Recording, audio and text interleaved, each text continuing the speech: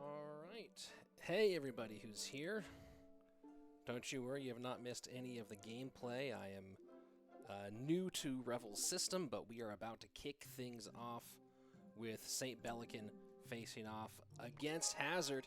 And here you go. And now I've got the chat up finally. Hi, I'm Rich Slaton. You didn't get to see very much of me beforehand. Let me know if the levels are good. I've been slow to getting the setup going because I'm taking care of baby boy Slaton this morning. Ooh, and a new subscriber. Thank you so much. Really appreciate it, man. And this, if you don't know, is the Clash with Ash Cup, the CWA Cup. It's the big time. And kicking things off, today we have a bunch of matches in our round of 64. Starting things off with St. Bellican and Hazard. How is our son doing with the alphabet? Well, he has learned part of the letter L, only the left-hand side of L, the right-hand side still working. So this would be interesting to see how Magic Archer fares with the balance update. A lot of people saying that Magic Archer is dead now. That's what they were claiming. I don't believe them, but we'll see if that actually is the case. But this Royal Hogs deck with Magic Archer and the Heal Spirit was getting a lot of play before the balance update. After Heal Spirit was added, and we'll see if it continues to be so popular. Now that we're in our second phase of updates, and right out the gate, Hazard making good work with it. Guys, the number one thing you can do to support the stream is to hit that subscribe button, smash it if you will, and then number two, of course, is to tell other people about it. So if you haven't yet, go ahead and tweet about it. I haven't even tweeted about today because, again, like I said, I was taking care of baby boy Slaton, but I am finally here now for this wonderful event, just in time to actually cast some of the gameplay for you. Let's go ahead. CWA Cup round of 64 live now.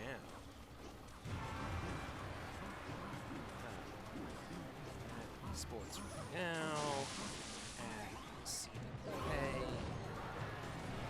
put the link in there. Boom! Alright, so it's Goblin Giant Sparky from the right-hand lane, and able to pick up the first Sparky shot, but the second one probably will hit, and it does. Bellican, 37 seconds left, taking a tower. And take a look at that. Sparky goes back, looks behind the back door, and takes out the Royal Hogs who are making a beeline for that right-hand tower. This Sparky's not going to make it, but neither is Hazard's King Tower, it looks like. Not able to stop the Musketeer. 2 shots, that's an EQ range. GG, well played. Belly falls behind early and says, hey buddy, I am back from the Orange Crown League. I'm back from CCS. I am back in CRL, and I mean Biznaz. And there you go. St. Bellican taking game number 1 of our beautiful tournament. Why is it linking to the Pekka emote giveaway? That's not what I'm doing. Man, this thing is bananas. Hi, everybody. Yes, please subscribe. Please leave a like. Please do a million things to make my life better. Game sound is too loud, Rich. Got it. Well, I will adjust that game sound. Whoa, I just spilled water everywhere. Hopefully it did not get on my equipment. No, it did not. Guys, this is one of those days. Just one of them days where you don't want to wake up, and that should have been, looks like St. Bellican is not playing on that account. So I'm going to go ahead and read you those stats. Hi, everybody. How are you? I am exhausted. How about you? Good? You are too? Perfect. Let's go ahead and get some adjustments in here. Waiting on game number 2. Game number 1 is in, and the ban card is going to be Graveyard for our next game, bringing the game sounds down just a little bit, bringing myself up just a little bit. Let me know if that's looking good. Dude, I am exhausted, fellers. Let's go ahead and see if maybe I can bring up the stats from Hazard's side, since Bellican is not playing on the account I suspected, and yes, I can. Here we go. Your stats courtesy of our friends at, guess where? Stats Royale. And Belly able to get things moving early on, but not able to keep them moving. Here we go into game number 2. Sound is all good. The game sound is a good level. My volume's a good level. Man, I spilled all that water. Luckily, not on my nice brand new audio equipment. Sorry I didn't hit my cough button in time. So here we go, St. Bellican up by 1. These are best of 3s at this stage. This is a slightly less less hardcore tournament than some of these have been in the past. There we go. That's what I'm looking for. Let me save this image. CWA Cup final image. Final thumb. And I'm going to go ahead and throw this thumbnail in there and do a little updates while this game is going. Because, oi, Gavalt, some of these things are a bit messed up here, fellas. Change thumbnail. Boom. We're going to change it to that. There we go. New thummy. Let's get this party started. We're going to go take a look at the whatever real bad tweet I'd sent out. And Goblin Giant Sparky again here for St. Bellican. If you guys played at all in these qualifying tournaments, you may have seen that it was Sparky Rage. That's what it was all about. But right now, back to the Goblin Giant Sparky with EQ, which has been the more popular variant over the Lightning versions. And Hazard going Heal Spirit again, so the new card all the way over. Yeah, Vince, I don't know why some of these things are not updated correctly. I am working on getting them all sorted out. Round of 64. CWA Cup. There we go. All right, these things should all be sorted. We'll see. And to the right-hand side, cannon cart.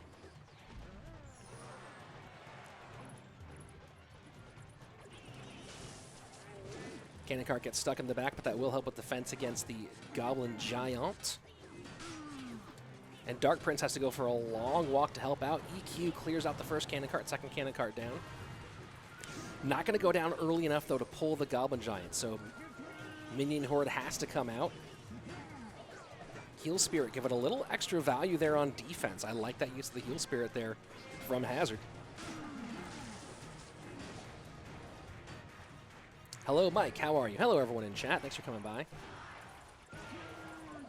If you haven't yet, please hit that subscribe button, as that's a great way to support the stream. And here we go. Sudden death overtime. Things fairly even, although Hazard does have dual lane pressure. He also has the deck that chips more than hits hard, and St. Bellican just needs to get one big, heavy shot to really change everything. So far, though, the Minion Horde has been the real challenging card for St. Bellican to deal with in this second game. The Minion Horde Heal Spirit combo turning out to be quite a pair in reality. And that Sparky, though, presenting a lot of problems. Bar Barrel gets down, Goblin Gang trying to keep things alive. Sparky does fall 707 right-hand side for Hazard, 918. On the same side for St. Bellican, Hazard again does have dual lane pressure, but has been forced to play defense almost the entire time here. So now he goes in heavy on the left-hand side. 9 Elixir into the left lane. Miner to the back does get a bunch of chip damage.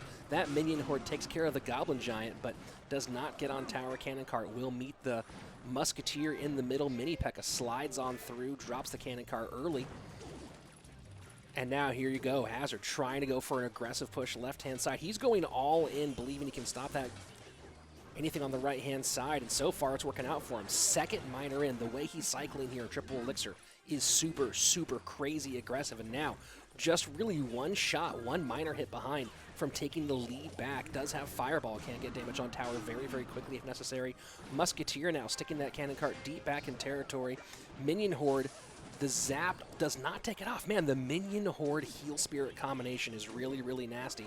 And now here we go, 650 to the right-hand side. EQ trying to slow things down. St. Bellican in a lot of trouble here, and those minions might be the game changer. Yes, they will be. Fireball is in. Hazard evens things up in game 2. There you go. GGWP, and that was some really excellent gameplay in those final moments by Hazard. The cycle was so fast and so nasty. And here you go, taking a look at the stats, courtesy of our friends at Les Stats Royale. Joshua, hey, what's up? How are you? This is the English stream for the CWA Cup. I spilled water everywhere trying to get everything set up, but I believe that we are in good shape now. Yeah, great deck choice by Hazard. Very, very well played. And that combination, the Heal Spirit and the Minion Horde together, are nasty. So now here we go. St. Belican banning Magic Archer. So now Graveyard and Magic Archer are both off the board for the third and final game of this first round of the CWA Cup. Hi, everybody. In case you don't know, I'm Rich Slaton. That's me, your buddy from Clash Royale League. Do you remember me? I remember you. And here we are. Oh, Mike coming in with a big $3.99 Canadian. Mike, thank you very much. And you know what? I'll even respect the fact that it's Canadian money. How about that? That's the love that I'll give you for supporting me, supporting the stream, and supporting little baby boy Slaton, who's just trying to learn how to read. Here we go. Game number 3. Let's jump right on into it. Hey, Corona Clash Royale. That's an interesting name there. You look familiar. Oh, did I get a thing in the stuff? Oh, that was Mike's donation. Thank you very much, sir. And here we go. I wonder if Hazard's going back the same way. And look at that. Lava right out the gate from St. Belican. Mehdi Limam just subscribed. Mehdi, thank you very much, man. I appreciate it. Every single subscribe that you guys throw my way helps my son learn to read a portion of a letter of the English alphabet. Once we get through English, then we'll move on to maybe a Semitic language, maybe Hebrew or Arabic, maybe even Farsi. And after that, maybe to an East Asian language, like a regional Chinese dialect, not one of the two main ones, but we'll see what happens. Here we go. Left-hand side, and the raged up Baby Dragon gets a little bit of damage, but Hazard going fast cycle again. Yes, that was massive for a tiny push. You're absolutely right, Shoe Trees. Also, thank you for keeping all of our shoes well-shaped. Without Shoe Trees, all of your dress shoes would be caved in at the two. At the toe. Here we go, first minute away. How much better do you think Royal Ghost will be once his hover mechanic is added? Man, that's going to be a real change. Oh, Chi-Town Gino. Yeah, you should be a mod here, actually. You're a trusted human being. You're and everyone else who's like, I'm trusted too. No, you're not. All right, both players resetting for a little bit. Hazard knows that he really wants to put some pressure on early. He's done that so far. Yes, he can cycle really fast as we get deeper in, but of course it's going to be easier for St. Belican to build big pushes and then counter once we get into those later rounds. And the pull does not work. Oh, a missed pull from Hazard, and that might be GG. Well played. That might actually be it the entire way through. Thank you, Sandy, for saying subscribe and leave a like. Guys, if you haven't yet, please subscribe. Round of 64. It's not all today. I think it's 24 of the matches. Man, that missed pull from Hazard could end up being a real game changer. We'll see, of course, as time goes on. Shoe Trees, trust to keep your shoes healthy. Yes, you absolutely are. Mine are going to take that tower down to 48 HP on the left-hand side. A little bit of chip from the Spear Goblins on the right-hand side. But that's a very, very healthy Lava Hound push. This left-hand tower is going to go down. The real question now is going to be what happens on this King Tower. How much pressure can Hazard can Hazard hold up against? Putting pressure on the opposite lane, Bats do not take down the wall breakers enough, though, and now the bomb tower slowing down the push of St. Belican. 1067 on the right-hand side, and it's Lava Clone from the Cream Esports player. St. Belican going with the dirty here in game number 3. And you can see Hazard saying, yeah, good game. No way to stop this. St. Belican held on to the clone until very late, pulled the dirt ball move all the way at the end, and took a big-time win in the first round here at the CWA Cup. Take a look at those stats from our buddies at Stats Royale. This is double elimination, so don't you worry. Guys, here's the big question. Do you know what your next chest is going to be? You don't? Well, guess what? Our friends at StatsRoyale.com will tell you. Go to Stats Royale, figure out what your next chest is going to be. Also, look at some stats in general. Do I think the Battle Healer needs a nerf? It might need a yeet. I don't really know. The Battle Healer is an interesting card because it really doesn't fit in a ton. It had its moment in Graveyard. It's currently, mostly E-Golem with a little bit of other stuff. I like it when a card fits effectively into like 3 to 5 different decks. That's where I think a card really fits well, right? Like if a card only fits in 1, maybe 2 decks, I think it's not versatile enough. And if a card fits in everything, Baby Dragon, Mini P.E.K.K.A., then maybe it's too strong for that moment, right? So I like it when a card fits maybe in like 2 to 4 decks is a good place to do it. Maybe 3 to 5. Battle Healer right now really only fits in 1 deck, which I think means that it's weird because I don't think it's overpowered overall. I think it's just really powerful in that specific deck. I don't know what that means, right? It's the same thing where I don't think that Here we go. So we're going to come back to Igor and Kuchi, go to IMJP, and Basoto, who's coming off of the new #1 on ladder. If you were staying up late last night, look, I did a little bit. You can see how tired I am. Basoto, #1 on this season, 87-17, or I think maybe 87-21 was his final, which is bananas. That's a crazy score to hit. So, yeah, well, GG, well played to the young man from Brazil. Savage deck by Belly, yep. I'm recovering very, very nicely. What's the format of the Cup? Well, we already had some of the players were invited, some of the players were qualified players. Now we are in the round of 64. It is a double elimination tournament. For a while, it's going to be all BO3s. The winning bracket will switch to BO5s, I think, at the round of 16, but maybe it'll be earlier than that. I don't remember exactly. And then, yeah, that's about it. I think top 64 is BO3. I don't know when we turn to BO5s. Yeah, Basoto is nutty. Basoto is absolutely nutty. And here we go, resetting. First minute away. Minor wall breakers for Basoto. Lava. How much lava will we see today, guys? Yeah, 7.7K personal best. Hey, I hit 6.3 this season. I didn't finish there because I had an epic tilt at the end, but I felt pretty good about my 6.3 because I'm just a caster. These guys are actually good at Clash Royale. Here we go. Lava Hound to the left-hand side. Guards pick up the minor fairly well, reaching the midway point of regulation time. Basoto currently in the lead. Of course, IMJP, as you can see, the jersey on that left-hand side, rocking the cheese, making his way back to Spain after spending some time in CRL Asia with Kick's team.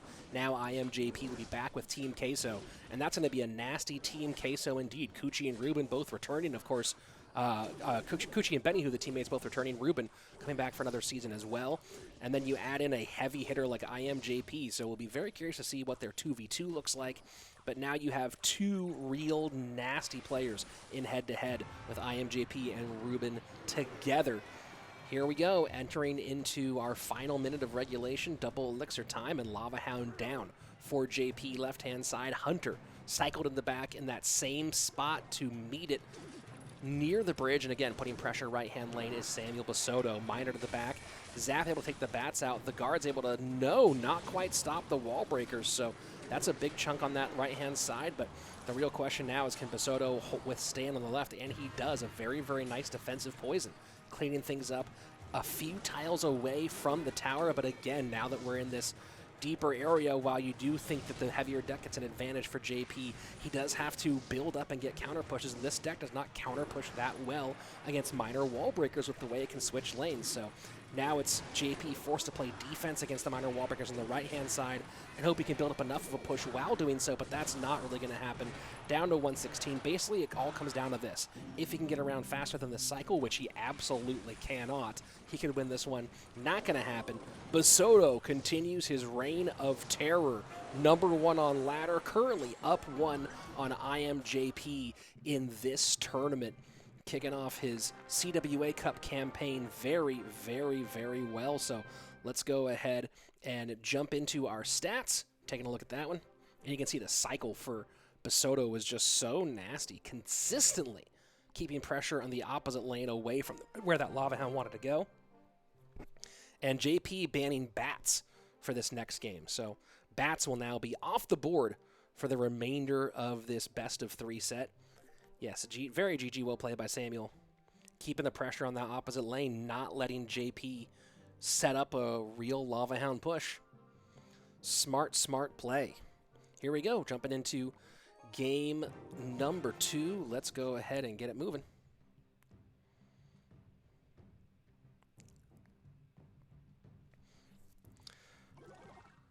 Neptune got #1 last season, yeah. Do I think the impending Goblin Hut Skelly barrel changes are positive contribute to meta? I actually am really. I think that spawners are really annoying for the meta hammer. I don't like spawner decks at all. I don't like decks that rely on spawners. I don't love Barpa. Furnace is the only one I tolerate, but I don't really like it. I think they slow the game way, way down. Yeah, Josh, I'm on my cup of coffee.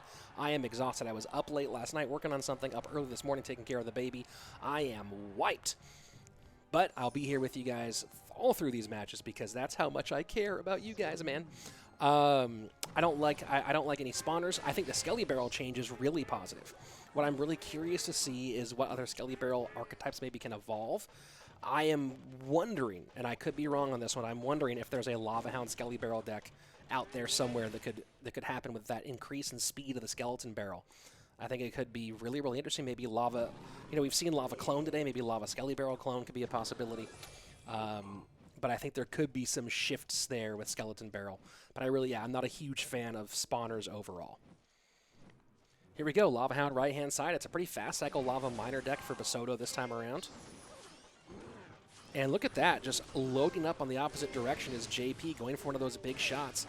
His Mini P.E.K.K.A. does survive. Can he get that Mini P.E.K.K.A. on tower? Nice skeletons. This is such an interesting, a fast cycle Lava Miner deck from Basoto and able to get those skeletons down in time. And here we go. Royal Hogs in. Miner trying to play defense. Not going to be enough, though. And Magic Archer will do damage on the right-hand side as well. So JP with split lane pressure, putting a lot of heavy lifting down on Samuel Basoto. And Basoto now in a heap of trouble. A few more Magic Archer shots will take that tower down to under 600 HP. And a nice little kite there on this side. So while Basoto does have a fairly fast cycle deck for a Lava Hound deck, does not have good tools really for dealing with this, with both the Mini P.E.K.K.A. and the Hogs, right? He can handle the Mini P.E.K.K.A., but then as soon as he handles that Mini P.E.K.K.A., you see the piggies coming right on in. And JP just pushing right into that entire selection and does get one shot. This will be interesting. How does JP handle this? He goes high with the Ice Golem. And that Magic Archer almost walks away. Miner actually keeps the Magic Archer from walking all the way the opposite direction. Hunter should be enough with the Ice Golem, and nice pickup with the Ice Golem. So now Hunter will take out the Inferno Dragon, and this is where JP has a shot to really put Basoto down. He should have the EQ there. There we go. There goes the EQ cycle. Just has to be careful here. There goes the log. He should be now one card away from the EQ. There it goes. And JP evens things up in game number 2. GG. Well played. I am JP. Nice work. And there you go, taking a look at the stats from that one. When will balance changes come live? Oh, yeah, the balance changes aren't live yet. That's right. Because today's Monday. I think they go live tomorrow. So there we go. I am JP. Didn't need a lot of piggies to do it. Basoto banning Mini P.E.K.K.A., so taking that deck off the board. Let's see. Do I think Scarlet is a viable alternative to Miner Wallbreaker cycle decks? That could be interesting. The speed does help, but the Wallbreakers being so much faster is just really, really nasty. Here we go. Game number 3 all queued up. Let's get ready for it. And here we go, game number 3. JP on the bottom of your screen, Basoto at the top. Any way to see the bracket? Yes. Oh, I did not prep the bracket today for today's stream. Let me go ahead and figure out where that bracket actually is, and see if I can get it framed in a way that looks pretty. Because otherwise, it's not going to look very good for you. Let's see. Where are you, bracket? Please hold as I find the bracket. Someone in the chat do the casting for the moment. How's that work? Where are you, bracket? I know I saw you earlier. I know it's in here somewhere. I will find this bracket, and I will get it queued up so that we can take a look at that as well. I know it was here.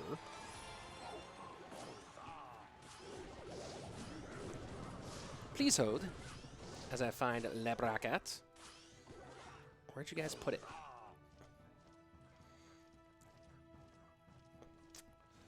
I will figure it out. Yeah, Gino, can you Discord it to me? Because for some reason, I cannot figure out where they put the darn thing.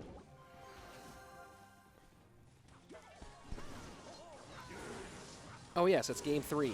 Basoto, is he going to be playing the bomb tower? Oh, no, he's not playing.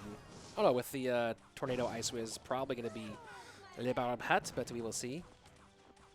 I haven't shown the bracket yet, Shoe Trees, but I will find it. Ram Rider. What do you guys think? Is Ram Rider the most annoying win condition? If you're Night Owl, I'm pretty certain that's what you think. And the bottom of my mouse is wet from when I spilled that water.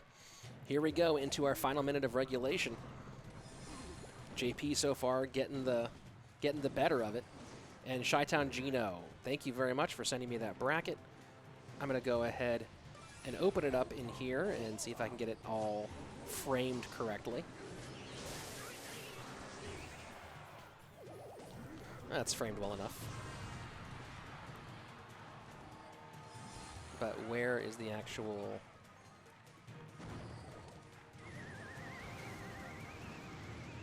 There we go. All right, well, we'll peek at that later. It's not actually that interesting of a bracket.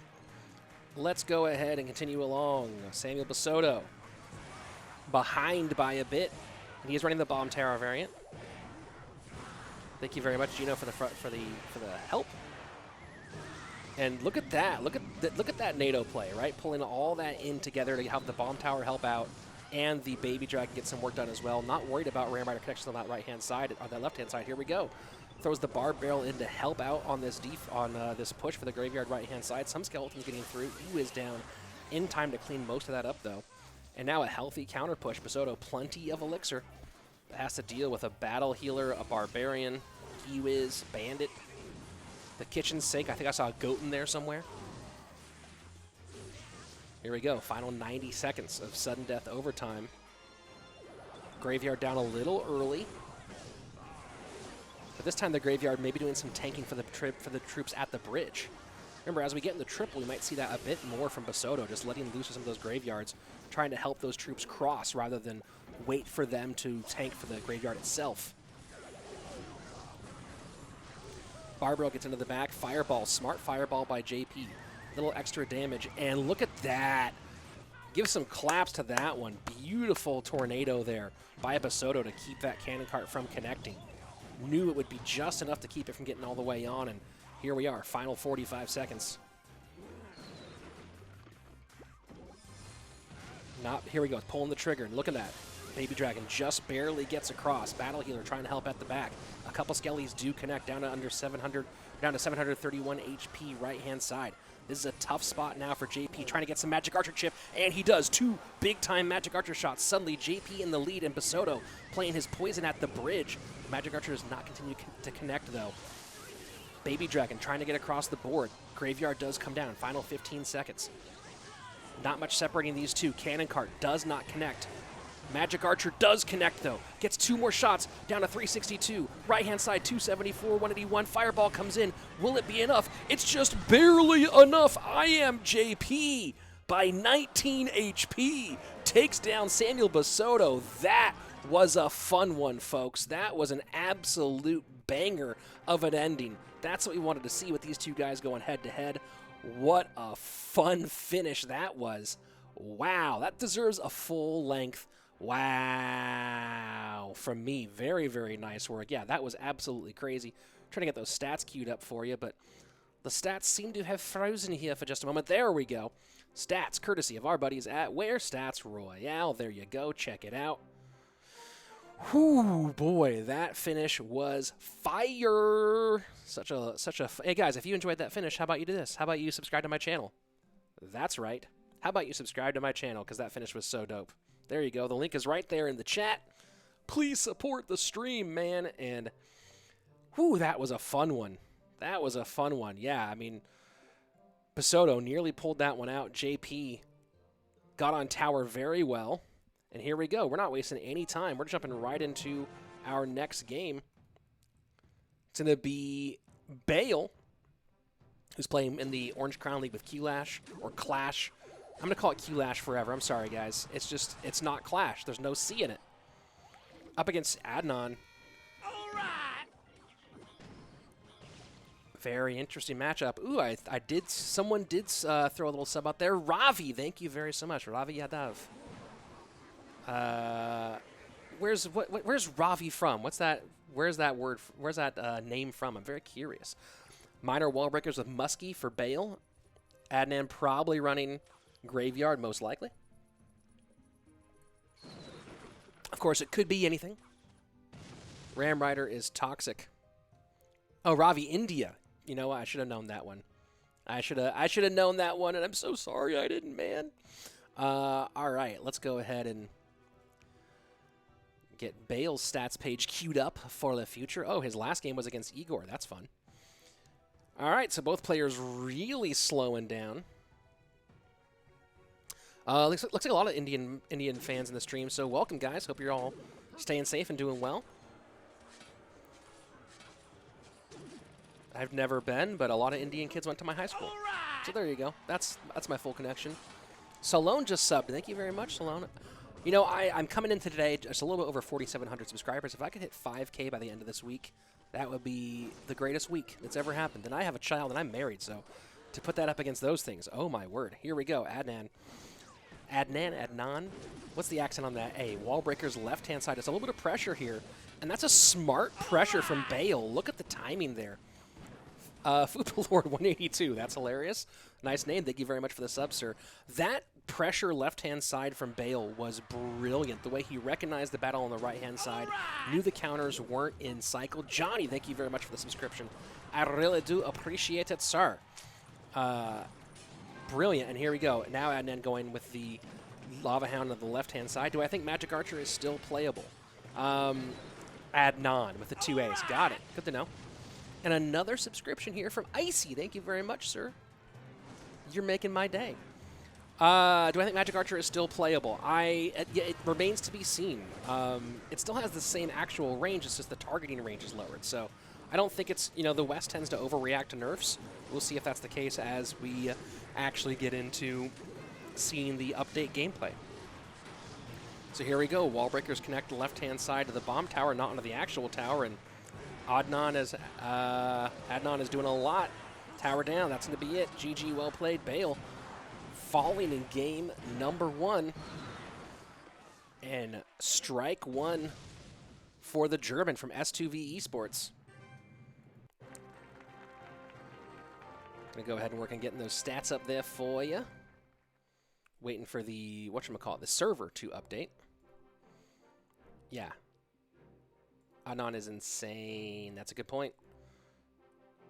Right. And Bale early on did a great job. Adarsha, thank you very much. Appreciate it for that sub. Well, letting that thing update for a moment.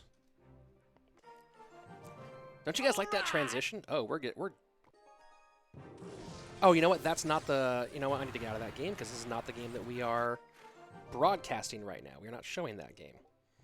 We're showing the Bale game right now. Hi, everybody. How are you? Good to see you. Trying to get those stats up in time, but they don't seem to be updating. Sometimes the server's a little bit slow. But we're going to make game number 2 of Bale and Adnan up here in just a moment. Why is that not working? I don't know. You can see a score so far left-hand side of your screen, by the way, fellas. And here we go.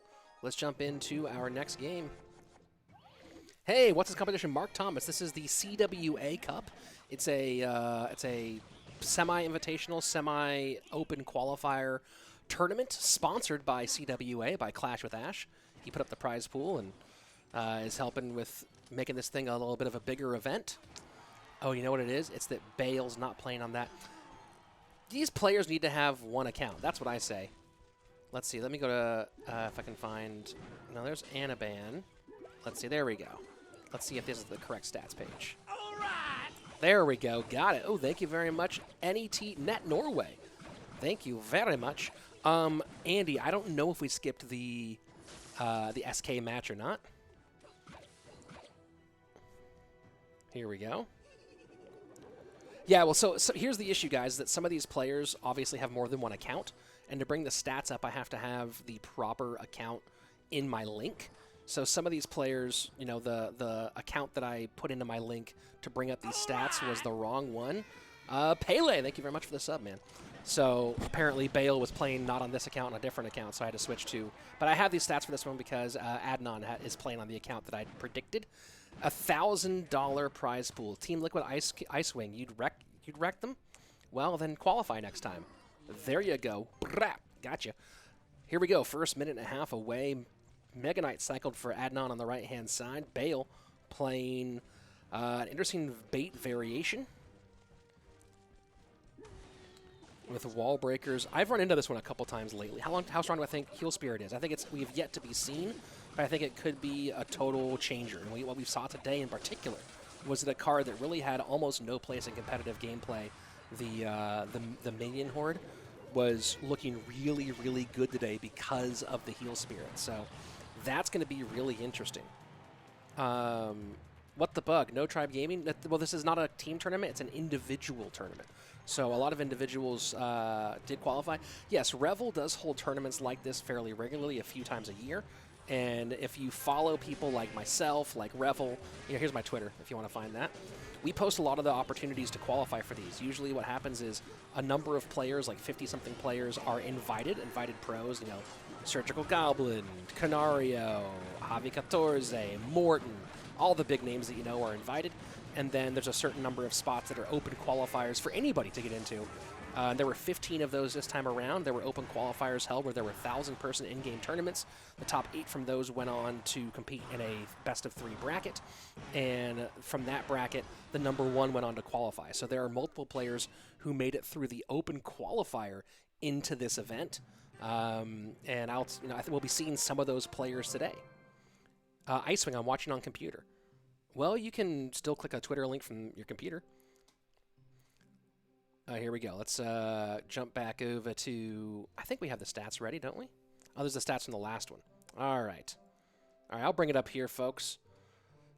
Producing everything on my own, guys. It's so crazy. There we go. And there are the stats from this one. Let's go ahead and show you what just happened. Kablam. I think it's the most skillful deck in the meta that's not 2.6 or 2.9. Whatever I'm running, because... that's the only reason why I'm not number 1, because I'm running the most skillful deck possible. Will Skeleton Barrel be viable? I believe so. Igor, is there a lower bracket? Yes, there is. This is double elimination. So there will be a lower bracket. Bans are Baby Dragon and Mega Knight. Adnan getting rid of the Mega Knight. There is a loser's bracket. You're absolutely correct.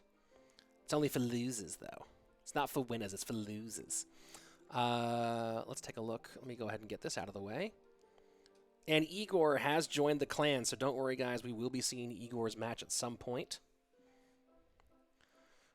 Looking at something here.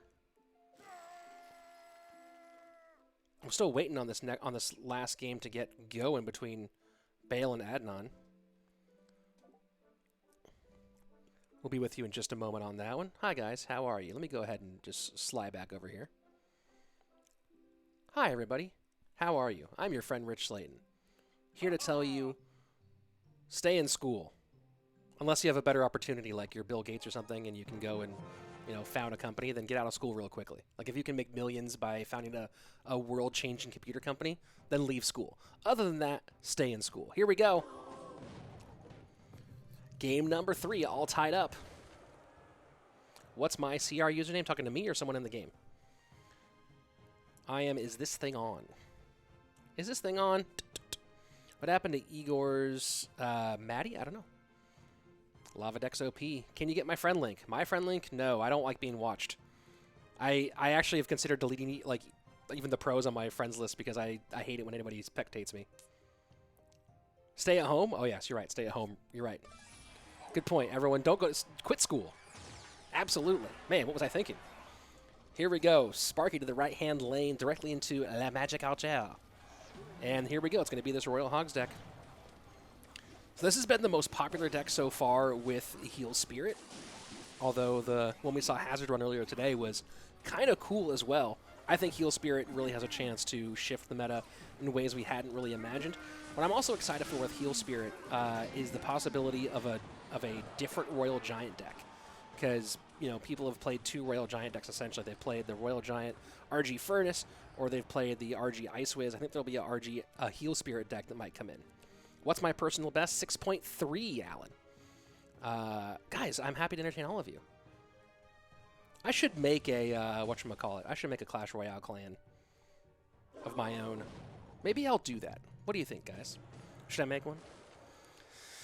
Here we go, entering into double elixir time. Adnan running the Royal Hogs and has not used the Heal Spirit yet. People are starting to get wise to some of the Heal Spirit tricks early on. I don't want to play against any of you guys. If any of you are challenging me to a game, just say that you beat me. How about that? Do I remember the 1 HP in World Finals? No, I forgot about it already. I totally forgot that Surgical Goblin beat Morton by 1 HP at the World Finals, and I live casted in front of 1,200 people. If you could see how much I'm giggling right now, you would know how much I am laughing. Here we go. Gonna get a little bit more chip damage from the Magic Archer, and look at that. That's a smart use of the EQ, just slowing things down a bit, getting the Musketeer off the board, and keeping that Sparky from really pushing forward and giving himself a little bit more time to reset. There we go, Mini P.E.K.K.A to Mini P.E.K.K.A should be enough. Magic Archer's cleaning things up at the back. Skellies might be cycled high here to... No, it's going to be Ice Golem instead, but still, plenty. We'll see if Adnan decides to... Interesting, he's going to go hard opposite lane rather than split. Maybe I'm learning something here, folks. I've been trying to play this deck and had some success with it. Yeah, everyone's beaten me. If you want to play me, just say that you beat me. I'm good with it. Here we go, Goblin Giant with some pretty big stabs on the left-hand side. Bale playing this Rage variation, which was so popular during qualifiers because it's able to finish games quickly, but this game not going quickly at all. Royal Hogs going right-hand side, Magic Archer behind. Look at that Mini P.E.K.K.A, smart Mini P.E.K.K.A from Bale. He knew that Magic Archer was coming behind to deal with the Dark Prince, and instead Mini P.E.K.K.A stops that from being a big, big shot. But now a lot of pressure in both sides. I don't know how Adnan can deal with this. He has to try to win the foot race. Can he win the foot race against that Rage? Absolutely not. EQ tries to save it, but Bale slides on through. An OCL matchup, and Bale doing a great job of getting things sorted out there at the end. Here we go, and now look at this. Look at this. Your boy Rich has your stats already ready to go. Playing this clean and clear. Let's go. Dude, I'm older than you. I don't know. Are you older than me, Icewing? Also, Icewing, why are you in all caps all the time? Just, you know, you can go down to regular letters. You don't have to be in full caps. I mean, if you want to, dude, I'm not going to yuck your yum.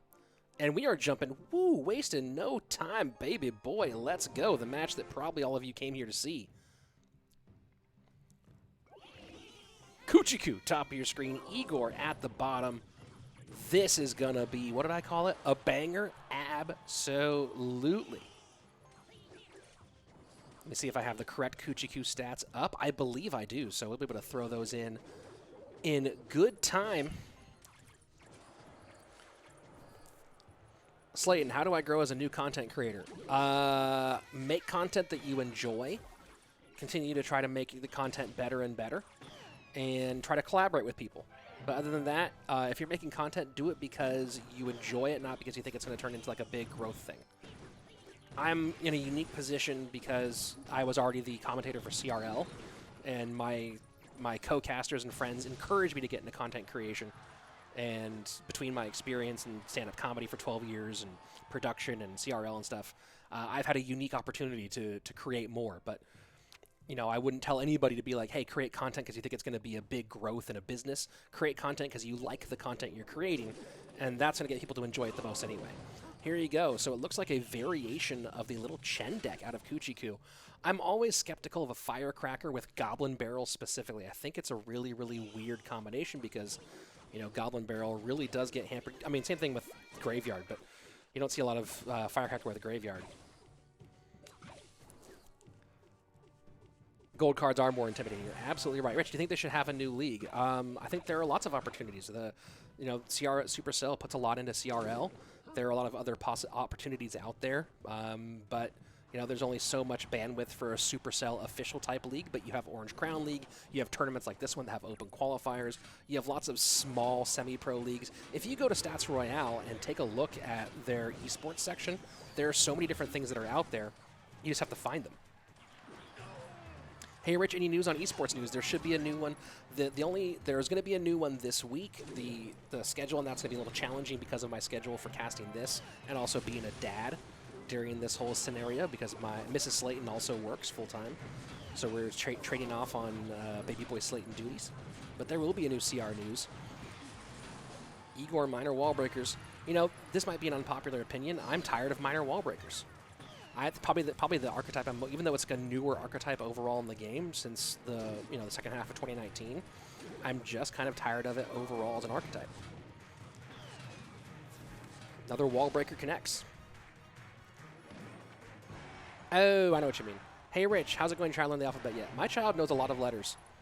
Tactical talent, so I'll try to teach him more. By the way, if you guys want to help my child learn more letters, subscribe. Every new subscriber helps my almost not quite 2-year-old son learn to read more. You're saying, Rich, how does that happen? Well, magic, mostly. Here we go, miner to the back. Firecracker turns that opposite direction. Poison in. Getting the Firecracker not quite. Oh, she does end up popping. Mega Knight, though, with the barrel in. This is a big opportunity. Igor perfectly times the log, but not going to be enough for Kuchiku. Igor, if it's not mortar bait, it's something baity and fast and difficult to deal with. And there's the GG. Log comes in. Igor taking game number 1 from Kuchiku and doing it fairly easily. Igor's got skills, so I've been told. As if you watch CRO World Finals, you may have seen his 5-0 debut. Oh, come on. Tell me I didn't have the wrong Kuchiku profile. Come on. Oh, there we go. Boom. Got it. Let's go ahead and throw some stats in. There we go.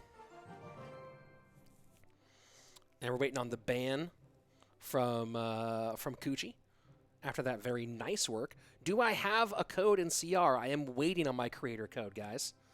I am waiting on my creator code. I have applied for it, but I have not yet had it verified. So if you want to go ahead and get your battle pass right now and put in someone else's code, I absolutely support you. Support somebody. If you want to wait until my code comes out, it's going to be Rich, all capital letters if they do approve it, and you can put that in, and that would be super cool. But I don't currently have an approved code, I don't believe. Interesting. Why are they doing that? I have to take a look at that for a minute. All right, let's go ahead and come right back over here for a second, and that way I can also see the whatchamacallits. What are those called? The scores. Yeah, I don't know why they're doing that. Oh, they're just doing that for fun. Here we go. All right, game number 1 in the books for Igor versus Kuchiku. Where's Royale from Immortals? Royale is in the Orange Crown League now, I believe with Arctic Gaming, if I remember correctly. Here we go. Let's jump into game number 2. Igor up by 1. I said, where's Royale from Immortals? Royale is not playing with Immortals anymore. Also, Immortals isn't in CRL anymore. Royale is currently playing in the Orange Crown League as a part of Arctic Esports. Yeah, Igor was next level in World Finals. I mean, 5-1 at World Finals, 5-0 to open things up. Like, really just one of the most amazing performances I've seen. Really talented young player. I did a video. If you haven't yet subscribed, check this out. If you go to my channel, where you're at right now, check the videos. I did an in-depth breakdown of Igor's World Finals debut and the way he played some of those matches. It was a lot of fun. It's part of my Inside the Play series. Are Wings and Baron still playing for Misfits? Misfits has not released an official roster. I've heard their roster is all American. I believe Wings is still on that roster. I believe that Baron is not still on that roster. But there has not been any official announcement from Misfits. The only rumor that I can confirm for sure is, or that I'm strongly believing in, is that they're going for an all USA roster. So here we go, Kuchiku. Minor wall breakers with the MK. Sebi, when can I see Royale? You can see Royale on Sundays in the Orange Crown League, playing with Arctic Esports. I don't believe Royale is in this tournament, though. But if you watch the Orange Crown League on Sundays, you can watch Royale play with Arctic, where he is currently a part of that team. Too bad Lapo isn't in a team. Yeah, there's just you know, the current situation creates some travel challenges, and that's going to be challenging for a lot of people. Am I watching CRL East? Yes, as much as I can. I have to watch. I haven't watched all the matches yet. I have to watch it throughout the week because I can't be up at 2 in the morning watching the CRL East live stream because I have to, you know, work and be a dad and all that stuff. But I'll be watching some of it. Miner to the right-hand side. And look at this. Igor just going rocket cycles. Love seeing Igor play Mortar. It's just a different level of when he does it. Things that you would see players do just in a regular match. You see Igor and you'd be like, this is a stupid thing to do. You see Igor do it and you know that it's the right thing to do. And that's the most interesting thing about it, is things that you feel like you shouldn't do, he does, and you go, oh, this is brilliant. And look at that. So this time, oh, that rocket placement was muy bellissimo, and gets the King Tower activation as well. Archer's down on the minions. This is just a gem. You know, Igor might have taken his foot off the gas a little bit after World Finals, and people thought he wasn't like really trying at his best during, can't remember if it was Bren Chong or whatever it is, but right now he's looking pretty. Look at the, and it's not just that he plays well, it's that he makes moves that you wouldn't necessarily think are the right moves to make, and he does them perfectly. He really does. He understands this game so well.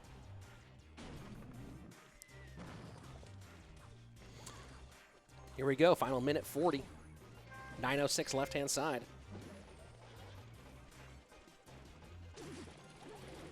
This deck is bananas. Here we go, Wallbreaker split, so one does connect.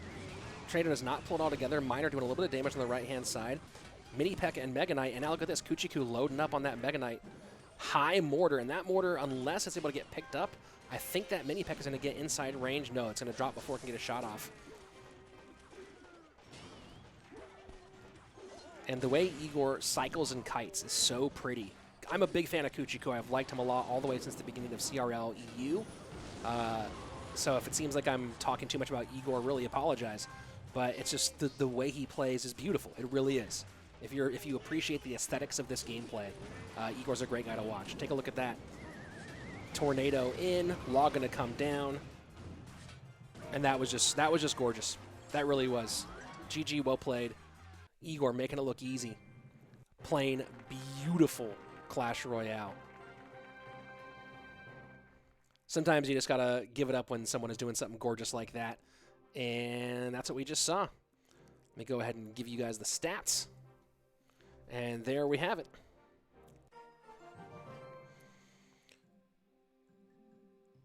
All right. So you have Igor moving on. Let's go ahead and take a quick look. Let me go over here. Let me do this. Let's go ahead and take a quick look at the bracket. Here we go. How do I do that without it being all messed up? We'll find it. All right, here we go. Oh, that's how we do it. Here's the bracket. So you can see St. Belican has moved on. He will face the winner of Azelis and Framcito, and we are already into our next match, so forget it. Let's go ahead and jump on. Man, this thing is moving at speed. And here's a good one for you, folks. Morton and X Pedro. I'm excited about this one.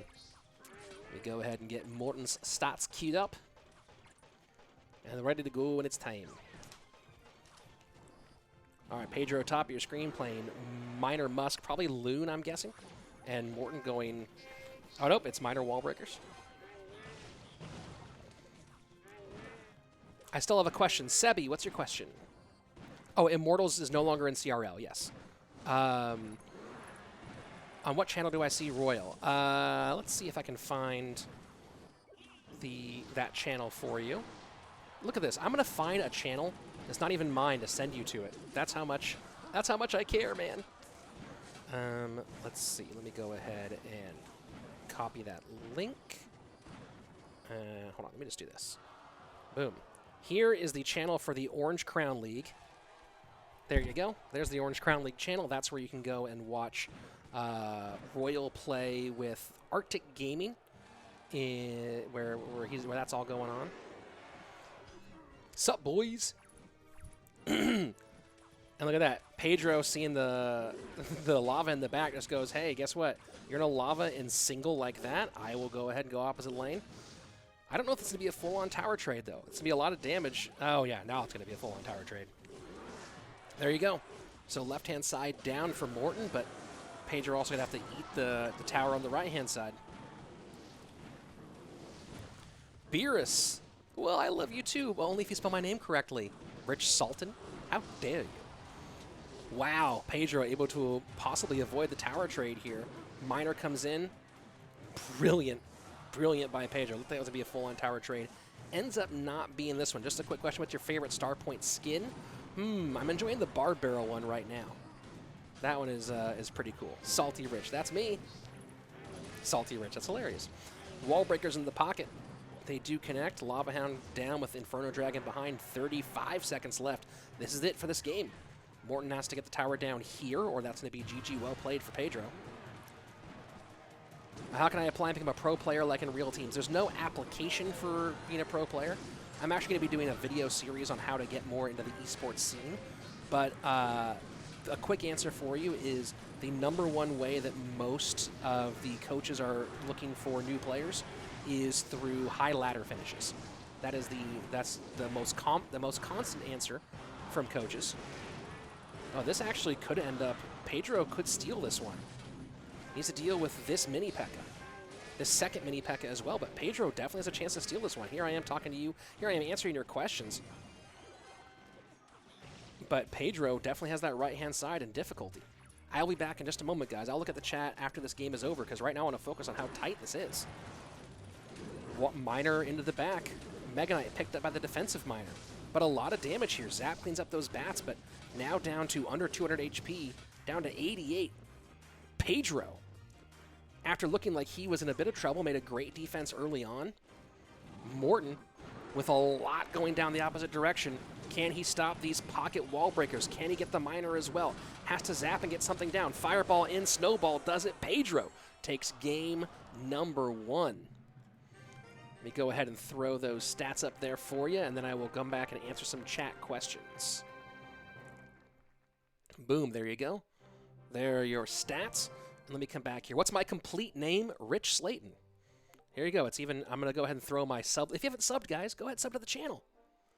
Let me go ahead and answer some chat questions while we wait on this next piece of information. Is there a place to see the bracket? Yes. The challenge, let me see if I can get the challenge link in there for you. I can show you the bracket as well, but I believe I can just get you the link and throw it in chat. I don't have a, whatchamacallit, a command for it, unfortunately. But there's the link. I'll try to throw it in as much as I can and see if maybe I can set up a button for it in a minute. Soaking is also in the Orange Crown League. Absolutely correct. Is there a place to see the bracket? Yep, I just linked it. I can't believe no one picked up Pedro for CRL. There are complications about that you might not get. You know, you have to pick someone up who you can use for the entire 2020, and teams still do believe that we're going to be playing live rather than online in the fall season, and it's still hard to get Pedro into the country. That's just the reality of it. So while it does make sense for an online league to pick up Pedro, no question, if you believe that he's going to have to be here in person in the fall and you're concerned about actually being able to get him into the country, then that's, it makes it harder to choose him, because you have to, it's hard to sign someone, I believe, for just half of a season or just half of a year. Oh no, oh, you want my full, I'm not going to, you know what? I'm actually not going to give you my full name, because now I think that I'm being scammed. You're trying to steal my identity. Is Diego B playing? Yes, he is. He's somewhere in this tournament. We'll look at that later. What team is Lapacati? Sebi, Lapacati does not currently have a team. He was rumored to be on a CRL West team, but as he recently announced on Twitter, that's not going to happen, that specific team. The question is whether he will get a new team or not. That's going to be an interesting question, so we'll see what happens. Here we go. It's Pedro, Ekis Pedro, up by 1 in game #2. Morton is in CRL. Morton is totally in CRL. He's on, what's that thing called? SK Gaming? What do you mean Morton not in CRL? Absolutely Morton's in CRL. Morton versus Surge. I would say it's the best game of all time because of the way it finished and the stakes. Honestly, like, how do you top that? there might have been games that had more like interesting gameplay throughout the overall game, but that last minute of gameplay, the situation it was, the way it finished, like I don't think it can be any better. Am I streaming all the games? I'm streaming today, tomorrow, and Wednesday. I am not streaming the Thursday and Friday matches because of prior commitments.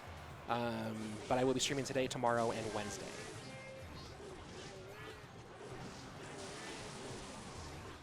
Poison in on the back end. Morton gonna get a, oh wow, Mega Knight just barely stops the Mini P.E.K.K.A from connecting. Gets the Dark Prince in front of the Sparky and a second Sparky down on the back. How will Morton deal with the E-Wiz on the back end? Graveyard in. Goblin Giant High does protect the Sparky, but now he has to deal with the Graveyard. The Sparky will go off, Mini P.E.K.K.A going high. Zap should come in here maybe to clean that up. Doesn't get a Zap down, it's a ton of Graveyard damage. So now what can Morton do going the opposite direction? As we head into double Elixir time, Dark Prince high. E-Wiz should be back in cycle here in just a moment. Dark Prince does connect. E-Wiz does come in just to keep that Spark from connecting, but a Zap gets the E-Wiz off. Can the shot happen? It does not. Musketeer onto the Baby Dragon. Mega Knight down. Graveyard should be coming in from Pedro here. He might decide to hold off, though. He's behind on Elixir. There you go. Mini P.E.K.K.A down. Smart move not to pull the trigger on that Graveyard. Way behind on Elixir, and that would have been a bit of an overcommittal. Graveyard now comes in. Baby Dragon is healthy and high. And Baby Dragon does not get on tower. Musketeer, ooh, going to get poisoned off, though. Still able to defend most of this. So here we go. Morton's last chance to get a win in the first round. One more poison from Pedro will finish things off. So now Morton just has to sell out here and do everything he can to get on tower before that poison gets down. 2 more cards to get to poison. 1 more card to get to poison. Earthquake in, trying to make enough room. Skeleton's down. Poison is ready, and that's going to be it. GG. Well played. Pedro. Very, very, very nice performance. Taking out Morton in round 1. Of course, guys, if you're a big Morton fan, don't worry. This tournament is double elimination, so you'll have another chance to see Morton play.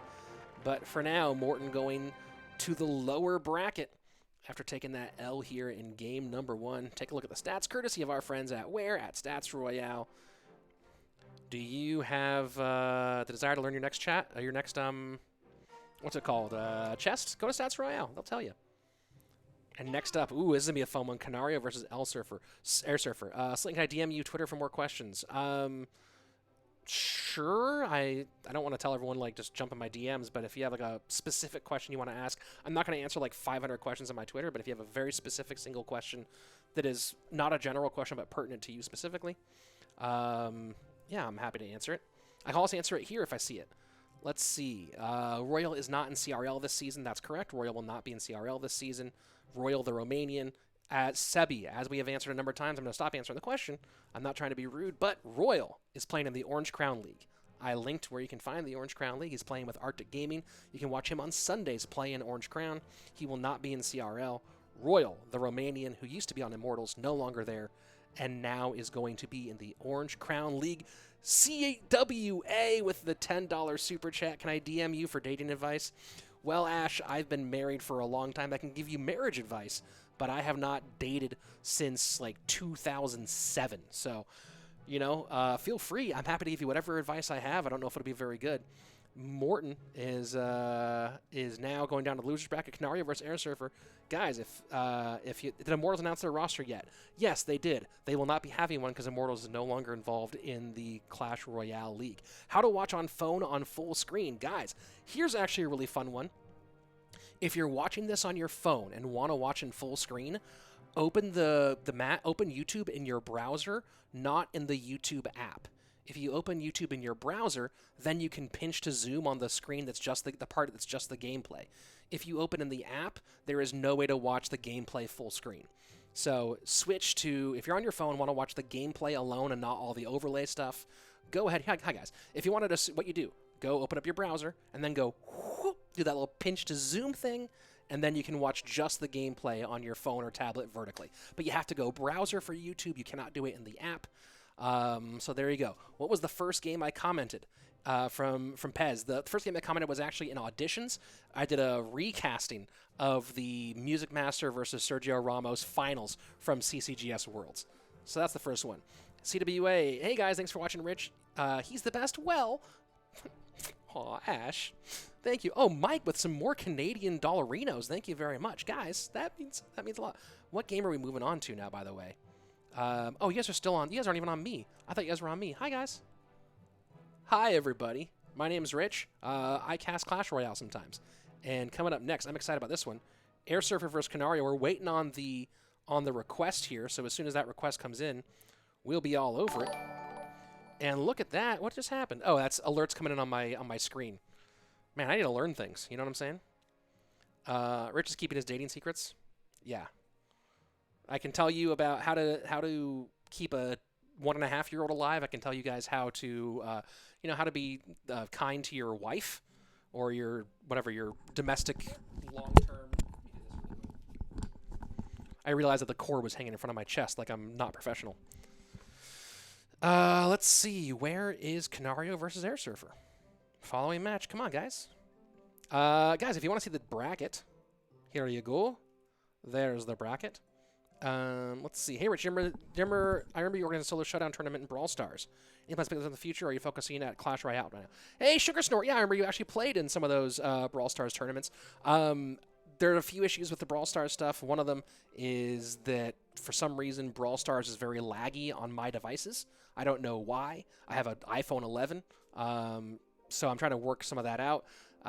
So we'll see. I might be bringing it back. My plan was to bring back a bigger version, a specific invitational version of the Slaton Showdown. We'll see if that still happens or not. But at the moment, it's all about CR. But I would like to bring back the solo showdown tournaments at some point. How many trophies do I have? 6.3 is what I maxed at the season, and then I tilted real bad.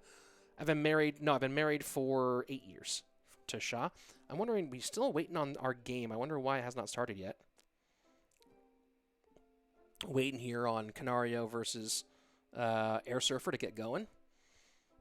Give me 1 second. This is the qualifying. This is not the qualifying tournament. This is the qualifying tournament's already happened, and now we are into the main situation. See, it says well, maybe round of 64. We are in the round of 64. Let's see more chat stuff. The most successful dating people do not have much advice to share. You know what? Actually, here's my advice. This is actually advice for dating, relationships, whatever it is just try to be less selfish. That's basically it. Like, oh, actually, you know what? Here's the best one. Stop trying to win. Like, especially when it comes to arguments and stuff like that. You don't always have to be right. And this is good not just for dating, it's for knowing people, for making friends, for in business, in friendships, whatever it is. You don't always have to be right. It's sometimes better to be polite than it is to be right. And you might go, well, the right thing has to be the thing. It doesn't have to be the thing. You don't have to be right. Sometimes just be pleasant. That's about it. Sometimes being right doesn't help anything. So that's my best advice. You don't always have to be right. All right. Well, waiting on our match here. Still waiting on Canario. Rich, do you think Mugi will be that good on CRL like Igor? I think it's a distinct possibility. We'll find out. A lot of these young players have some fire, that's for sure. I'm very confused about some of these games that are happening. Give me a second here to look at something. Oh, yeah. Oh, you know, I can just take it off studio mode so I can see it better. What is happening here? Still waiting on Canario. We'll figure that out. Let's keep on answering questions for now while we're waiting on our next match. Let me go back and put it into studio mode again so I can just make sure that I'm seeing if they update. Oh, looks like we are going to Diego E versus Sweep instead. So we'll go ahead and throw that in. We'll come back to our next match. Diego E versus Sweep up now. And we'll come back to Canario whenever he shows back up.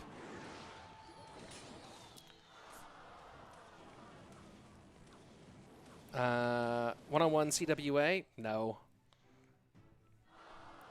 I'll 2v2 with Ash. We'll 2v2 together. How about that? Guys, as long as we're talking about subs, there's my sub link in the chat. If you subscribe to me, every time you subscribe to me, a puppy sneezes and then goes like, "What happened?" So, you know, if you want a puppy to sneeze and then be like, "Wait, what was that?" Because it's really cute, sub to me because that will make that happen. Diego E going Lava Minor, and it's going to be most likely Giant Minor specifically. For Sweep at top of your screen.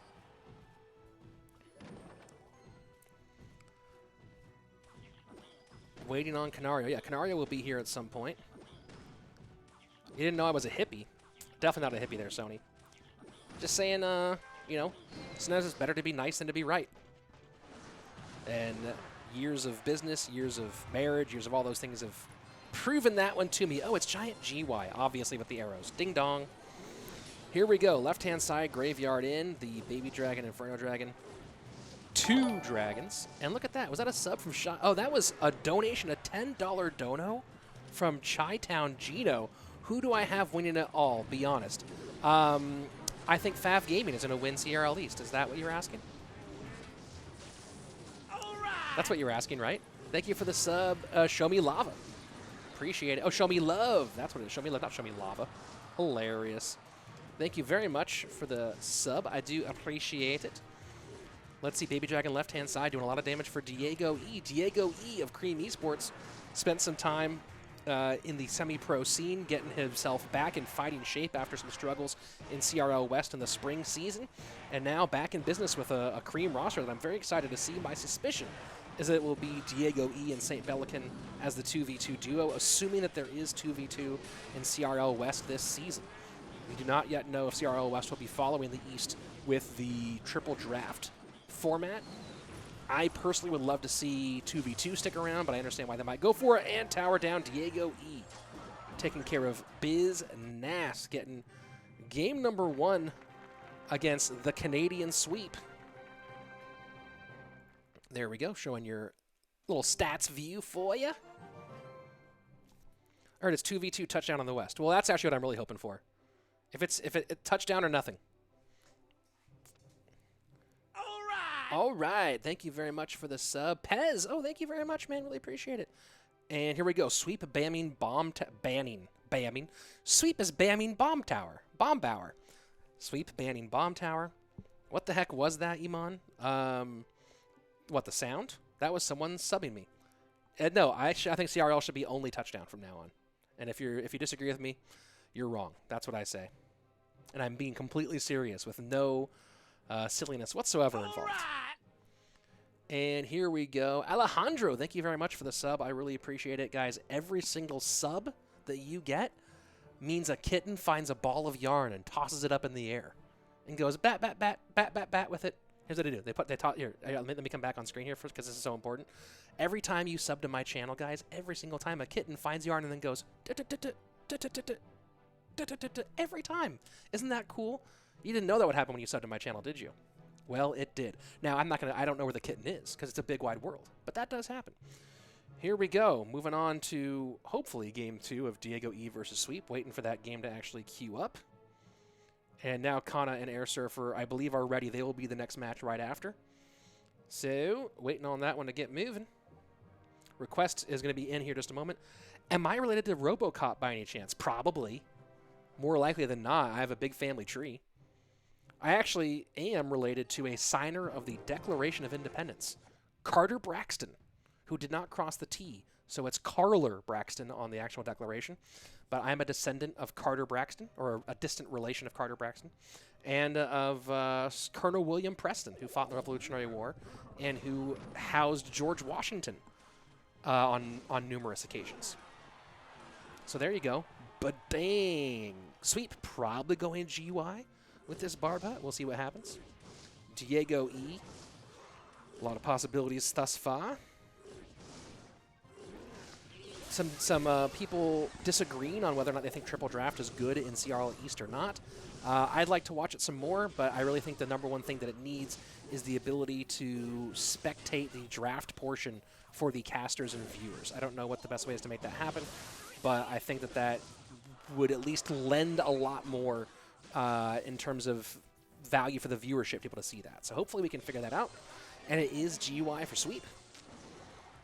The Barb Hut has been replacing the Bomb Tower in this one more often lately in competitive Clash Royale. CWA, always so respectful. I'm trying to go through the chat a little bit here.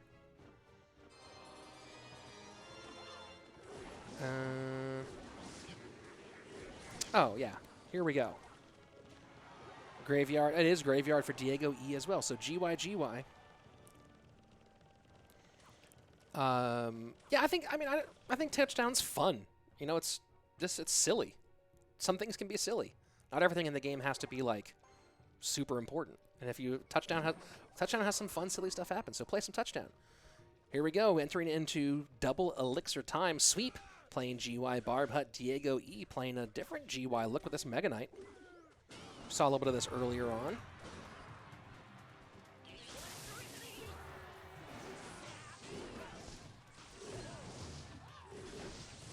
Mega Knight high. Ewiz taken care of by the Barb Barrel. No, the Ewiz survives a little bit longer.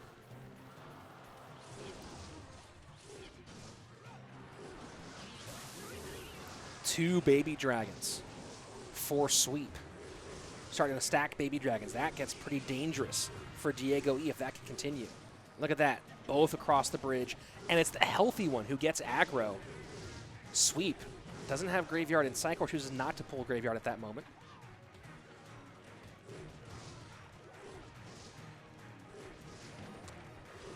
And here we go. Barb Hut down.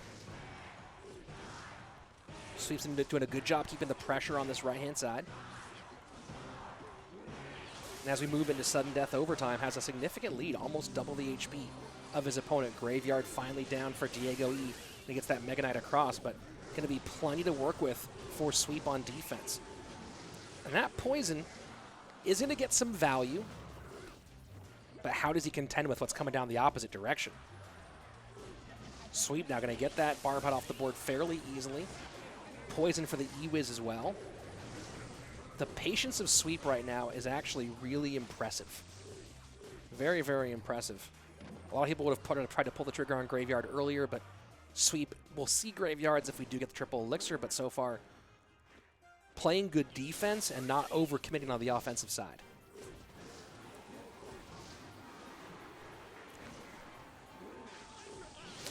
Josh White says, seeing the draft, not seeing the draft can be boring, but there's mystery. Yeah, I don't think the mystery is as interesting as understanding why someone chooses certain cards in a deck, right? AUK, I believe it was, had a deck that had Graveyard and Firecracker, which obviously you can see the problem of having Graveyard and Firecracker together. Firecracker activates King Tower like 900% of the time, and Graveyard is really heavily hurt by an activated King Tower. So you have to wonder, like, how did that draft come to be? How did he end up with Firecracker and Graveyard in the same deck? That's a question I think that deserves being answered more than the surprise of, oh, look at what card he has. So if draft is going to be in CRL, I really hope that we can see the draft portion of it. Here we go, getting real low, right-hand side, in range of one more poison. Diego E now trying to put pressure on, has a pretty good counter push going the opposite direction. Baby Dragon down and healthy. Two Baby Dragons, one healthy, one not. Poison trying to get some pressure on there as well. I don't think this will be enough. It is not. Sweep evens things up in game number 2. Oh, Luke, thank you very much, man. Appreciate it. Appreciate the love in the chat, boys. Let's go ahead and try to throw you guys some stats on that one, and they updated so quickly. Thank you very much to Steve and the whole team at Stats Royale for updating the system here.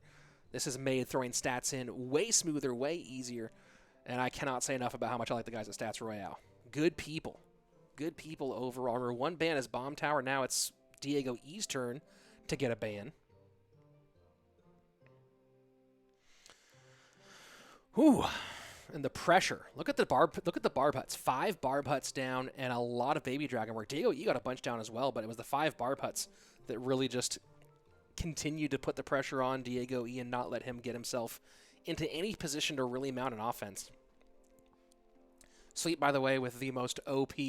I'll show it to you when we come back in, but Sweep's photo is probably the most OP photo of the whole one.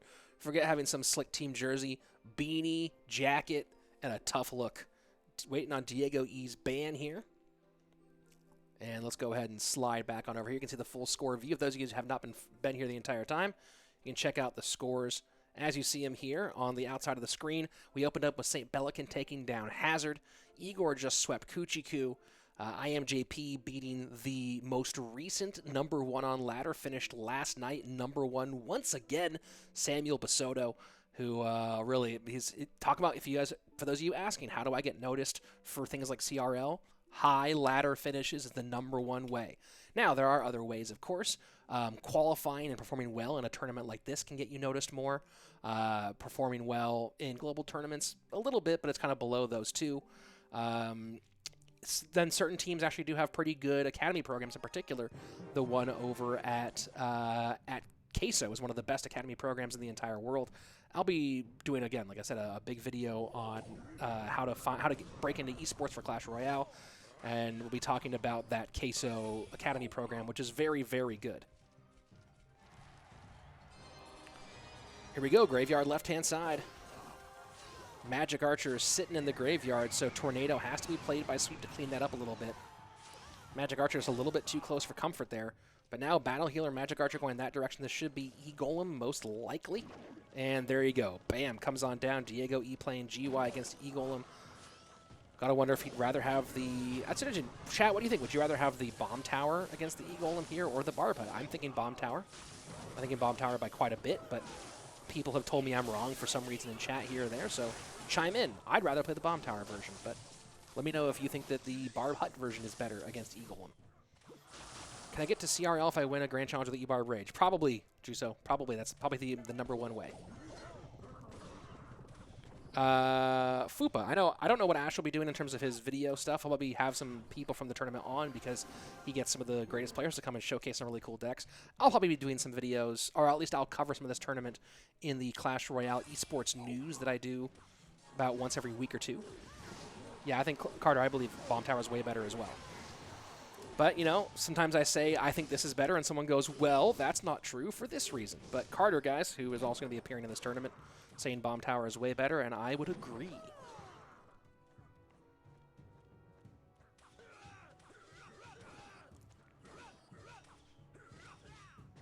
Is there English stream on the days you're not streaming? I am streaming today, tomorrow, and Wednesday, and there will be an English stream for Thursday and Friday for the last couple of rounds. Unfortunately, I will not be here because of prior commitments, but I'll be here for these next few days. Dating device for high ladder players. Flex the trophy record, 9 of 10 success rate. It says Akko Phase. Says Phase. Oh, from Akko Roshi. There you go. Phase saying, flex your PB. I have heard that most girls are impressed by a high PB. And thank you very much for the €5. I'll make sure to spend that on something European.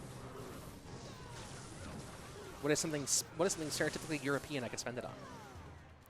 Sweep going with the Barb Hut in the back, so it's Barb Hut for Barb Hut. Magic Archer gets some nice geometry here. This is a tough situation for Sweep. Because you know right now for Diego E, I mean, Sweep's in a good position.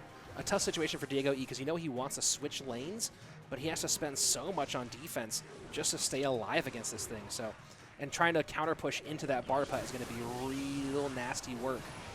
So at some point he wants to see if he can try to pull the trigger going the opposite direction, but I just don't know if that opportunity will ever open up here. 2 E-Golems down and no real way to deal with them. 2 Barb Huts down now for Sweep. Fireball value and going to get some elixir from these, but will that elixir be too little too late? Barbell trying to help, and Sweep just getting nasty value. That's going to be GG. Well played. Sweep taking out Diego E in our first round.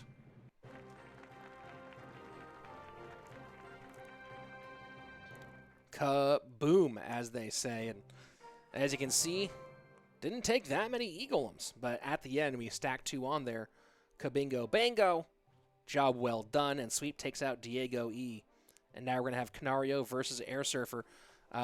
Give me one sec. You know what? I'm going to get the game up, and I'm going to go grab some water, because when I spilled my water.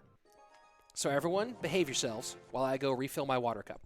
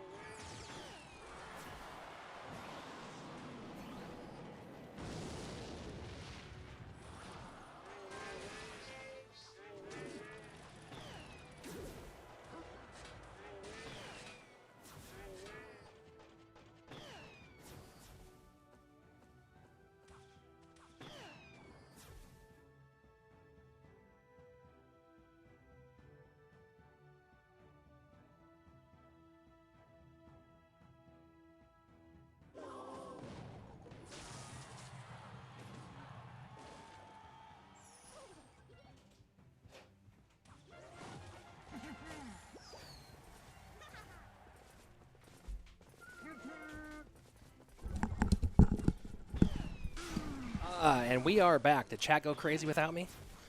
Did you guys break the universe? Did anybody win? Nobody won. What good timing.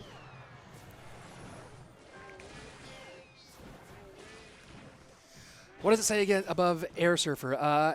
Estados Unidos? That's an Spanish abbreviation for the U.S., I think. I'm not entirely sure. Hi, guys. I'm back. How's everybody? Goblin Giant Sparky? No way. That is crazy. I would not expect it. And Rocket will be on that Sparky a billion times.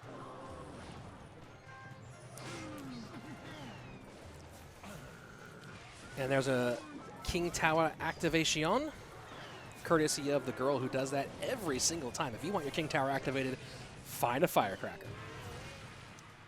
And Mini P.E.K.K.A. Firecracker doing a good job taking care of business there. Miner does go to the safe spot because of that King Tower activation. It's going to be interesting. Going to be like a little bit of Firecracker chip and a little bit of Miner chip at this point, and just getting to Rocket Cycle range, which pretty close to here. Wants to save that Rocket for the Sparky, though. So a little complicated. There is a loser's bracket. Guys, here, I'm going to go ahead and show you the challenge bracket. Boom, there's a link to the bracket. Check it out. There is Le Bracket for all of you to look at some point. And there you go, Rocket in. This is going to be pretty easy pickings, I think, at this point. Stay hydrated, Rich. Thank you, Icewing. Well, talking this much for these many hours, you need water, and I spilled my water early on as we were getting set up. And there you go, Air Surfer taking game number 1. Rocket cycling it out. And let's see, was that the correct? Yes, it was. Kaboom. There are your stats. Lots of respest. Oh, you have respect for me? I do like that. I know you meant respect. And I'm just joshing you, which is a way that some people say teasing for some reason. I don't know. How did joshing become teasing? Isn't that a weird one? And there you go, your stats. And you see it was the Rocket Cycle in the end. Took care of the business. And waiting on the ban here from Canario. Hi, guys. I'm Rich Slaton from Clash Royale League. Also, if you ever went to the Comedy Store for over the course of like 4 or 5 years, from like 2014 to 2018, you might have seen me there, the world-famous Comedy Store in Hollywood, California. And was that an Canario bans Expo? Okay. I understand why against Air Surfer, but that's kind of a hilarious ban. It seems like kind of a funny ban there for you. So here we go. Canario versus Air Surfer, game numero dos. Coming up next with Air Surfer in the lead. Let's go ahead and jump on in. And by the way, whoever designed that transition, please hit me up because I'd like some dope transitions like that. That is Frizesh. Nice work. Oh, look at that little it has a little spark on it and everything.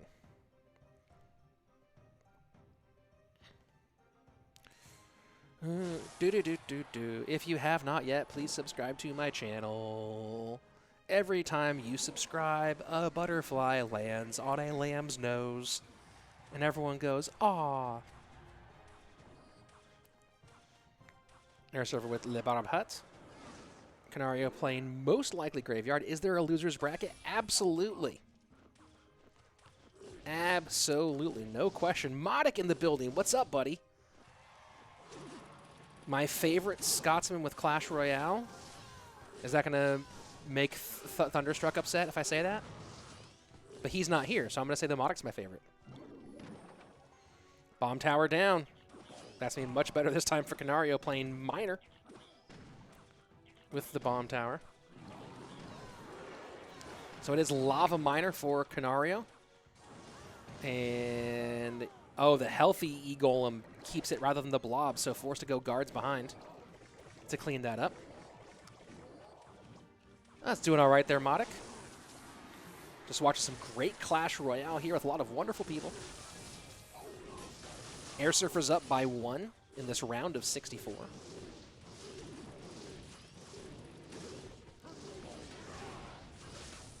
We need merch. The funny reasons right to subscribe. Well, I will, if you want merch, I'll make merch. I won't stop you from buying merch from me if I make it. Subscribe to Rich. You know what? I'll go ahead and say that. I'll go ahead and let that one in. Boom. Air Surfer behind by a bit as we move into double elixir time. And Canario lavas up.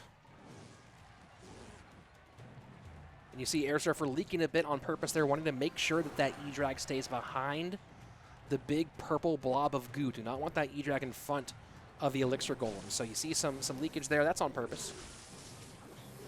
And that E-Drag doing a good job keeping that Inferno Dragon from getting into second gear. Of course, now turning with the Lava Hound.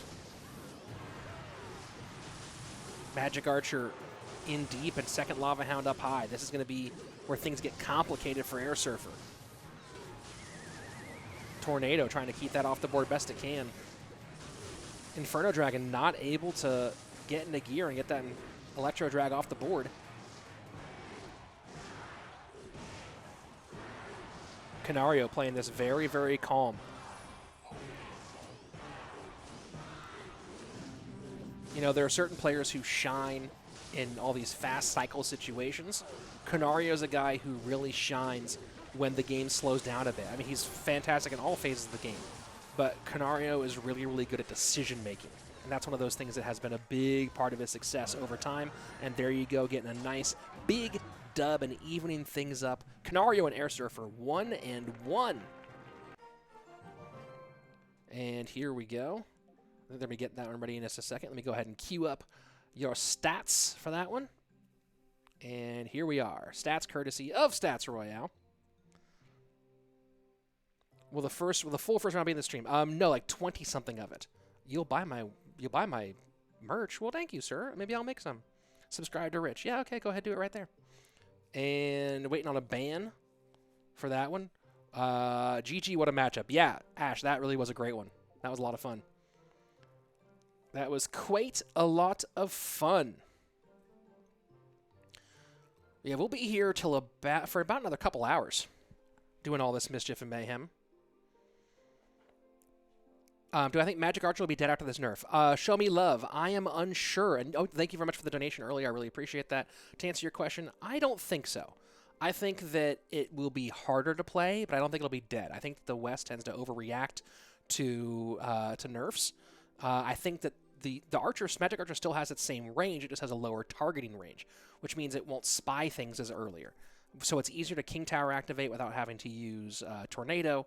It's going to be harder for it to, from a distance, like pick up something that's a fight that's happening right in front of the Princess Tower and get on tower from that. But I don't think it's dead. But I could be wrong. I could be wrong. Listen to some great commentary. Why? Who's doing commentary? Do you guys see what I did there? Do you guys see what I did there? Waiting on our third and final game, Air Surfer and Canario bans Lava Hound and Expo. Canario banned the Expo, and now Air Surfer has banned Le Lava Hound. So we will not see that in game number 3. Request is up, so we'll be back with that in just a moment. Guys, if I look tired, it's because I am. I am exhausted. Because I have single-handedly been defending the world against the threat of not having Clash Royale. Yep, it's been just me. It's been just me, so I'm wiped out. But don't you worry. I will sleep one day once the threat is passed. Air Surfer taking his time to accept this request. There we go. Into our next game. Here we go. Game number 3.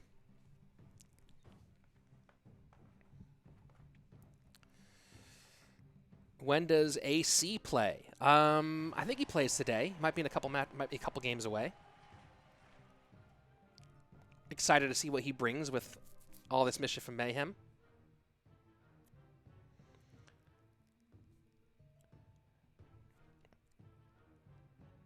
Do you guys think that Liquid will defend the title? I think Liquid has a very good chance, but I think that with I'm gonna go. You look like you're. I'm just tired, dude. We'll see, man. They're definitely my favorite IMO from Ash. I mean, Liquid is still phenomenal. It's hard to bet against that team, especially now that they'll have Igor the whole way through. I think that this league just got a lot better, though. I think that that CRL West is going to be a much more competitive team than it was before, our competitive region. Just, simply a little bit less, a small number fewer spaces than before will obviously mean that there's more talent overall, like pound for pound. And then also, looking at what's going on in the East, I mean, TTG looks so good. Fav's roster is amazing. Ponos has a great roster. You know, Nova could could be great again, especially with the way the LCOP was playing in no tilt. So there's a lot of different. There's so many teams that are so good right now and so stacked. This is going to be the exciting, especially once we get into fall and hopefully we're all playing live as opposed to online. It's going to be so much fun watching these teams. Oh yeah, and Queso is so nasty right now in the West. Tribe's nasty in the West right now. Queso's nasty in the West. Some as yet unannounced teams are nasty in the West. There's going to be some craziness going on. Here we go. Graveyard down for Air Surfer. A lot of damage from that one. Air Surfer with the first big chunk here in double elixir. And that Musketeer still causing problems at the bridge. Question is, did Air Surfer go with the Barb Hut variant or the Bomb Tower variant?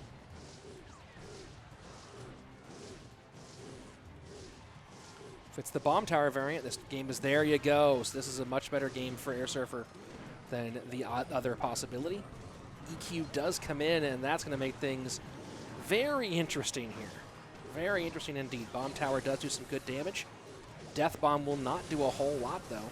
Second Bomb Tower down. Good cycling by Air Surfer. Way to get back around that Bomb Tower. Hopefully prevents a lot of damage for him. Otherwise, Kanara's going to run away with this thing right here, right now. E-Drag slowing everything down, and that should be it. Canario takes it in 3. Oh, yeah, I forgot about WEDGM. WEDGM looks amazing right now, too. And Vilikok, oh, I have to take it off of studio mode here for a second to see what your name. Vilikok, thank you very much, man. Thanks for the sub. I appreciate it. You just fed a caterpillar somewhere in the world. Yeah, that's what happened with that one. You fed a caterpillar. How crazy is that? Let's go ahead and check out our stats for that last one. Canario moving on.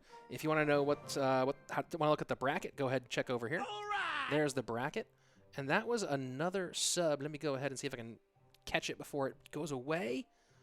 Oh, I did not see the alert. I'm very sorry about not seeing the alert for whoever that sub was. So if that was your sub, go ahead and say in the chat, hey, I subbed. And I'll go, hey, man, thanks for that sub.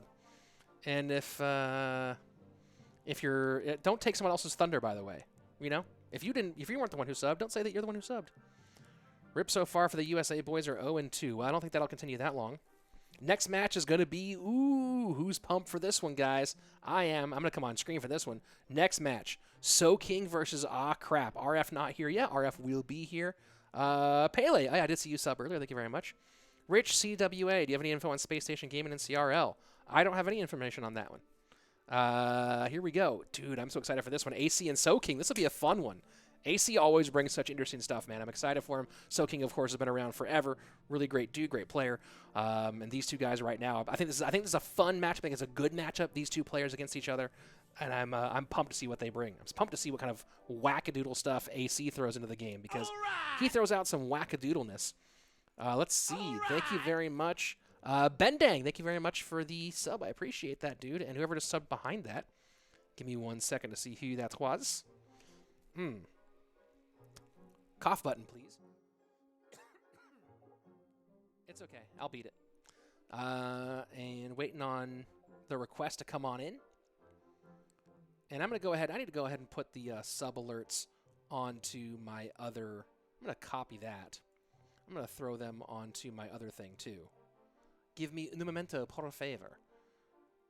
Don't know why they have not sent the request yet. It'll come. Let's see. Could you commentate with Koji or Andrew? I have. I've commentated with both of them.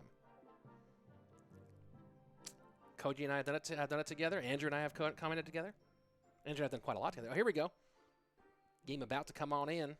So King has the request up. What kind of crazy decks will Crap bring?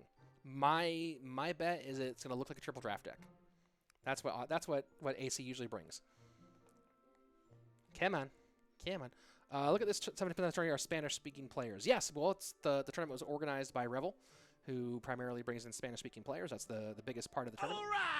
And that's a nice sub from the Ninja Fun. I think that's what it said, the Ninja Fun. I need to move I'll move the alerts over so I can see them better in just a minute. Now I'm just sitting here waiting for this request to come in.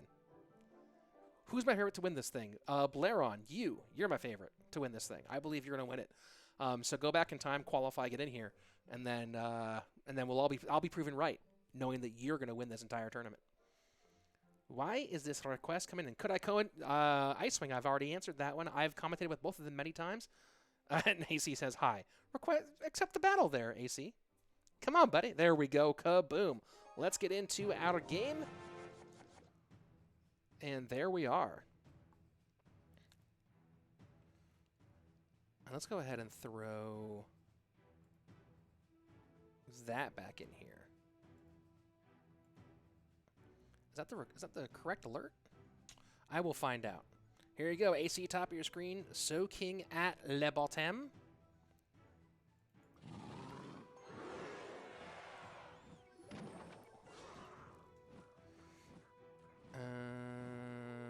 And there we go. I think that's... Ooh, that might end up being really big. We'll find out. So Lava Hound for So King into the right-hand lane. Barb Hut into the left-hand lane for AC. And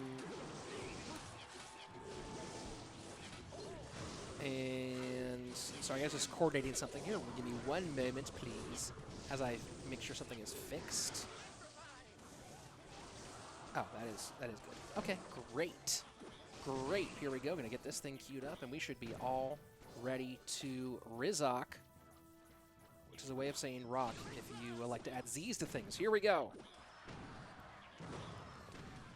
Bomb Tower down for So King and Barb Hut. So this Graveyard Barb Hut has been more popular than the Bomb Tower variant.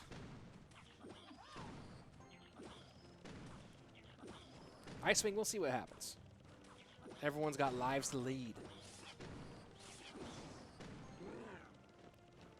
One of the challenges for Aw Crap, besides his name being Aw Crap, is that he spells it with a different number of A's on every single platform. So if anyone knows how to switch the A's for him, for the love of God, please help him. Also, if anyone can go back in time and have him name it, pick a different name, also help him out. Lava Hound does not do much on the left-hand side for AC.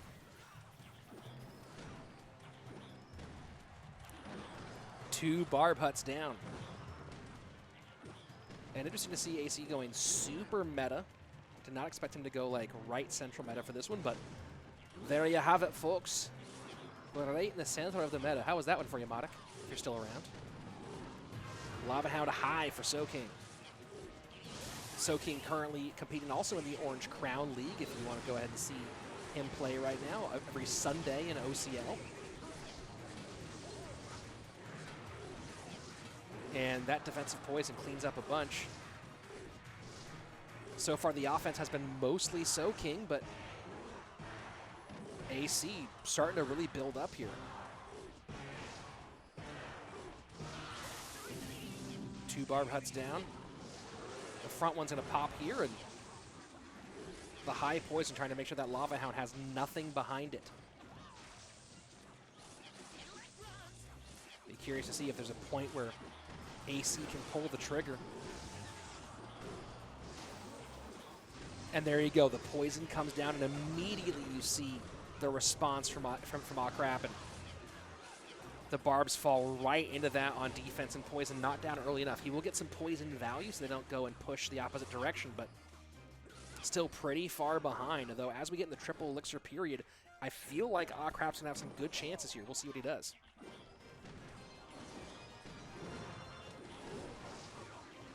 There you go, Graveyard down again, so now AC starting to get a bit more aggressive. Here we go, moving towards triple. E-Wiz high, trying to stick all that in the opposite lane. And Poison trying to help as well. Barbs run right into it. Miner to the back. Baby Dragon stops. Nice pickup there with the Knight. Soaking ahead by about 225 HP, 226. Graveyard Poison.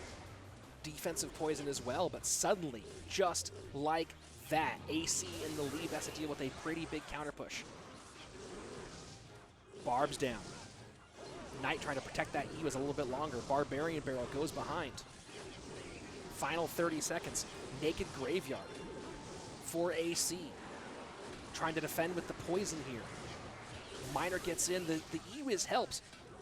But I don't know if this is going to be enough. AC needs to cycle right back around. Soaking cannot mount any more offense. And now AC saying, good game. Not even pulling the trigger on this one. Would have loved to see him really go for the all-out swing there. Decides not to. Soaking taking game number 1. And that's going to be in the books for the Spaniard. As you can see currently with Ramboot in the Orange Crown League. There you go. There's your global view courtesy of Stats Royale. AC asking if anything's banned. Yeah, man, you get to ban stuff, bruh. You get to ban, bro. Let's see. Should have started a betting pool before this. Yeah. Well, go ahead. Make some bets. I bet that you'll be watching. How about that? If you haven't yet, guys, please sub to my channel. Every time you sub, a snail avoids some salt. Don't you want to save a snail, guys? Don't you want to save a snail? Well, that's the way to do it. Every time you sub, a snail avoids salt. And that's huge, guys. Be kind to snails. That's what I have to say. If there's one thing that I believe in on this stream, it's that you should be kind to snails. Yeah. Also, that this is some great Clash Royale, guys. How about that, huh? How about that? I've seen some fun ones today. Started off fun. I'm still impressed about that deck that Hazard brought out with the Minion Horde and Heal Spirit combination. Ooh, that sounded like it was.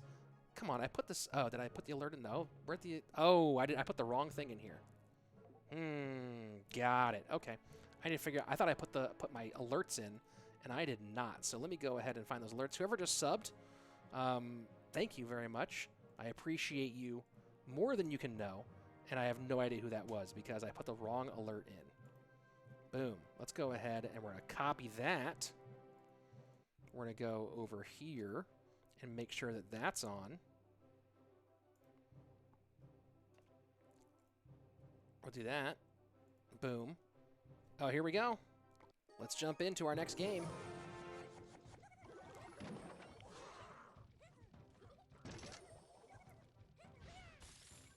And there we go. I think we've got everything going. I'm going to move these right over here, out of the way of the gameplay. Boom. Is there an official website to follow stuff for CRL? Yes, it is the CRL Esports website. I'm not going to link it here because I don't have the link up.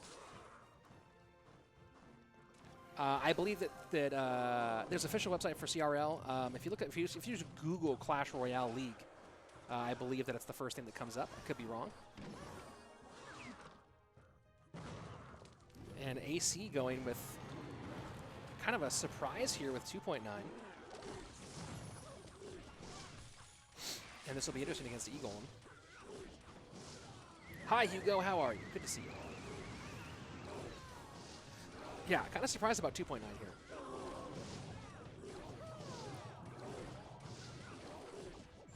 And that's going to be tower down and pretty much GG well played. I don't see any way for Crap to get back in this one.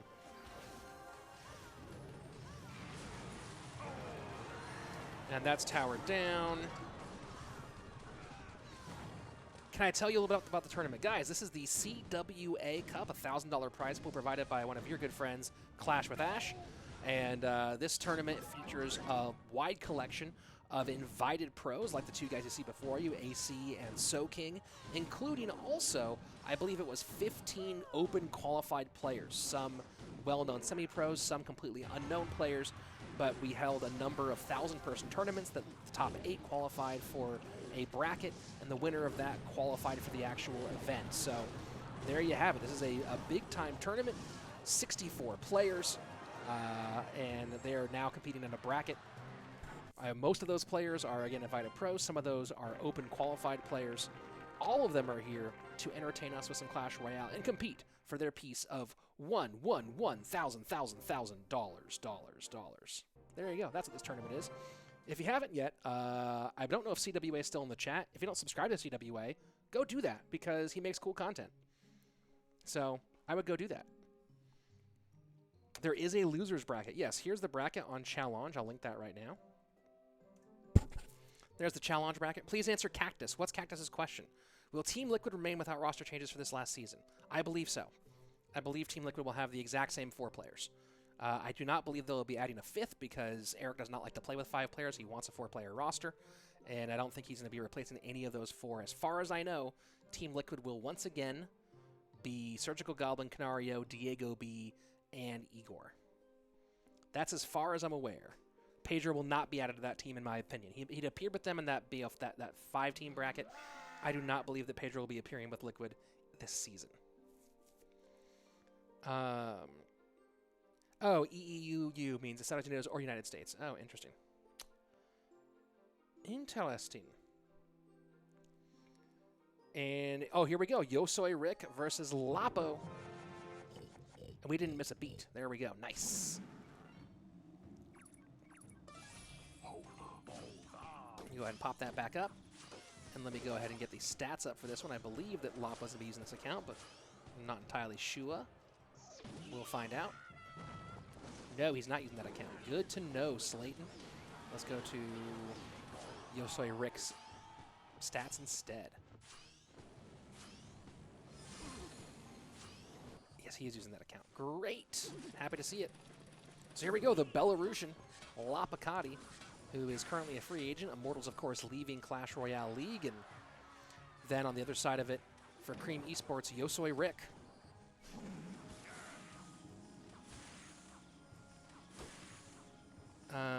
Let's take a look at any update on CRL League. Yeah, CRL East just started this weekend. CRL West will start in May.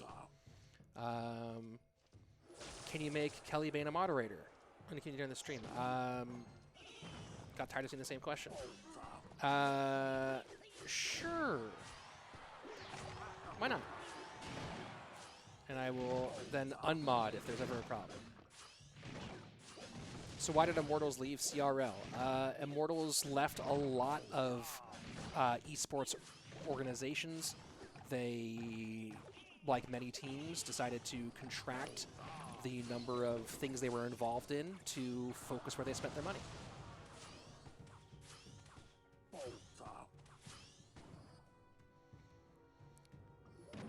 So here we go, Yosoi Rick. This is an interesting deck. I really like this Hog Rider deck. I'm actually working on a video right now.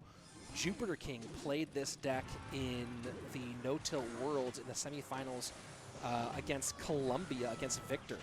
And it was like a 70-30 matchup, 65-35 at least matchup for Victor.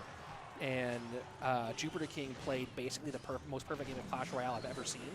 And I'm in the midst of working on an inside the play about that game. So yeah, I think this deck is really, really fun. We'll see how Yosoi Rick continues to fare with it. So far, doing pretty darn well. Rich, what do I know about Space Station Gaming? Well, they are an esports organization. Is Royale going to play CRL this year? No, he is not, as far as I'm aware. He's in the Orange Crown League. Look at that, nice little NATO. Oh, does not line it up the way he wanted. Oh, biggity boy. Yosoi Rick was in a great spot. Still probably okay, but who knows? Things could change on a dime. When a tornado does not work out, it can change everything. And there you go. That tornado does work out. But, man, one missed NATO, and look at that. Suddenly, Yosoi Rick no longer in a commanding lead. Hog Rider trying to sneak on through with the EQ. Can it get the shot in? It does not. Wow, Miner into the back here. This might be the craziest throw I have seen in a while, and it is unbelievable. One missed tornado, and Lapakati says, Yosoi Lapakati. Oh, my word. Oh, my word. One missed NATO. That's the thing about Tornado. More than any other card, I feel like a missed NATO costs you more than anything else. The number of times we've seen that. Brutal. go. Wow. Absolute wow. I wish we had replay on that. One tiny NATO miss. It is the, I will stay on this. I'll say it again. The most punishing card to miss with is Tornado, because you end up getting zero value out of it, right? Like if you misplace an EUIS by one tile, you misplace a Knight by one tile, you misplace anything else by one tile, like I mean, any spell even, like you misplace, unless you totally miss with like a fireball or whatever, you still get some value out of it. A missed NATO gives you zero value and costs you so much, and that just cost Rick the game. Wild. Rick is banning Cazador. I don't know what that is. Hunter. There we go. All right. Royale will not be playing CRL this year as far as I'm aware. Royale is in the Orange Crown League with Arctic Gaming. I do not believe he'll be appearing in CRL. Lapacati was expected to appear in CRL this season. Travel issues have thrown a wrench in that engine, I believe. We'll see if he does find a team, but that's still up in the air. So we will see what happens. We will see, but who knows. Let's go ahead and get ready for our next round. Ooh, my hair got all messed up there when I grabbed my hairs in such shock at that last one. Here we go, jumping into game number 2. God, that is a very nice transition. Whoever made that transition, please again hit me up. That is beautiful. PlayStation or Xbox? PlayStation, dude. I'm not a child. I'm an adult.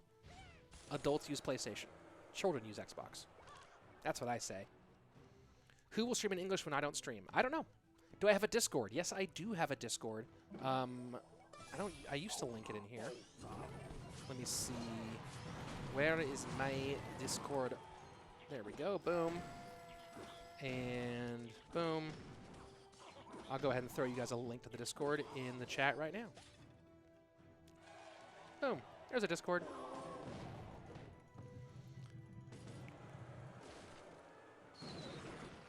And here we go. Lapacati. Seen some more mortar. And Rick. Oh, Rick. Man, that was a brutal loss. That was a brutal loss. Looking forward to Faust's game. Yeah, Faust is a beast, dude. Faust is an absolute beast. What was I trying to... Oh, yes, that was the challenge link. That's right. I'm trying to go find that again.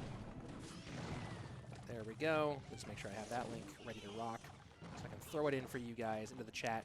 Here is the... Boom.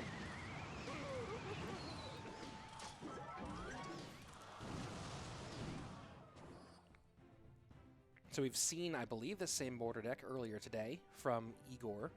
Another great mortar playa. There should be an amateur league. Did make one, Icewing? There was an amateur league. It was called CCS, and it might happen again this year.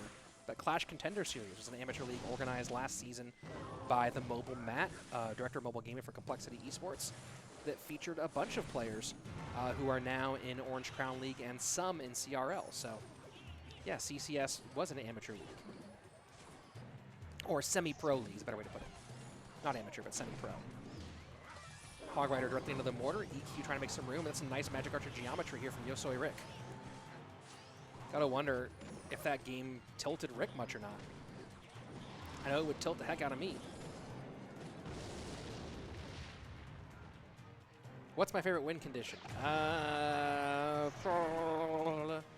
Interesting question. Right now, Balloon's my favorite. Even though I played GY last season, I'm over GY for now. But right now, Balloon's my favorite. It's just so exciting. Here we go. Magic Archer right-hand side taken care of by the log. Yeah, that's why I said semi-pro. I had to adjust that. Not fully amateur. All right. And thank you very much for the sub, Craft. Appreciate that. Second mortar down for Lapacati. And look at that, NATO. Taking that Hog Rider all the way around the horn back to the mortar. Even if Lapo does lose this one, which he's in danger of right now. A lot of danger, especially after those Magic Archer shots. Oh, my word. That tornado was really cool. That tornado to mortar was fun to watch. And it does slightly hold on. This mortar has been getting ruined by the combination of the bomb tower and EQs. Lapo just has not gotten in range to do what he wants to do, which is really start rocket cycling. I haven't played Expo for a while now. I used to be an Expo player, but have kind of stopped playing Expo a long time ago. Yeah, I think my last season with Expo might have been like 4 seasons or 5 seasons ago. The X-Pro HD just subbed. Thank you very much, man. Because of you, a caterpillar just turned into a beautiful butterfly, courtesy of the Eric Carle book, The Very, Very Hungry Caterpillar. So thank you very much. That just happened. Rocket cycling left-hand side. Lapacati trying to find some way to start putting some damage down in this final minute. If Lapo can pull out the win here in triple, this would be unbelievable. And look at that. Prediction on the Magic Archer, keeping that away from the tower. Beautiful play by Lapo. I don't think it's going to be enough, though. Hog Rider comes in, cycles the rocket, mortar down. Magic Archer going towards the mortar. 236. NATO trying to predict on the other side of it. Yosoi Rick now trying to put in some damage. And the EQ getting on tower mortar high, but does not go to the left-hand side here.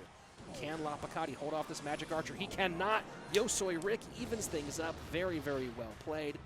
Lapo with some slick moves there, making it interesting there at the end, but not quite enough to steal the victory. Here you go, stats view, courtesy of our friends at Stats Royale.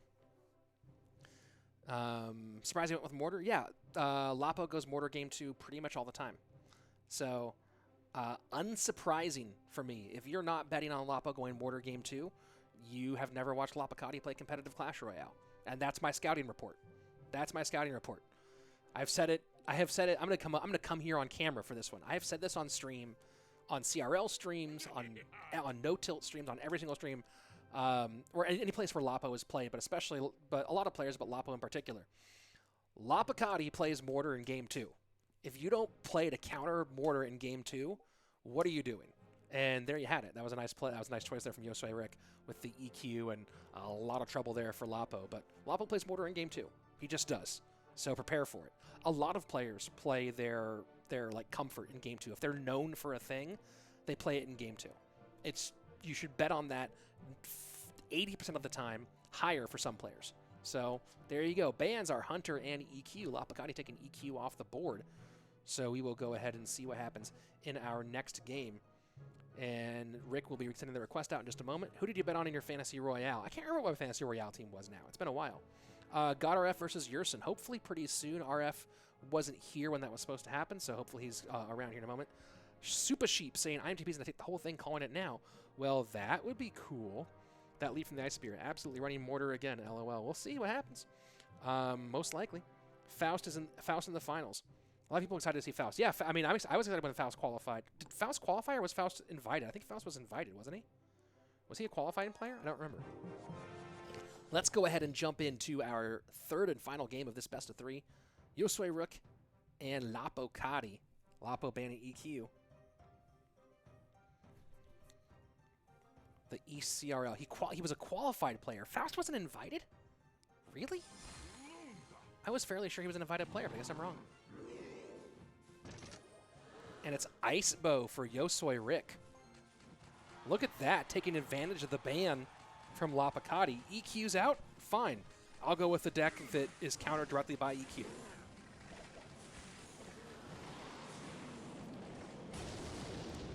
I wonder if this is interesting, though. No, Faust did not qualify on my live. Faust qualified on my stream? Did he? Man, I remember nothing. That's hilarious. Well, good for him, man. He's good. Oh, yeah, I posted on Twitter about how good he is. Now I remember. Oh, boy.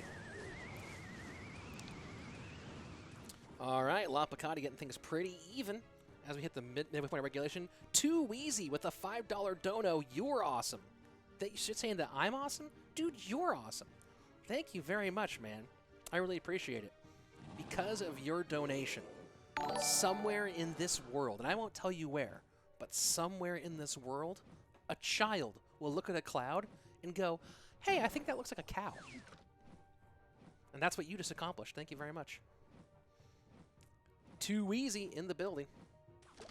If you haven't yet, guys, go ahead and sub me for more excellent insights like that one. Rocket coming in on the Inferno. Ice Wiz trying to help with the cleanup here. Fireball does push the Ice Wiz out, but not down. Or down, but not out. And, ooh, that's going to be a rough one there. Inferno Dragon to the right-hand side. Yosoi Rick knows he can rocket that right-hand tower whenever he wants to. The question is, when will he decide to pull the trigger? Does get another Expo lock on the left-hand side. Skeletons pick up the bar barrel, but not that long. Doesn't need the rockets. That's going to help out Rick quite a bit. Ice Wiz gets the pickup on the miner. Fireball in to help. And, whoa, a nice Knight to save things here. Lapo has to get down to one more Fireball. He has to spend 4 extra Elixir on that right-hand side. That 4 Elixir could be really, really bad for him. So very, very well played there by Rick. A nice bar barrel from Lapicati to get the Inferno Dragon onto the Expo. Fireball to the right-hand side. And now Lapo a little behind on Elixir, but not as bad as it could have been, courtesy of the great play on the Expo in the left-hand lane. So it's a single-lane battle here. Lapicati playing the Lava Miner. Yosoi Rick with the Ice Bow. He decides to go Expo high here. Knight will get in front, but can he clear out the lane to get on tower? Not going to be sure. That bar barrel could be really nasty to deal with the entire way through, and look at that, just unable to get anywhere. A lot of ground options here for Lapicati with the miner, the guards, and the bar barrel, not to mention the reset opportunity with the zap.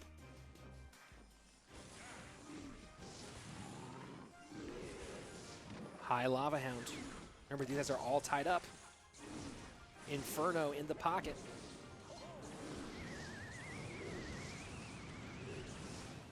Good NATO by Rick to retarget everything. Rocket comes in and cleans all of that up. Good value Rocket, but what will he do about this pocket grave guards? And wow, beautiful, beautiful play. And Rick, oh, did he expo one tile low? He expoed one tile low. Oh my word, disaster. Absolute disaster. Unbelievable. Rick with 2, I mean, unless he meant to do that for some reason that I can imagine. If there's a pro in here that can tell me, like, actually, expoing one tile low in that situation is brilliant. But assuming that I'm not wrong, come on. 2 big, big misplays from Rick, costing him this matchup against this overall best of 3 against Lapicati. The tornado throw early, and then that expo one tile low. Oof. Oh, that one hurts. If I'm not an expo player anymore, but I was for a long time, and when you expo one tile low, you basically want to throw your phone through a window. It might be one of the worst feelings I've ever seen. Oh, and that would have locked, too. That would have locked. Rich, greetings from Latham. Thank you, Ruben.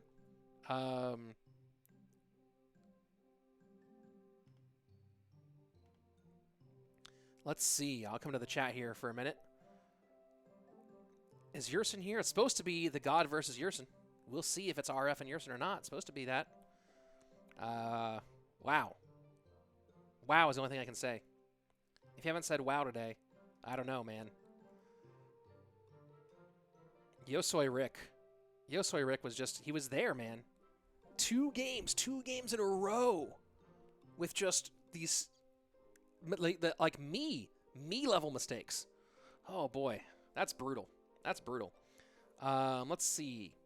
Yeah, doing so well minus those 2. Yeah, those 2, but those 2 misplays. That's the difference, is misplays like that.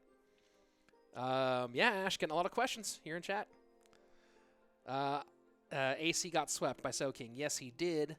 We're not sure about 2v2 yet in CRL West. We'll see what happens in CRL East. I believe that will affect whether or not it appears in West or not. You know, what's happening with the triple draft over there. And here we go. RF versus Yersin. Oh, please leave the clan after you play. Yeah, they should be doing that. Never mind. Why am I reading you that stuff? Here we go. Finally, the God RF versus Yersin the person. Here we go. Yersin, top of your screen from Colombia. And a free agent, the God RF, bottom of your screen. Let me go ahead and queue up our stats for the next one. If you haven't yet, here is the bracket. Miner to the left-hand side. Tornado will take care of most of that. Organize an all-stars East first West. That could be fun. Yeah, Expo lost that brutally. Yeah, just a little bit of a mistake. What is Yerson looking at? Actually, he's over there looking at my sublink that's in the chat right now. Boom. Look at that. See how I did that? Here we go. Looking like it might be some E-Golem from Le Godref. And Yerson ready to put some pressure on. Cycles Bandit to the right-hand lane. How do you guys like Heal Spirit? I think it's fascinating. I think Heal Spirit is a really fascinating and fun rework of the heal spell, and I'm excited to see what it does over the next coming weeks. This month is going to be really interesting because of Heal Spirit, especially once we start seeing more of it with the competitive play. Saw some of it so far in CRL East. It's been pretty cool.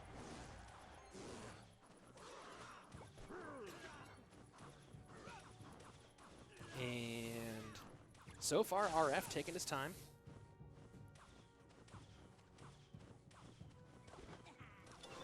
RF. Yeah, not playing GUI this time.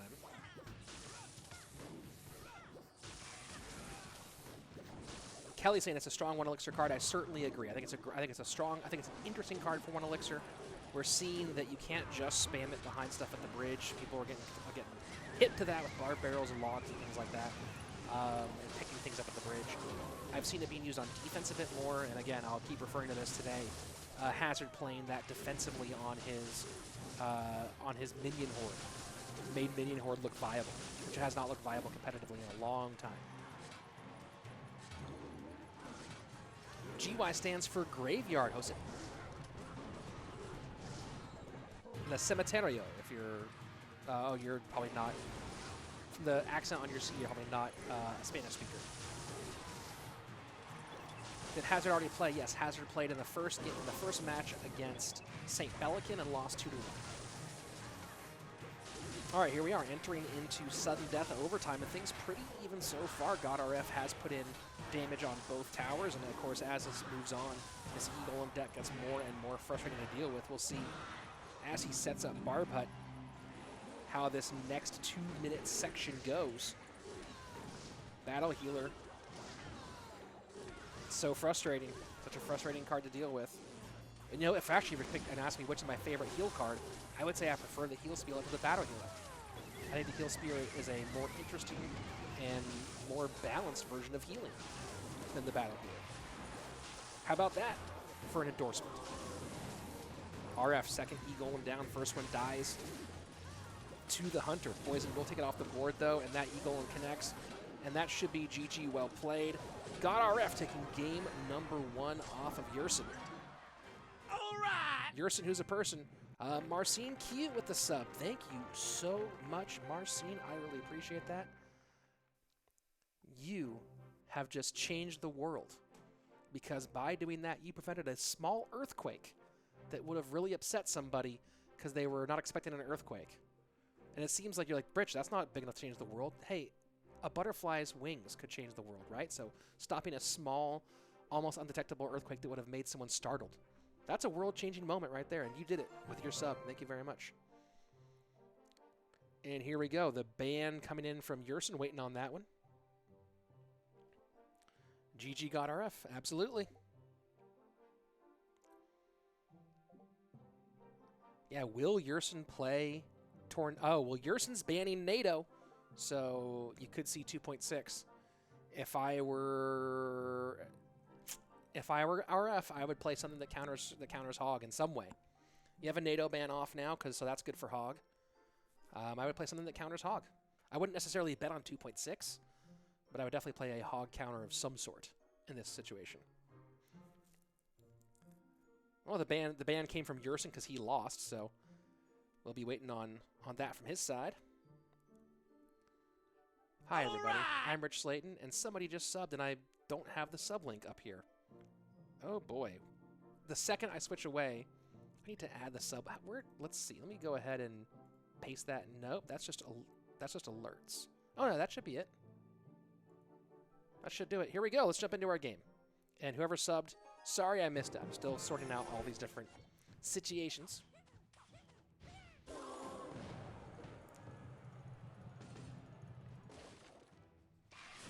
Oh boy. Could Yerson be playing? It's double elimination, guys, so Morton's not out. Oh, interesting. Whoa. Is that the first 3M of the day? I believe it is. I believe that's the first 3 Musketeers of the day. 3M Royal Hogs. And an open with 3M from Yerson. What an interesting choice here. Yeah, Faust is God mode, Dave. I'm excited to see him play in this tournament. Considering that he totally won my qualifier, and I was aware of that during the stream and never forgot it for one moment. Lava Hound left-hand side for RF. So, this could be challenging for RF, considering, well, you know, 3 Musketeers and Hunter for a Lava Hound. 3M, what is this? No, dude, it's not 2019, it's 2018, bro. Seriously.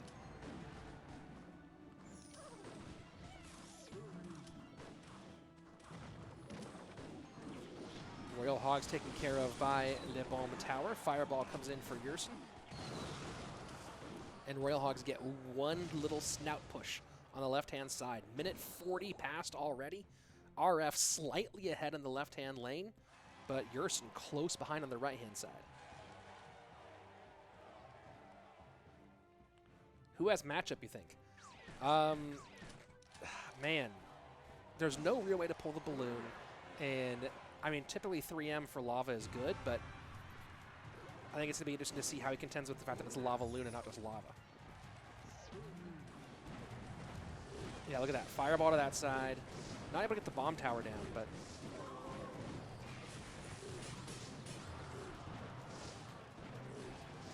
Who did Igor beat? Igor beat Kuchiku 2-0 and played brilliantly because he's Igor. Probably one of the cleanest games. The mortar game that he played was just like, mwah.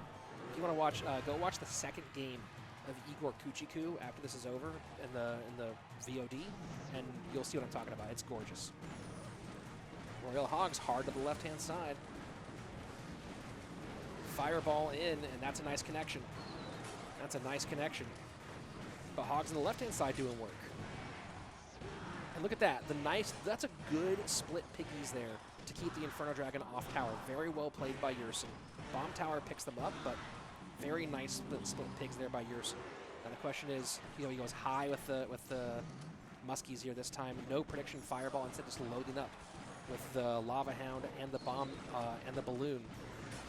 Hunter, can it stop that balloon? A zap comes in, fireball barely holds on. And look at that connection on the bottom left-hand side. Yerson evens things up 1-1. That was a fun game to watch. I typically don't like watching 3M. I typically don't like watching Lava. That was a fun one. That one I actually enjoyed quite a bit. Yerson evening things up. Just watched it back. It was golden, says Luke. Absolutely, it was golden. Igor played beautifully. One of the cleaner games I've seen. Here you go. Stats view, courtesy of Stats Royale. You want to know your next chest? You want to get some good esports news? Go to Stats Royale. It has a bunch of that stuff there. And let's see. Let me go ahead and paste that here. That should... There we go. I think now I finally have the appropriate things here. Let's throw that up here. I believe... And we're waiting on the ban here for... Oh, and RF bans Hog for game number 3. Interesting ban there. Interesting ban there from Legat RF. We will see how that one plays out. Hog ban for game number 3. Igor's favorite player from Sam. Igor's great. You don't alternate bans. You get a ban once you lose a game. So there you go. Yeah, the card is banned for everybody. It's a global ban, and you ban once you lose a game. So now that they have both lost, they both have bans. Tornado and Hog are both banned. So there we go. Game number 3 coming up. And here we go. Game number 3. Yerson, the God RF, in this round of 64. That's a lot of players. Minor wall breakers right-hand side for RF. Hunter turns the wrong direction. Fireball has to come in. So now RF ahead on Elixir, although Yerson does have the Hunter on the board, should be able to deal with that at a positive Elixir trade. Shout out OJ, and there you go. So a nice positive trade for RF, now up by 2 on the board. Here we go. Thank you very much, Dirty Italian, for the sub. Because of you, a Wallaby just found a new home recovering from those Australian fires. So because of you, you've helped a Wallaby. That's serious, guys. Wallabies need new homes. So thank you very much, Dirty Italian. Yerson now evens things up pretty well. Behind on damage, but fine on Elixir, and going back to that 3M deck one more time. So this should be 3M Royal Hogs once more. Worked out well for him one time. RF goes poison left-hand side where he should into the double to the 2 parts of the Musketeers, and split hogs at the bridge will protect them from that final shot. Bomb tower down to pick all those up.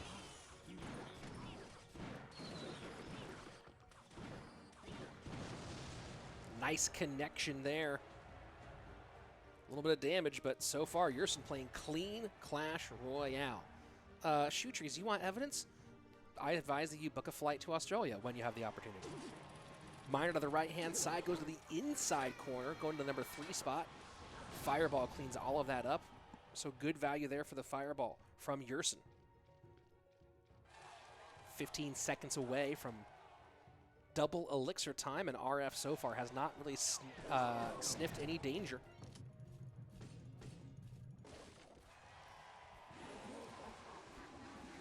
And again, poisoning those split Musketeers. If you don't play much 3M because they've been out of the meta for a while, notice that Yerson's splitting the 2 Musketeers to his strong side to demand the spell response on that side of the board rather than into his weak tower.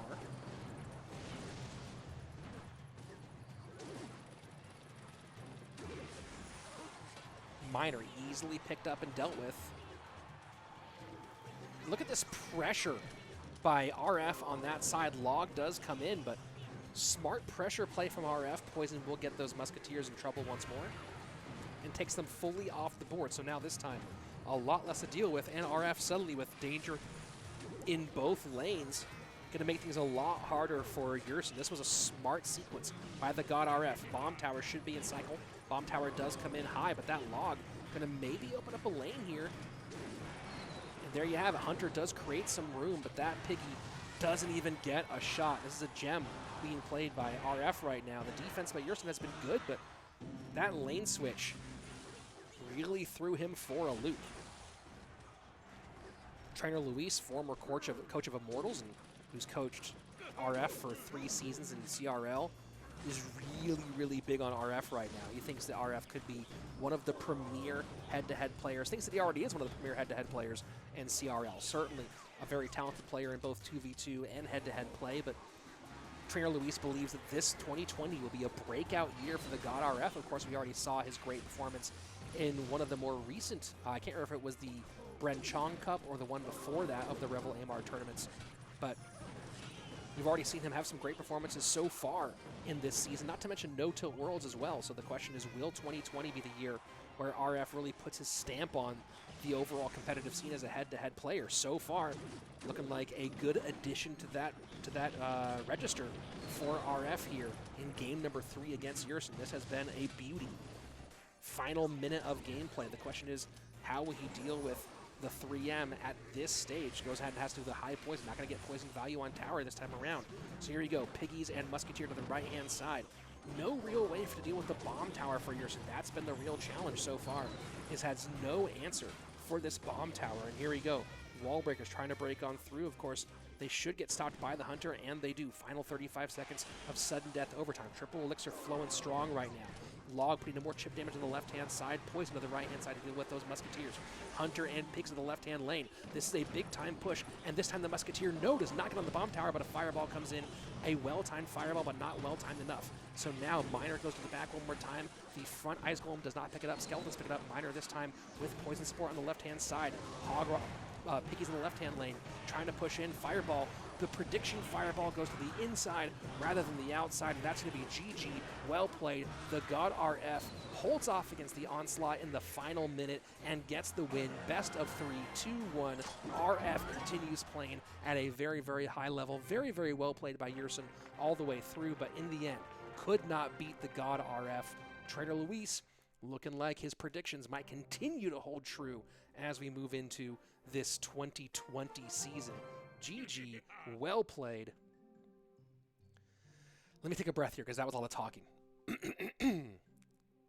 There you go. And coming up next, ooh, I'm excited about our next matchup. Guys, there's our stats view, courtesy of Stats Royale. And man, RF is good at Clash. And coming up, here we go. No time wasted. Let's jump into our next match. Adrian Piedra and Faust. A lot of you guys waiting for this one. Adrian Piedra, one of the more famous players in all of Clash Royale, has been one of the best-known players for a very, very long time. No longer with Complexity. Rumor is he's with another Mexican club that should be joining CRL this season, or is assumed to be joining CRL this season. Faust is definitely making his case for a CRL roster sometime in 2020. Hopefully he gets into the mix, but if not, then maybe 2021. Had a great performance in the Clash Contender Series, carrying his squad to the World Championship. And oh yeah, Adrian Piedra just opened up a can of something that Stone Cold Steve Austin used to drink. All over Faust in the opening moment. First minute, tower down. Here I am singing Faust praises. And Adrian Piedra says, hey, hold on there, young buck. I got something nasty for you. Goblin Giant Sparky Rage. If the Rage spell does not rage you, I don't know what you're thinking, buddy. I bring my master volumes up a little bit. Let me know if we're at a good level now. Let me go ahead and come up a little bit. Too Wheezy with a $10 donation. You deserve every penny. Unbelievable. You know, I think I deserve $9.98 of that. That last penny, I don't deserve it, which is why I'll be donating that last penny to help alpacas afford more hair conditioner. Because if you don't know, alpacas tend to have a real issue with knotted hair. So that last penny of that donation going to help alpacas get hair conditioner. But I do deserve the $9.98 of that, though. $9.98, totally all me. That last penny, though, to help alpacas get silky hair. And Faust, final minute, does have damage on towers, but with 2 towers down, Uwe Gavalt, this could be a challenge. Yeah, 1 E-Wiz changes everything. Cycling something early is such a, you know, that's why you see so many players wait so long.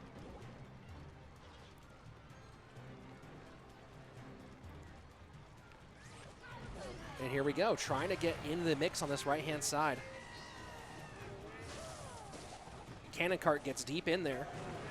Ram Rider going to connect. Bandit gets all the way through. This is interesting here. This is really interesting. That Sparky is going to cause a lot of problems, though. Cannon Cart in the pocket. Cannon Cart does connect. Rage is down. Magic Archer trying to get on tower, but the Dark Prince distracting. Oh boy, oh boy, oh boy, not going to happen. It felt for a second like Faust was going to battle back into that one. It really felt like that for a second. Did not happen in the end, but for just a moment, I believed. Maybe you believed too. But in the end, Adrian Piedra holding on. And yeah, cycling 1 E-Wiz early. You know, this season I was playing Graveyard Bomb Tower with E-Wiz, and there were certain cards I just did not cycle depending on what I did and didn't have in hand. And E-Wiz is one of those ones that I never felt comfortable cycling until I knew exactly what their hand was. Can I up my master volume? Like the volume on my mic? How's my mic volume right now, guys? I feel like I've only heard the one concern with it. I think the volume's pretty good. Sam says CWA is lit. Yeah, I agree with you on that one. CWA is lit. Lit-y, even, you might say. It's better now. I brought up a little bit. Cool. All right, let's go ahead and jump into our next game. Game number 2, Adrian Piedra up 1. Now a little loud. How? You know, I'm going to bring it down just a tad bit. Here we go. I think we're good. Who knows? Guys, if you want to hear me adjust my volume more, there's my sub link in the chat. Subscribe to my channel for more chances to hear me adjust my volume.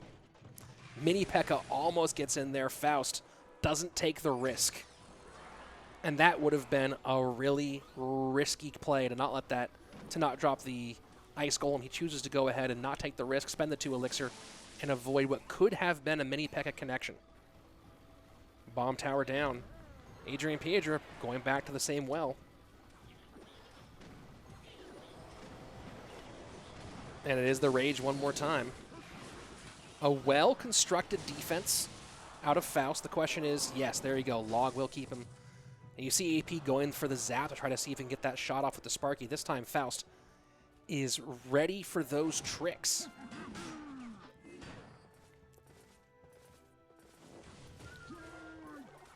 Nice kite on the Dark Prince to the middle.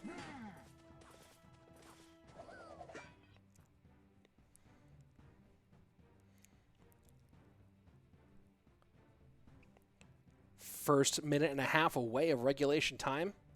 Not much damage done on either side. Faust seems a little better focused for this matchup. Goes minor left-hand side, gets some chip.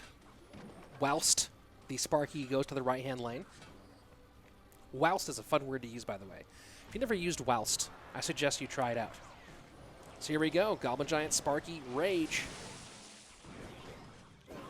This is crazy. You know, the idea that the Rage spell, we've seen it in 2v2 in CRL, what is now CRL East, but in particular it was popular in CRL Asia and CRL China. We've seen it in 2v2 over there in lieu of a Lumberjack to create a slightly faster cycle and more precise use of the Rage spell in 2v2 rather than hoping a Lumberjack drops it where you want to. Seeing a deck that appears to be truly competitively viable in head-to-head play that involves the Rage spell is fascinating. A little bit surprising, certainly fascinating. And there you go, good connection left-hand side from Faust.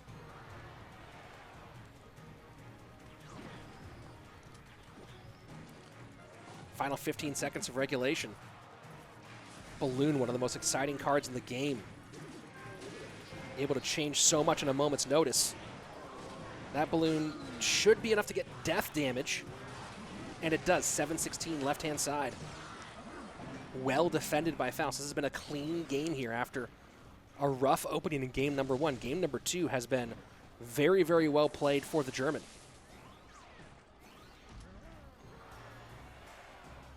CWA is not a moderator? Are you sure? I mean, he's modded. I don't think he needs to spend his time modding, but of course. Why wouldn't I map mod Ash?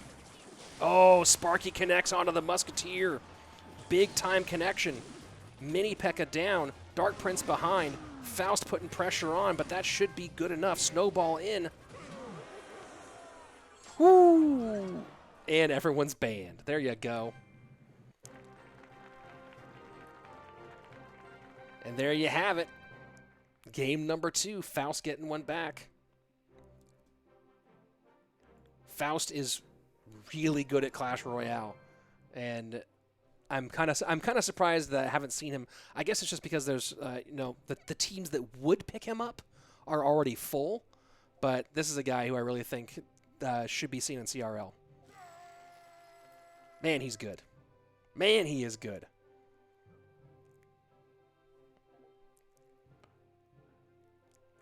Well, there you go. Didn't play a lot of Balloon, but the balloons he played mattered. And here we go, the ban from Adrian Piedra. What do you think? Take a guess. It's the Balloon out of play for this final game. Not going to be available for game number 3. And here we go. Let's jump right into it. Game number 3. Adrian Piedra and Faust. Tornado and Balloon banned.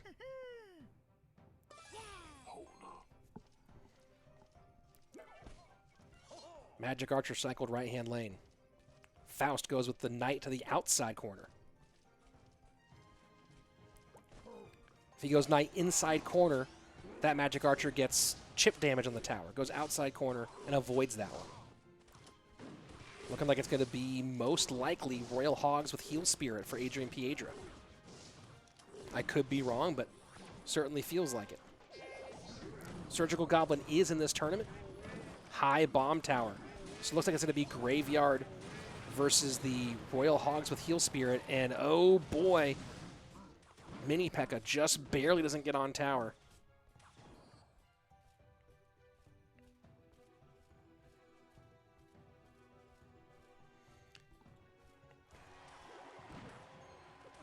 Skeletons take care of that Muskie. No shots in.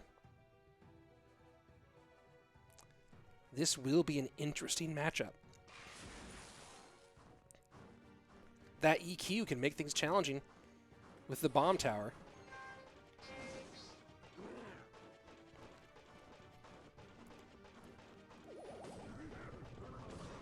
Look at that. Barb Barrel staggled to the middle to pull. Very smart Barb Barrel. Thank you very much for the sub, David Fakim. Really appreciate that one. Look at that, EQ. You almost see Mini P.E.K.K.A making a beeline for that Musketeer. Does not get on. And this Muskie's going to require a response. Should be Skelly's one more time. My favorite emote Shoe Trees is the Wizard who blows out the flame. That's my favorite by far. Kevin just subbed. Kevin, thank you very much for your subscription. Because of you, a monk just got to take a break from making some sort of really cool bracelet type thing. And instead gets to folks spend some time focusing on the meaning of life and the universe. And thank you, Gaming with Vishal, for your subscription. Due to that subscription, a pizza delivery guy just got tipped double what the guy was going to tip him.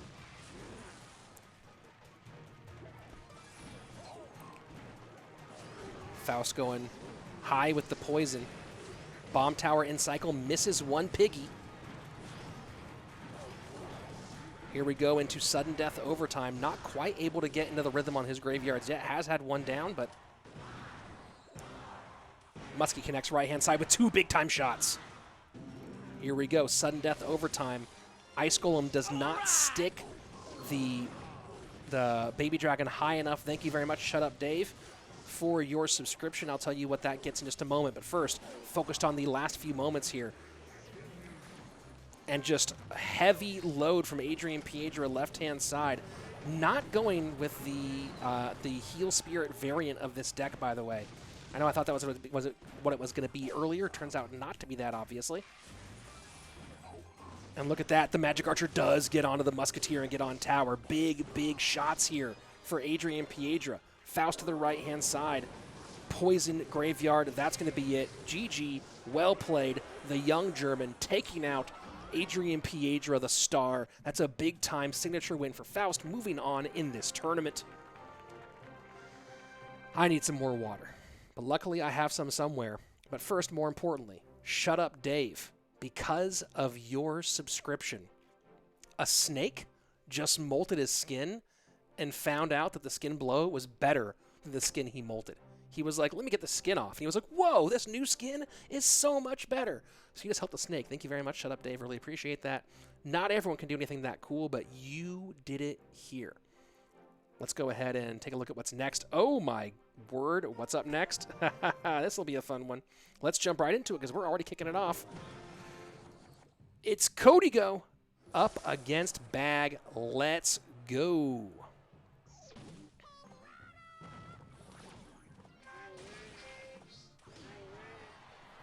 Dave, stop doing that. Don't sub unsub. Shoe Trees, I will never run out of ideas. They just might come slower as time goes on. 1 second. Cough button. Let me do it this. Actually, this is a better way to do it. There we go. That's better than changing the volume on my actual unit. Wallbreaker's right-hand lane. Magic Archer does not take them off the board in time.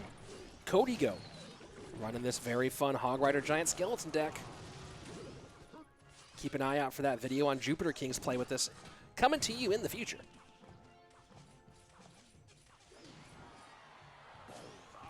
I Love Texas saying, oh, you know, hey, I Love Texas in the chat saying, can one of y'all sub so I get a 100 on my homework? Guys, here's a sub link. So go ahead and sub right now. If the next person who subs, your sub will guarantee that I Love Texas gets a 100 on his homework. Don't you want I Love Texas to be a successful student? Subscribe right now and help out a young man from the Lone Star State. Cody Go, formerly of Cream Esports, suspected to be with a different team in CRL this season. Bag, of course, has already had a great season specifically in these tournaments. His 2020 is off to a great start. Had a great 2019. 2020 has been phenomenal in these events run by Revel Amar.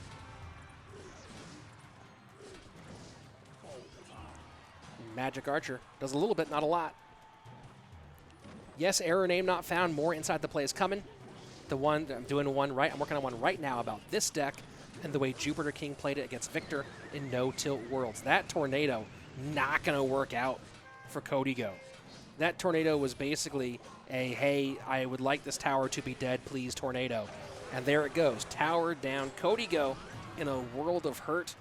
And it's going to take Bag having a brain aneurysm or losing power to his phone to lose this game. Thoughts on Lemon Tree when the team sign him? I don't know, but Lemon Tree's a good player and a good dude.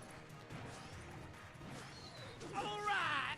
And there you go. Whooper Mario Nerd just helped our friend from Texas get a 100 on his homework. Thank you very much. You have helped a young man or young woman. I actually don't know. I didn't see it. There was no real gender identity on that account. But you've helped a young person from Texas, or maybe not. Maybe that's an Oklahoman who loves Texas. You know, you don't know. It could be anything. But you've helped someone get 100 on their homework. So congrats, I Love Texas. I'm very happy that we were able to help you do that through these subscriptions. Let's go ahead and look at. Oh, that page was invalid or has expired. So never mind. I thought that was our stats view, but it's not. So let's go ahead and look at the other side of it. Who are we playing against? Bag. There we go. Let's go bring up Bag stats. And there we go. There's your stats view, courtesy of our friends at Les Stats Royale.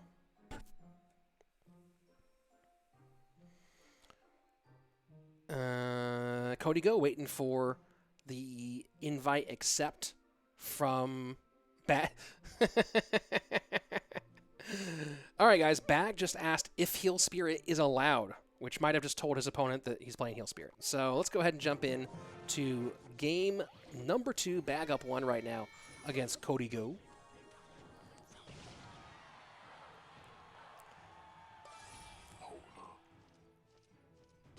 These tournaments are fairly often, usually about one a month or so, organized by Revel Amar. I hope to be casting more of them in the future, my schedule permitting, of course. I think this will be the last one for a minute just because CRL West is around the corner in May. Cody Go running minor wall breakers and Bag going with the most popular Heal Spirit deck right now. And this is interesting. Doesn't fully pay off there, but I have been seeing people get smarter about using the Heal Spirit for slight damage and kiting purposes, specifically against his minor wall breakers deck. So doesn't quite pull it all the way off, does Bag, but saves some of that damage. Still slightly behind, 1666 to 1683. Look at the kitty corner or caddy corner, depending on how you want to pronounce that. Spots. Mini P.E.K.K.A does not pick up the minor, so now Bag falls a bit more behind. Cody Go with the lead. Love your commentary, Rich. Dave, I love your comments. So how about that? Mega Knight going left-hand lane. Bats will not be supported right-hand side. Wall breakers behind the Mega Knight. And that's a big-time leap, a big-time connection. Bag in big-time trouble. Cody Go taking control of game number 2 as we reach the midway point of regulation time.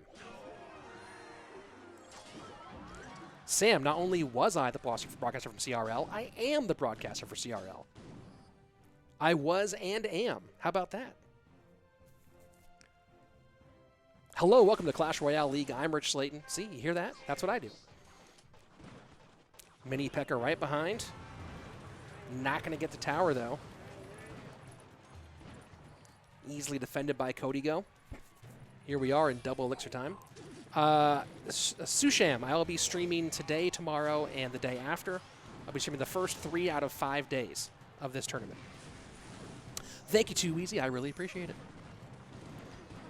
Mega Knight does not quite clear off those Royal Hogs because of the Heal Spirit behind. 30 seconds left. Bag needs to put some pressure on. Great defense by Cody Go. Good job turning around that Mini P.E.K.K.A. Mini P.E.K.K.A. has not bothered him too much. And now minor wall breakers. Hunter goes the wrong direction. That's going to be tower down. Cody Go easily winning game number 2. Bag throwing up the white flag with the EQ on King Tower. And we are all tied up. I might have to find someone to co-cast with me tomorrow because this is a lot of talking for one person. There you go. Heading over to our friends at Stats Royale. How am I so handsome? What broadcast are you watching? Rich, the CRL East. No, the CRL East commentators just doing their thing. I like G. Clef and Simon. They're good dudes. Got to hang out with them in China. Bans, NATO and Bomb Tower. So Bad taking Bomb Tower off the board.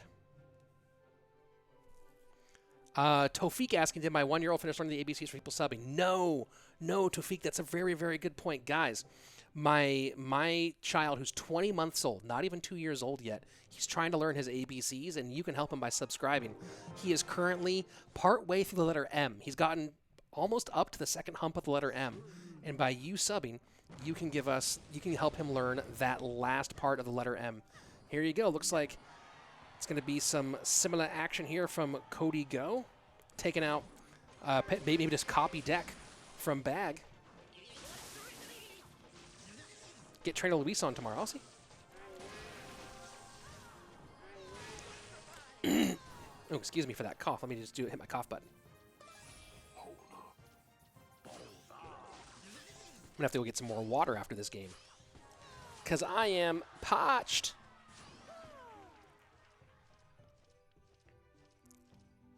Dave, if you say it again, it won't happen. It'll be like the opposite of Bloody Mary. Royal Hogs on the right-hand side. First minute away. Not much done, but Cody Go has drawn first blood.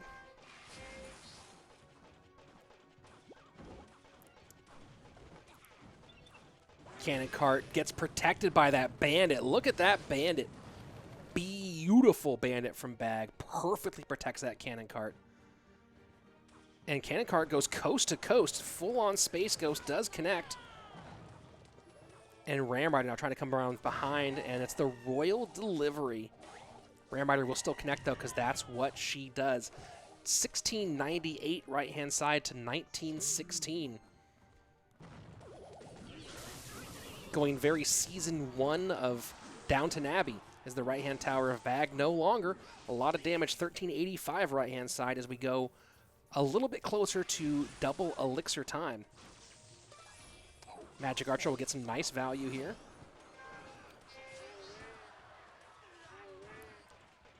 And Bag again, good bandits on the mini P.E.K.K.A.s.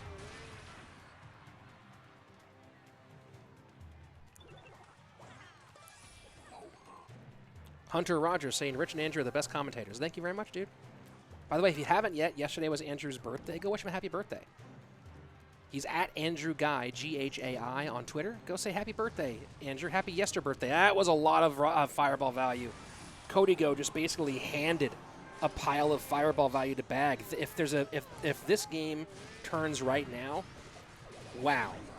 That was basically all the fireball value at once. Cody Go does have enough to defend here, but I don't know if it'll be enough to stop. Nope. Barely able to hold on here. Cannon Cart, the pressure coming in from Bag, trying to sell out right now. Bag may be overcommitting a little bit, smelling blood here, knowing he got a lot of value off that fireball. Somehow, Cody Go surviving all that. He just dropped 9 elixir at the bridge directly into a fireball, and Bag let him have it. This deck is so strong, though.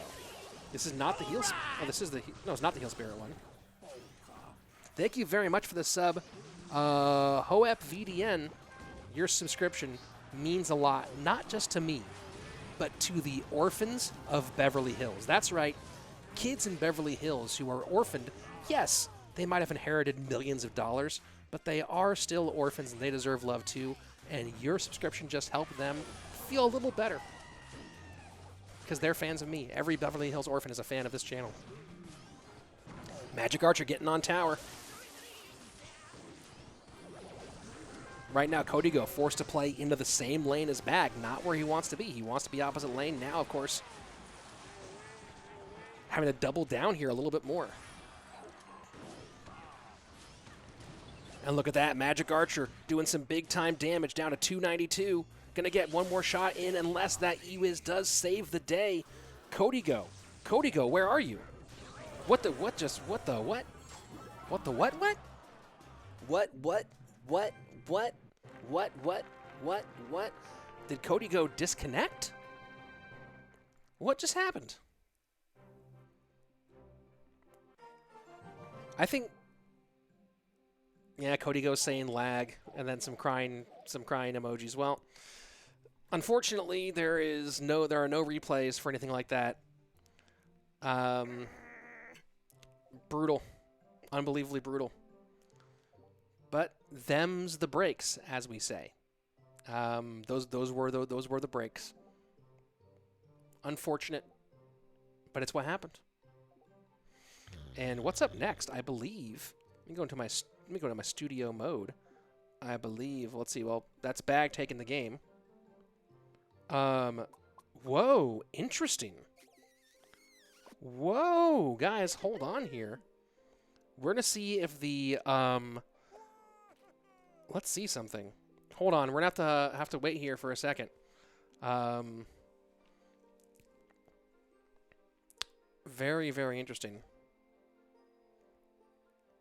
Oh, we're gonna have a rematch. Wow. Bag said said let's do the rematch. Wow, guys. Very impressive. Because the rules say there should be no rematch, but Bag saying I want the rematch. So everyone right now, give some claps in the chat for Bag. A lot of respect for Bag right now in that one. He did not need to play that rematch. The rules are against it. But he knew that moment, like, who knows how that would have happened. But that's really impressive. I'm very, very happy that he made that choice. It's going to be same decks. They decided to run the exact same. Very curious to see how this one plays out now that they've both had a chance to run it against each other.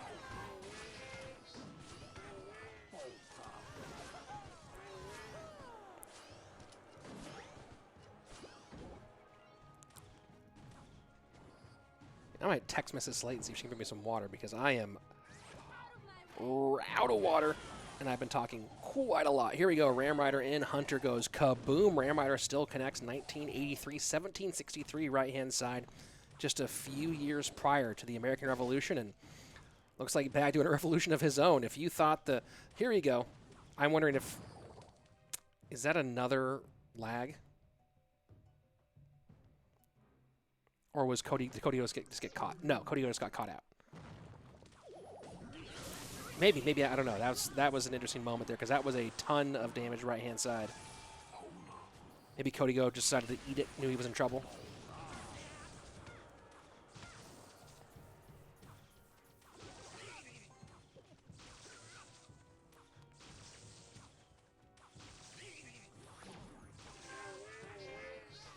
And there's a GG coming out from Codigo. Bag just put the hurt on him early. And not much he can do to recover here. Ram Rider not going to connect, but that Bandit will finish the right-hand side. Ram Rider does get a little tap, but not a full-on charge. Yeah, I think he might have lagged again, but you can't replay that twice. You just can't. Not in a situation like this.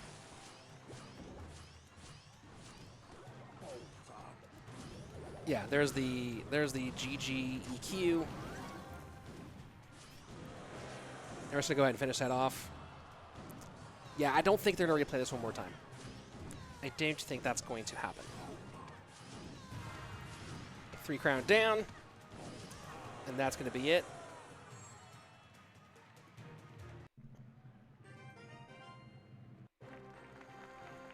And there you have it, folks. I'll show you some stats because why not? Yeah. Oh, and Cody goes saying GG mucho lag, but I think that's going to be it on that one. That's going to be the end of that story. And here we go. Mrs. Slaton just brought me some water, so everyone give Mrs. Slaton a thank you. Because, oh God, I needed that. All right. Go ahead and get that all ready. So that game will be up in just a moment. Let me go ahead and give you guys the view of all the results so far. And, of course, by the way, Mrs. Slaton. She is married. She took my last name. She's not Miss Slaton. She's a Mrs. She's the mother of my child, the wife who put this ring on my finger, Mrs. Give her the proper title that she has earned, sir.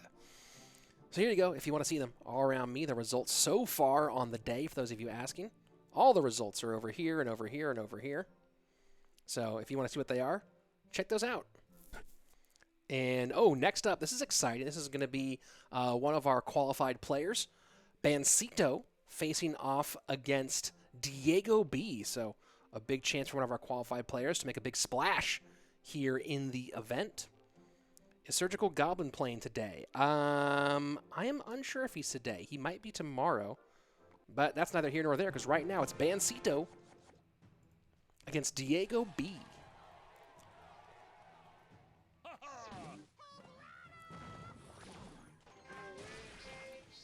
And Hog does connect, getting him right past that mini P.E.K.K.A by a little tiny bit. So it's going to be that Hog giant skeleton. And I put the bracket in the chat in the I put the bracket in the chat if you want to look for it. Also, subscribe to my channel, man. Surgical versus Shadow later. Oh yeah, that's a fun one. Musketeer getting wrecked from behind. Sam, please ask it at the moment. Let's see. Giant Skeleton. Getting picked up by both that Goblins and the mini P.E.K.K.A. All right, Sam. Well, that's a good way to, rather than get mod, get put on timeout. Boom. There you go. You'll be back in 300 seconds. And that's Tower Down, Diego B saying, hey there, young man. Welcome. I am a world champion in Clash Royale. And there you go. Bancito running into a wall of wall breakers.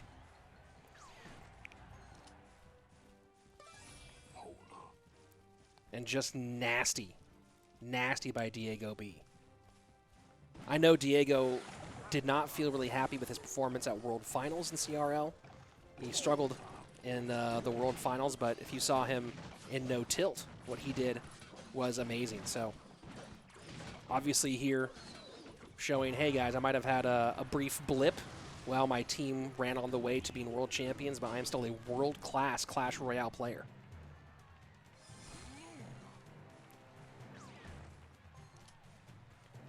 Do.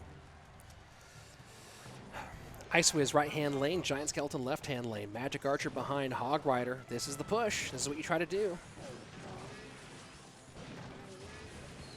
And he will get a connection. And the bomb will explode, but Magic Archer too far away to get anything done. Final 30 seconds. This should be game. No real chance for Bancito to get back in here. You know, it's so interesting. This deck is fun to watch, but there is really, you see the difference in the way Jupiter King played this versus everybody else. And Jupiter King and I actually talked a bit. I wanted to get some insight for some of the choices he made when he played this deck against Victor. And some of the thoughts he had about how this deck is supposed to be manipulated were fascinating. So I can't wait to do that, finish that video, and get that one out there. But Jupiter King just on a different level with this deck. Let's see. Do I have the correct Diego B account? Probably not. So let's go to Bancito and get his stats up there. And there we go. Bancito and Diego B, game number 1. GG, well played, thumbs up, how you doing? And Bancito banning Baby Dragon. So Baby Dragon now off the board for the rest of these potential 2 more games. And Diego B getting the game up for request. Is Bancito a 20-win player? Let me look. Bancito has, a 20-win badge and a 19-win badge. PB looks like, it looks like somewhere around 6.3. And some good global tournament finishes as well. So, let's go ahead and jump into the game. I was missing that for a second. But luckily, not much had happened. We got there just in time for Bancito to play a bandit at the bridge.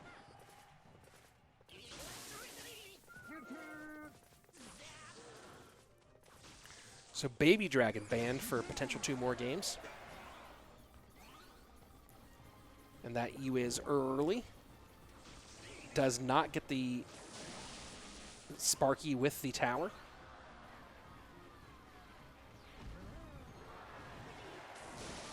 $4.82K subs now. Sandy, yeah, heck yeah. We're shooting for 5K, everybody. That's the big number we're going for right now. 4.82, not bad, and Sparky not quite in range of the tower. So an early cycled E-Wiz does not punish Bancito the same way we saw it punished earlier today.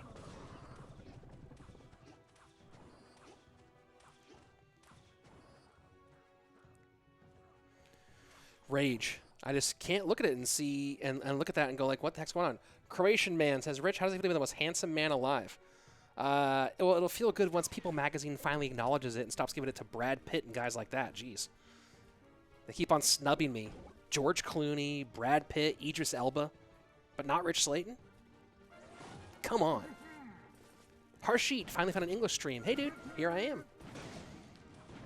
Welcome to the stream, brother. Bancito holding on for the moment, but again playing the E-Wiz early. Maybe he feels he can get back to the E-Wiz or defend without it, but oh, look at that. This time the E-Wiz Sparky timing for Diego B doesn't work out precisely. E-Wiz gets a fair amount of damage. So maybe Bancito believes here in double he can get back to that E-Wiz fast enough or doesn't need it.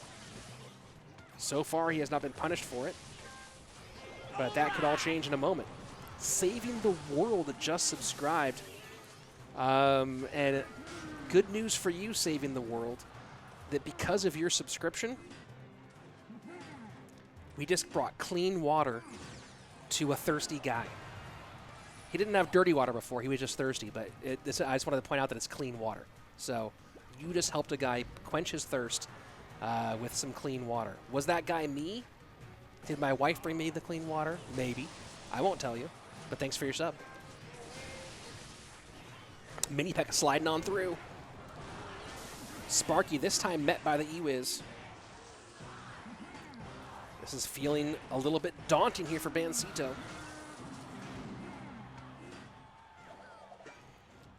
Do I think Bowler needs a buff? I don't know.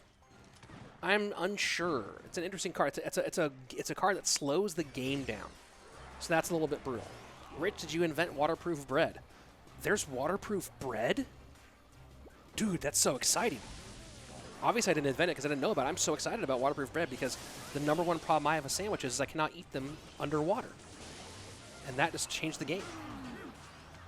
Here we go. Final minute, 30 seconds. Magic Archer getting some nice geometry, and Sparky goes down. So here we go. Ram Rider at the bridge. Diego B trying to stop with the Mini Pekka. Good timing there on the Magic Archer. Plenty of damage here from Bancito. Mini Pekka making its way across. Should not get on tower. There you go. Barb Barrel will stop it, and the Musketeer as well. Bancito now looking pretty good here in the final minute. Can he keep up this type of gameplay against Diego B as we move into the final 55 seconds of sudden death overtime? Bandit in the back. Cannon cart stuck up high. Diego trying to push through with that rage. And that's a healthy Sparky with a Dark Prince in front. Magic Archer, though, getting some good pierce damage. Fireball, really well placed there by Bancito. E-Wiz high, now out of cycle. Does not get on tower. Goblin Giant picks it up. Of course, you cycle so fast here, that E-Wiz should be back in a moment's notice. Final 25 seconds. Musketeer trying to make some room. Can it do so? Mini P.E.K.K.A trying to help as well. And that Mega Knight is gone. Barb Barrel gone. Bancito, does he have enough in the tank? I don't know. Bancito trying to hold on here. The Rage comes in. Sparky does not get its shot off. Oh my word, Fireball in. The raged up Goblin Giant tries to get it done, cannot do it. Bancito survives in game number 2, beating Diego B, and we are going to a game 3. You see Diego B cannot believe that he wasn't able to push through there. Shocker upon shocker upon shocker, and here we go. Your stats, courtesy of our friends at Les Stats Royale. And you can see Bancito didn't even play his win condition that much. A lot of Magic Archer, second win condition value, gets on tower. So that's game number 2 in the books. Moving on to game number 3. And the ban here is going to be Magic Archer. So it's Baby Dragon and Magic Archer, 2 pretty central meta cards, both off the board for game number 3. Nico, thank you, man. Good to see you from Germany. Greetings back to you. Guten Tag, I think is what you say. I'm not entirely sure. And there you go. Okay, Sam. You spammed it, so yeah. If you unsubscribed, then I'm sorry. But, you know, I was casting and you spammed a question over and over again. So there you go. I'd love it if you subscribed back, but if you don't, that's your choice. Here we go, going on to game number 3, Diego B against Bancito. Bancito with a good chance here to move on. Let's see, Rich, do you have a pair of brick flops? What are those, like flip-flops made of bricks? Because I'll wear those right now. Shatat Patel saying how many days for the tournament? This tournament's going on all week. Runs today through Friday.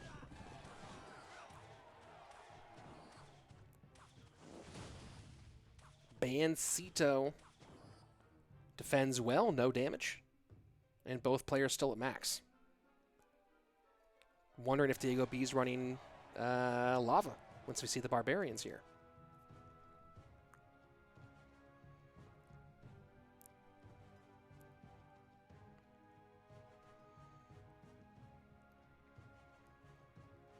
Both guys taking their time to reset. Probably lava from Diego. Interesting here, Bancito not wanting to give an opening for what you suspect is the Lava Hound now in Diego B's hand.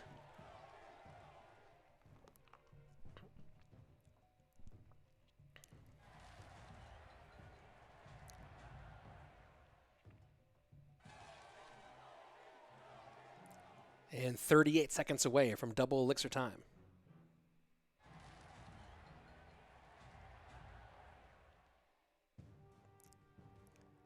Everyone kind of sitting back. Some yawning princesses like, hey, come on, man, can we do something?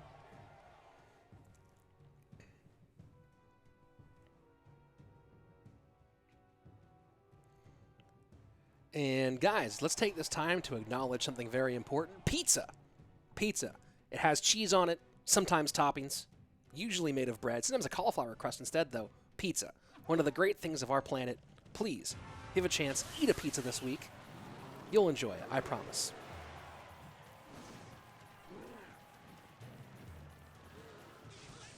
And it was Lava Hound for Bancito. Lava Loon in particular. Ewiz and Inferno Dragon. And Ram Rider. Look at that Fireball coming in trying to make some room. And that balloon does connect. Ewiz unable to stop it. But damage other side as well. Oh, but look at that. Minion adding some more damage as well. Bancito saying good game.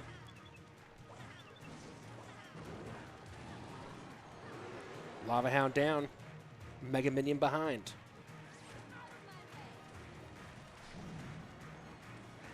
Gotta wonder if Bancito has any way to deal with this. Snowball pushes the balloon in rather than out.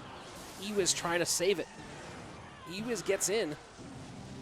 Ram Rider does get a connection. That's a big-time connection. And now Bancito trying to put pressure on. Bandit looking for the dash. Last second, Barbs picks it up. Balloon behind the Barbs. Bancito hesitates a second, and that second could be everything. Fireball in. That's going to be a connection. There's no way it doesn't connect, and it does. Diego B takes the win, puts it down, and says, well played, young man, but these are the big leagues, and I am a world champion. Diego B taking out Bancito, sending him to the loser's bracket, and moving on in our tournament. And there, of course, are your stats courtesy of our friends at Stats Royale. Rich, do you know Mother Coconuts? No, I have no idea what that is. No clue. Let's see, guys. Here, let's take a moment. I said we were appreciating pizza, and to appreciate pizza best, right now, if you're in chat, post your favorite pizza toppings. Complete lockdown in India. All shops are closed. Can't eat pizza. Make pizza. That's what I say. Make it right now. Everyone, put your favorite mini pekka. That's your favorite topping. From where am I reading chat? From my other screen, Pino. Pineapple is what someone said. Pesto mozzarella, buffalo chicken pizza, Hawaiian. A lot of people saying pineapple right now. Someone else said pineapple is wrong, but a lot of people saying pineapple right now. Bacon and pepperoni. Going double.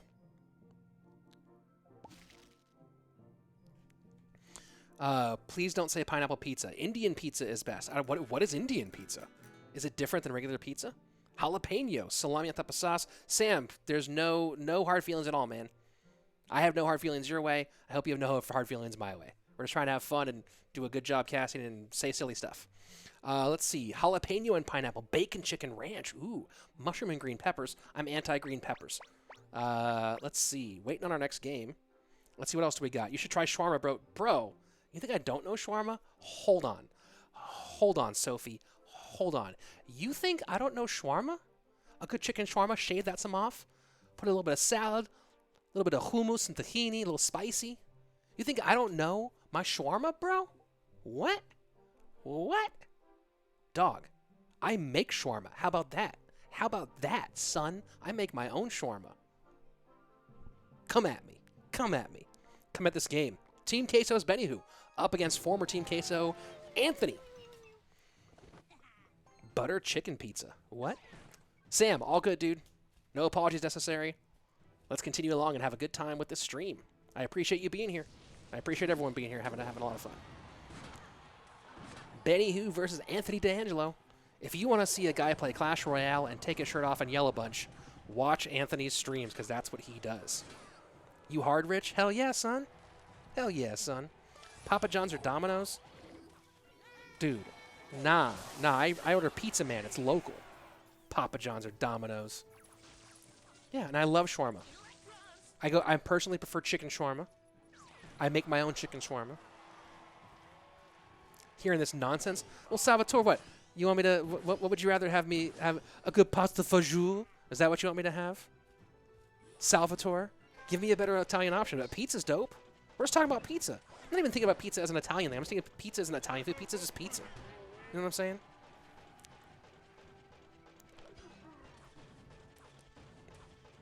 Anthony running minor wall breakers.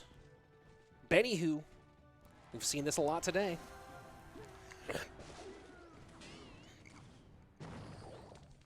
This is a 5-day tournament. Yep. This tournament goes today through Friday. Ooh, choose between pizza or burger. Can't eat only one. Yeah, it'd be pizza, bro. No question. Oh, dude, Tafiq, I'm hoping to stream more. I don't stream my own gameplay, but competitive gameplay like this, I'm hoping to do more and more of this from home. So, yeah, happy to do that, dude. And happy to have you here every time. If you haven't yet, guys, subscribe to my channel so you can hear more about pizza. Now, if you said pizza or burritos, by the way, if that was the question, White Knight, it would have been burritos 1,000%. I would kick every other food in the face for a burrito right now. And here we go. Cannon Cart left-hand lane. Magic Archer behind the Battle Healer. Mega Knight going left as well. Musketeer in support. Fireball to nowhere from Bennyhu. Oh no, Benny. That fireball hit nothing and a half. And still somehow comes out of it completely unscathed. Benny throws a fireball at an empty tile and still somehow totally okay. Damian Evans, thank you for your subscription. That subscription will help a young man who does Civil War reenactments polish up his saber that he uses as part of his officer's uniform. So congratulations. If you don't know what Civil War reenactor is, look it up. It's kind of fun. Me, kind of funny. But some people enjoy it. Magic Archer behind Cannon Cart. Battle Healer up high. Anthony's been really getting pressure with these Musketeers. Yet somehow, despite the fireball to nothing, Benny Hu's in good shape. And this might be a big moment for Benny Hu. We might be seeing the first E-Golem come down right here. No, we're not. Benny Hu just playing this one real close to the chest. Minor Wallbreaker's right-hand lane. Yu is high to stop him. Bandit as well. So at what point does Benny Hu pull the trigger on a counter push? Maybe he's running Ram Rider and not Eagle.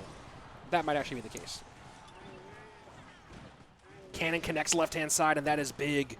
That is huge. That is massive. That is gargantuan. What other superlatives that indicate size can I come up with in this moment? 52 seconds left, and suddenly Anthony in trouble despite playing a pretty darn good game most of the way through. Yu is cycled in the back behind the Battle Healer one more time. Magic Archer getting more value. Anthony in trouble right now. 37 seconds left. Double Mega Knights down, trying to put pressure on. Fireball this time doesn't miss anything. Miner goes directly into the fray, but cannot do much with that Battle Healer in the middle, just taking care of business for the squad. Anthony says good game, and just going to let this one slide, I think. Nope, decides to keep playing defense here. Final 15 seconds left. Miner trying to make some room, just can't get it done. The way that Benny, who has just clogged up the lanes consistently, has been very frustrating for Anthony.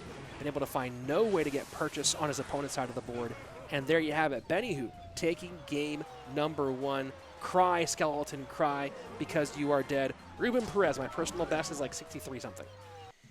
And there you go. Let's give you a little look at the stats from that game. There's the correct button for the stats. Oh, what the heck's happening? Get out of here. Stats Royale. There's our correct button for stats. Boom, shakalaka. It's a thing they say in NBA Jam on occasion. Let's see. My personal best is somewhere around 6.3. Let's see. What else? Come look at this chat here for a second. Blah, blah, blah, blah. Tacos for the win. I go burritos over tacos, but tacos are bomb too. Let's see. What else? Rich, there is some food that doesn't have a face. Nope. All food has faces. That's what I say. Every food has a face. And if it doesn't have a face, I draw a face on it. So if I get an apple, I'm like, let's put a face on this apple before I eat it. Let's see. 5-minute break. I love a 5-minute break, but that's not my call. I'm just sitting here casting the stuff.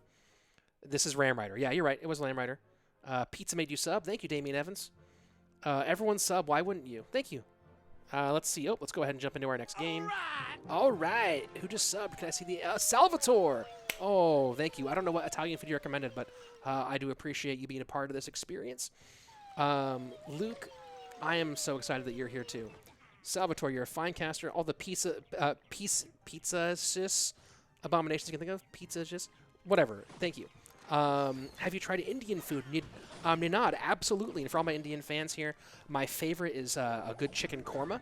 Or lamb korma is my favorite, but I don't make lamb korma. I get lamb korma when I go to Indian food restaurants, but I make my own chicken korma. That's right, guys. You're discovering something about me. I'm a bit of a chef. I make my own korma sauce that I can do on either chicken or lamb or potatoes, if you want to do a veggie korma of some sort. But yes, I'm a big fan of Indian food, and I make my own korma. There you go. Who's my favorite CRL East player? My favorite CRL East player is probably Expo Master. I think he's just a cool dude and very funny, and a talented player as well. My favorite CRL West player. I can't answer that one because I like so many. But I have a lot of favorites because I know them all so well. Let's see. What do I think of triple draft in Asia? I prefer 2v2, but if we're not triple draft, I really hope that we get to see the actual draft process, because I think it's a very important part of triple draft if it's going to be competitive at all. Breakfast burritos, too easy. You're absolutely right. Breakfast burritos are completely OP. Let's see. What was the other thing? What was I doing before CRL? I've been a stand-up comedian for 12 years, and I was also a play-by-play commentator for mixed martial arts fights before CRL. Let's see. How many questions can I answer before I have to get back to commentating? My grandparents are Indian. The food is so good. Darn right, Sam. It absolutely is. Let's see what else. He memeing on him. Oh, he's memeing? Yeah. Do you talk in your sleep? Maybe. I have to ask my wife. Yes, focus on the game. You're absolutely right. Look at this deck. WTF. Oh, Penny who? What? What? What are you doing? Prince, Wizard, Bomber, Minion Horde, Rage? Sorry, I was trying to answer a bunch of chat questions, and I totally missed the fact that Benny Who just pressed random on his deck creation.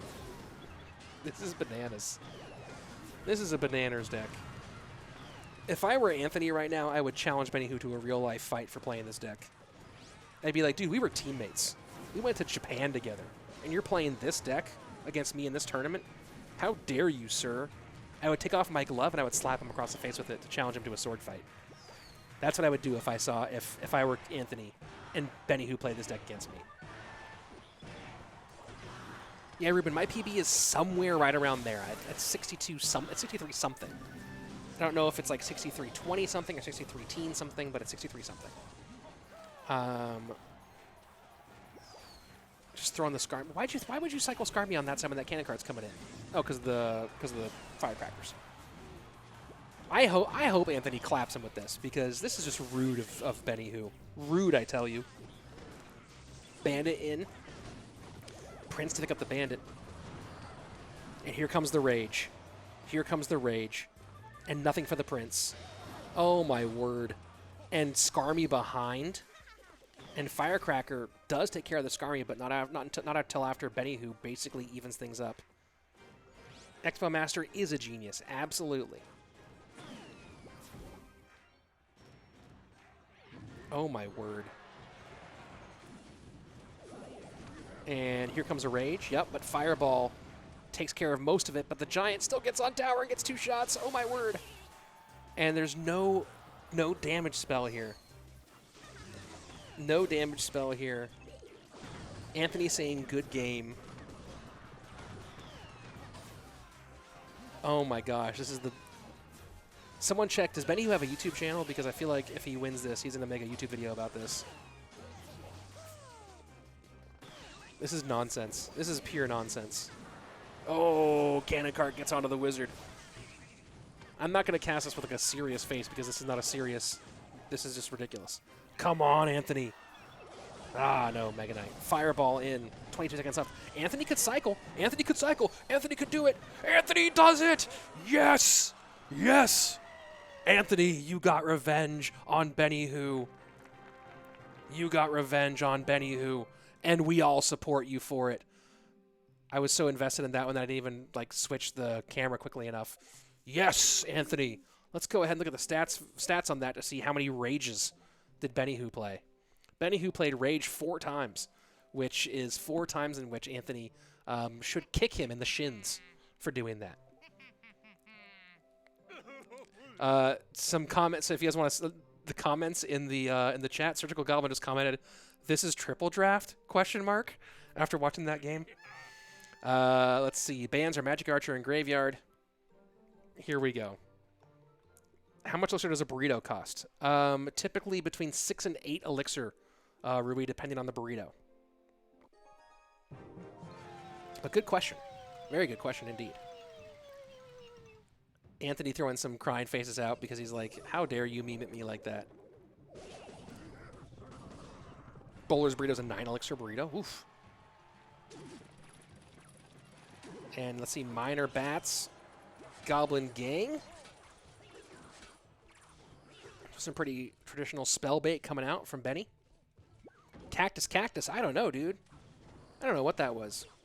It was Benny Who trying to get a YouTube video out of that game. Let's go.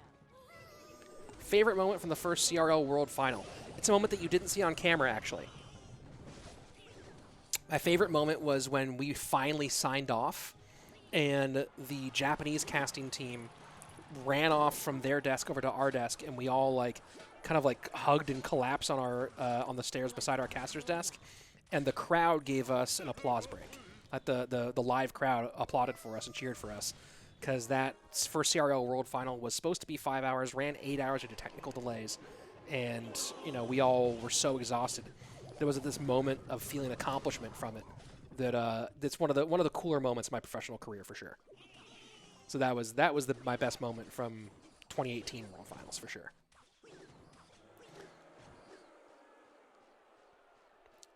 Anthony suddenly has Benny way behind both on damage and elixir.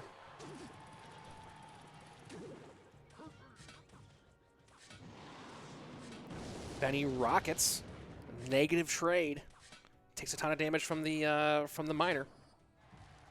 Benny memes in game 2, and then game 3 suddenly gets whooped up on.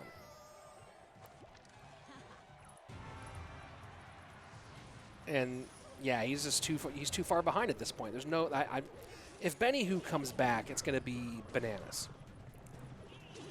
If Benny Who is able to come back, it would be mostly because Anthony choked.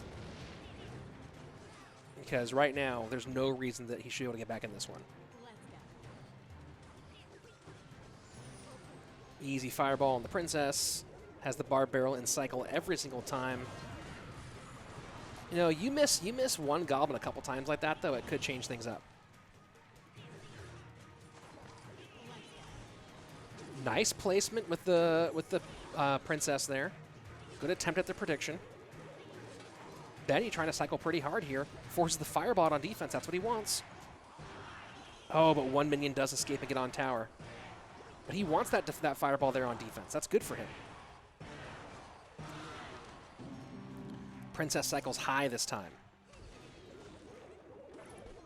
Barely stops the cannon cart. And look at that again. Missing one goblin for a second. But doesn't get the miner. This is fascinating, guys. Minute 40 left in sudden death overtime. Bar barrel takes out both princesses. Knight down on the cannon cart, keeping it high enough. Princess again. Anthony focusing on his princesses rather than getting that chip damage is interesting there. And again, a little bit of goblin barrel damage. Benny Who if Benny Who can play like a mistake-free Clash Royale for a minute, and Anthony keeps giving that little bit of damage, things could change here. There you go. Law gets a little more chip damage as well. Does not get the heal spirit, and that miner could be the difference maker. Anthony going miner to the tower rather than to the princess this time. Double 2 princesses down. That's huge. 2 down right now. Miner coming in one more time. The log comes in. Look at that log goblin gang work together. I am wrapped with attention right now, fellas. And ladies. Can you get this miner? Picking up this miner would be huge. Does not get it. Fireball in. That's GG. That's GG. Benny Who getting punished for the meme in game number 2. And Anthony letting them hear it on the back end with the little crying skeleton game. Wow. Absolute wow. Benny Who goes full meme in game 2, loses it, and then loses game 3. That's kind of craziness. That's craziness. And as you can hear, the chat's flying. As you guys can hear, this chat is bananas right now. It's not stopping.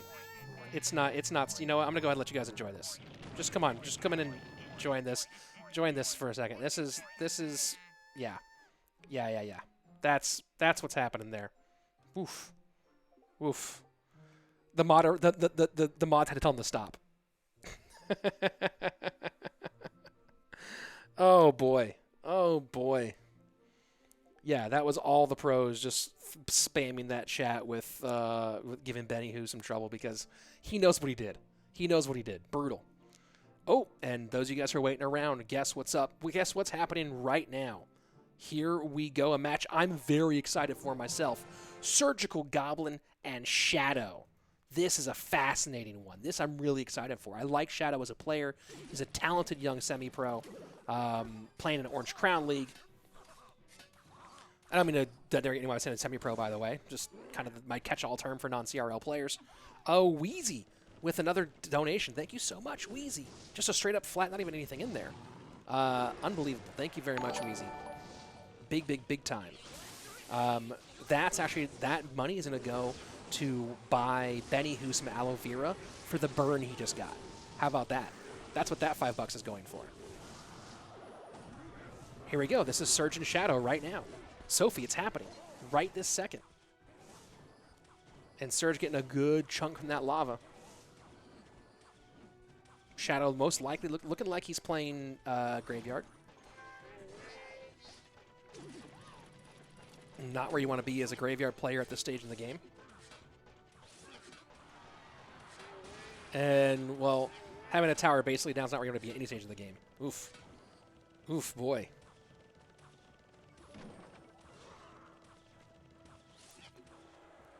It's going to be a rough one, I tell you. Oh, yeah. Dave Tomley. Surge, this isn't Fortnite. Yeah, I thought Surge was going to switch to being a pro Fortnite player.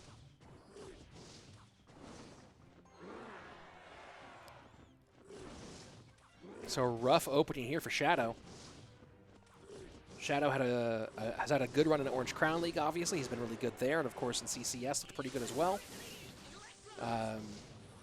And Romania put on a good show early on in No Tilt World. Struggled on the back end against the U.S., but overall looked pretty darn good. All right.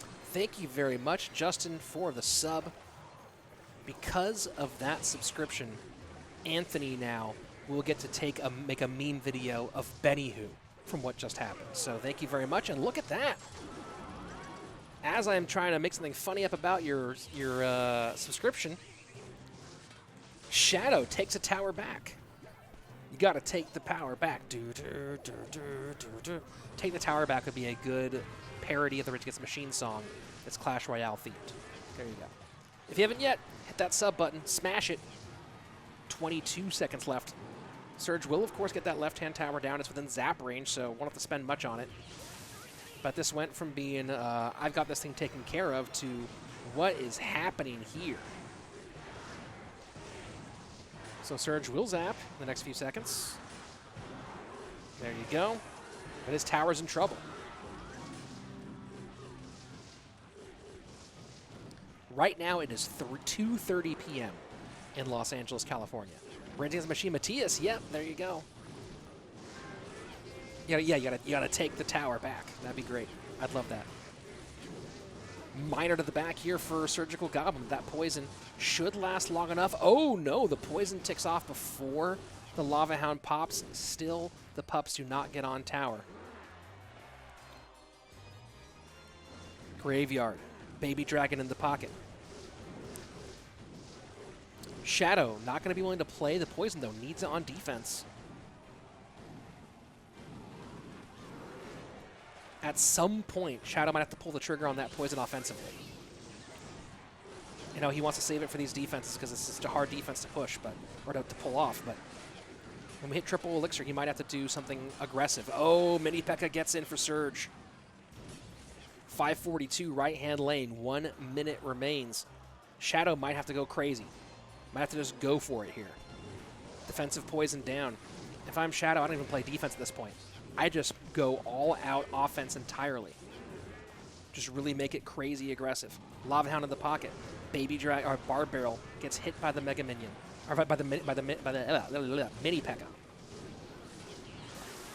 And that's going to be it. Shadow could not try to get the offensive pressure down. Oh, here we go. Shadow's going to have one more shot at this. Knight in the pocket. Mini P.E.K.K.A does not get turned around. Surge nearly through. Saved it. Comes back and gets the win here over Shadow in game number 1. Let's see. Oh, that's not the correct. Let's go find the correct one then. Let's see if that's the correct one. And there we go. Here are your stats from that last one, courtesy of our friends at Stats Royale. The mini P.E.K.K.A variant. And yes, ban will come in for Shadow. Yeah, Shadow just could not turn that into an offensive play. Pretty nasty counter for KFC's dad. Welcome, welcome. How's your son doing? And it's a Baby Dragon ban for Shadow. So Baby Dragon now not available for the remaining games. Up to 2 more games, obviously. And here we go. Let's jump on in. Game number 2.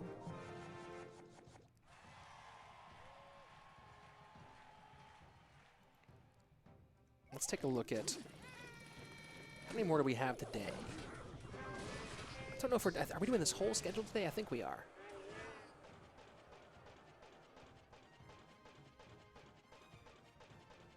I think we're doing all those games today. We'll take a look at that in a second.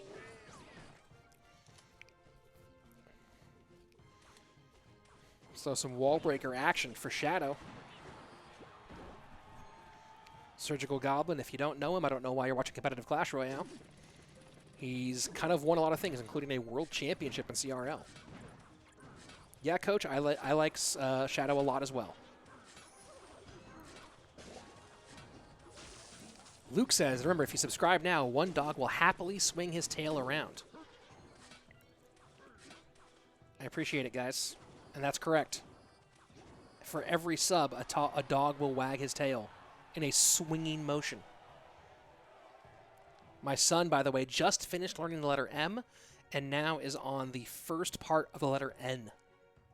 Where's the bracket link? Bracket link will be... oh, that's the Bren Chong Cup bracket. That's the wrong bracket. Hold on. I will figure out where I put that bracket link somewhere around. Oh, there it is. There it is. Hold on. Let me go get it. Copy that link. And... oh, you know what I'll do is I'll put the bracket link in the show notes, in the description. I didn't have a lot of time to prepare the live stream, like the actual setup, but I just added the bracket to the description, so it should populate there in a minute.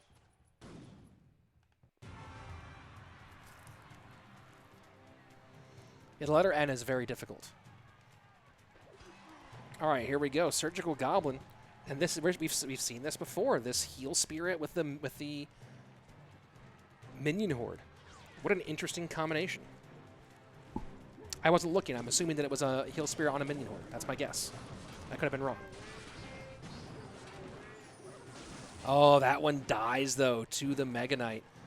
Minion Horde still does his job, but not quite get the value he would have liked. Goblin Gang high.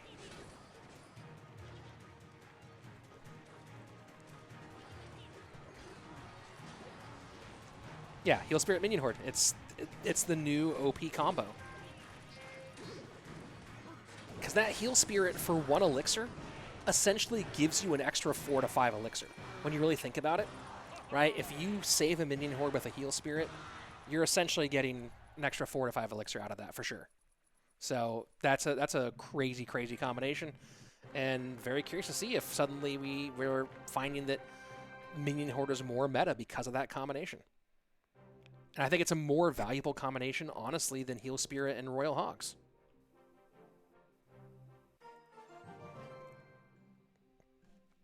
There you go. Surgical Goblin takes care of business easily in this game. Rich, do you know that the average person drinks at least 2 drops of water each day? What? That's shocking. 2 whole drops? How do they not get, like, H2O poisoning? That's bananas. Kelly, if you time it just right, you can counter arrows. I saw a video about it. Oh, here's one a lot of you are going to be very excited about. The Snipe King himself appearing today in this tournament. Anaban. Heart Snipe up against Ender. This will be very, very interesting. This will be very interesting indeed. Let's see. I think I have one for Anaban. Let me go ahead and copy that. Throw that in here.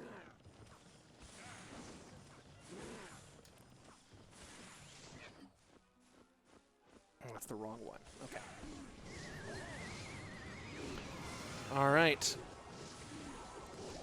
Graveyard for Ender. Anaban maybe running Royal Giant? A lot of damage there.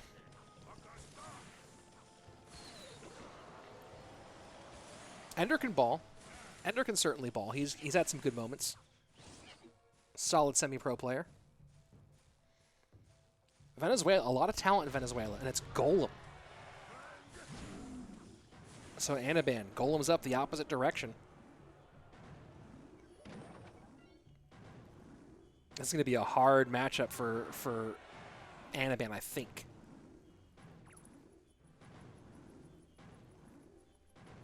With all this damage done early as well. Golem with Heal Spirit. Do I like Sparky? I do like Sparky. I hate playing against it. But it's fun to play with. Yeah, this is gonna be a rough one for Anaban. Have you read the 2Cloud220? Have you read the book Ender's Game? Because the movie Ender's Game is a pile of hot garbage, whereas the book won, I think, both the Hugo and the Nebula for science fiction awards, the two top awards for science fiction literature. I would read the book Ender's Game because it's a very good and compelling book, whereas the movie was very bad. Here we go, Golem with Night Witch to the right-hand lane, Baby Dragon behind. This is going to be this the game decider. Anaban will either win this, extend this here, or it's GG. Well played.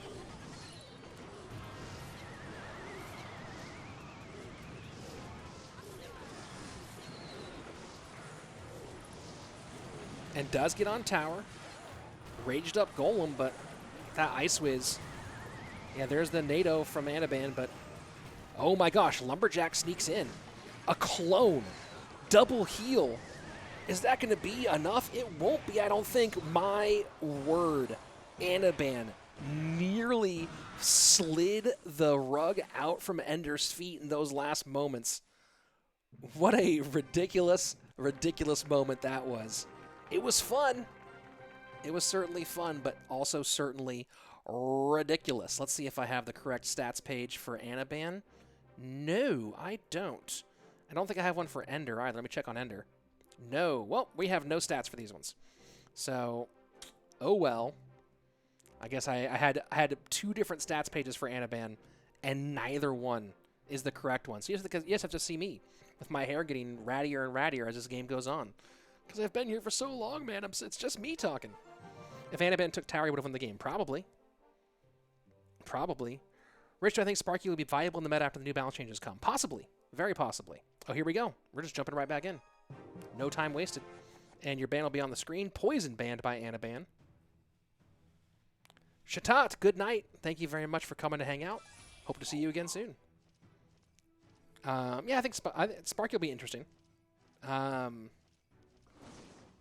The books are usually better. That is typically the case. And Ender going with the Hog with Heal Spirit deck. And getting solid damage on both the right and left-hand side now with that Magic Archer. Adding some chip.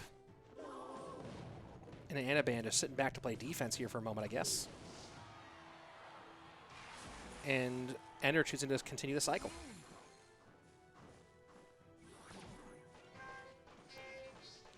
Mini P.E.K.K.A behind. Bowler for Anaban. An immediate Hogs go the opposite direction. Right into a Valkyrie. So, a lot of counters for Royal Hogs here, but this feels like a snipe gone wrong. How about you guys? What do you think?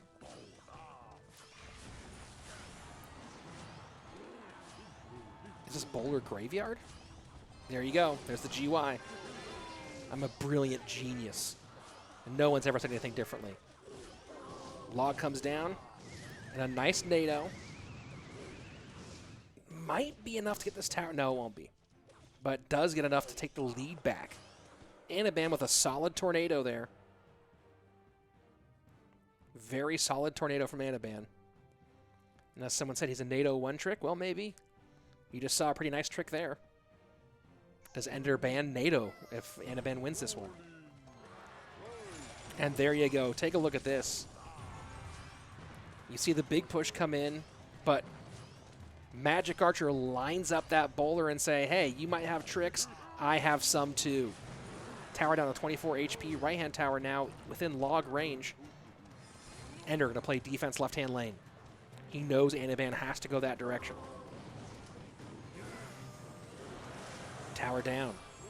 Anaban loading up the left side. And here we go. Baby Dragon, Ice Wiz, Bowler. Tower should fall here. And it does. Anaban goes inside with the Royal Hogs. The Peel Spirit helps out as well. And that's going to be it. Tower down. GG, well played. Anaban loses 0-2 to Ender. Very well played, Ender. Moving on in the winner's bracket, Anaban dropped to the lower bracket. And there you have it. Anaban, no snipe this time. That's GG. Well played. Ender moves on. Nice work. No stats to show you because I queued up the wrong account because some of these guys have like 75 accounts. But so far I've been good on stats until that moment, huh, guys? Right? Don't you think? I think so, too. Hi, I'm Rich Slaton. I live in Los Angeles, California. Where is that? It's in the United States of America. Where is that? In the Western Hemisphere. Where is that? On planet Earth. You know, and I'm here to bring you some great Clash Royale, also some very important advice. Advice number one, the most important advice. If you're going to buy Coca-Cola to drink, don't get the canned stuff. Get the bottled stuff imported from Mexico because it uses pure cane sugar rather than corn syrup. Tastes better, might be better for you, I'm not entirely sure, but most importantly, it tastes better. There you go. That's my advice for you. I hope that you take it. Welcome to my stream. If you hadn't yet, subscribe for more helpful hints like that. Also for Clash Royale. Also, I need to get a co-caster for tomorrow because I am so tired. Because I've been talking almost nonstop now for nearly 4 hours. That's right, nearly 4 hours. IMGP, same episode, must have been cool to watch. Yep, that is true. Any advice on eating tomatoes? Yes. Slice them slowly and carefully if you slice them. I personally have to go with wedges rather than with like long way slices, but to each his own. Michigan, I love you too. In fact, a guy, where did my cool hat go? Oh, it's too far away. Is that the end? Are we still going today, or is that the last one for the day? Let me go ahead and check Discord real quick and see if we're still going or if we're not. 1 second. Oh, it's Pompeo versus Jonah. Okay, let me see how many more matches we have today because I just want to check on what the word is. Schedules today. All right, we have 1, 2, 3. Let's see. I think we have 4 more matches. One of them coming at you right now. Pompeo versus Jonah, one of our qualified players. I think the first player to qualify.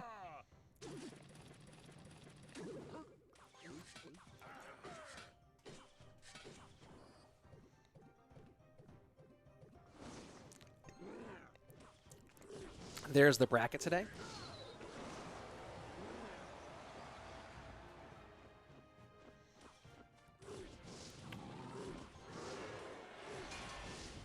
Take a break. Thanks, H. But if I don't talk, then what happens? Can you tell us your dank ladder deck? Matthis, I've been switching ladder decks each season. The January season, I ran the... oh boy, what's happening here? Does it get on tower? Does it get on tower? Mama Pekka takes a big swing. Pompeo getting hit by Jonah, but Mini Pekka goes opposite direction. Oh my God, Becky, look at that tower. And that's going to be tower down. Jonah was like, hey, my Pekka's going to get on your tower. And Pompeo was like, hey, no, it's not. And then it did, but then Jonah Pompeo was like, but guess what? I got a counter push for you. Bingo, bango, Bob's your uncle. And here we are, a minute 20 in Pompeo in a pretty solid lead. Pekka-Loon freeze from Jonah, going full Anaban after watching Anaban get un-Anabanned. And there you go. Balloon does connect one. Will it connect the second time? And it does tower down. We are all square with a minute 20 left in regulation time. So in January, I was using the Hog Mini P.E.K.K.A Firecracker. In February, I ran Lumberloon. And in March, I ran Graveyard Bomb Tower Eways. I am unsure what my deck is going to be for April. I have not decided yet. Miner to the back, defensive freeze in. NATO pulling it all back a little bit, and with that, Ice Whiz in. Baby Dragon gets burned off, though. Mini P.E.K.K.A says, bye-bye, Ice Whiz. Bye-bye. It's been fun. Inferno Tower connects. There's going to be no freeze in cycle. Zap does reset it, but damage is in. Jonah in a lot of trouble. 30 seconds left behind on Elixir, and here you go. Pompeo loading up. Freeze comes in defensively one more time, but Miner to the back, and Pompeo saying, hey, man, I know you got tricks, but I'm a professional Clash Royale player, and I'm going to throw some heat at you. Final 10 seconds of regulation time. Rich, play Sparky. If I can get my Sparky to max, I will play it. Right now, my Sparky, I'm 6 away from max. I have 14 of 20. But if I can max my Sparky, I will play it on ladder for sure. Looking for a Lumberloon in the pocket. Freeze comes in. But that freeze, not on anything important. Can this balloon get another drop? It doesn't. Mini P.E.K.K.A slides in. Pompeo gives Jonah an opening and then shuts the door in his face aggressively, taking that game back. And guess what? Yeah, stats are back. Boom, boom, boom. Let me hear you say wayo. I have to wait for the chat to get there to see if any wayos happen in the chat. You can't really do call and response singing when there's a delay on the stream, is there? Ooh, KFC's hit away. KFC's dad hit away. Oh, thank you. Nice work. This is more dank than Havoc Gaming, which is impossible with the stream. No one can be as dank as Havoc. Whoa, whoa. That's some serious dankness. Rich, can you tell him just to write ERN as Jonah's team? It's the abbreviation. Sure. Ooh, look, some more wayos. Thank you very much, guys. It means so much that you're all joining me in the wayo. Let's take our wayo on to game number 2. Jonah. What's his ERN as his team? It's the abbreviation. Abbreviation for what? Mayo. Jotmunder. Jotmunder, that is brilliant. You know what? Just for that, I'm going to personally say that you've had the comment of the day. Mayo is the comment of the day. Try to beat it, folks. It's hard to do. Do I think Sparky comment is skillful in comparison to other decks in the meta? Not the Rage one, but we'll see.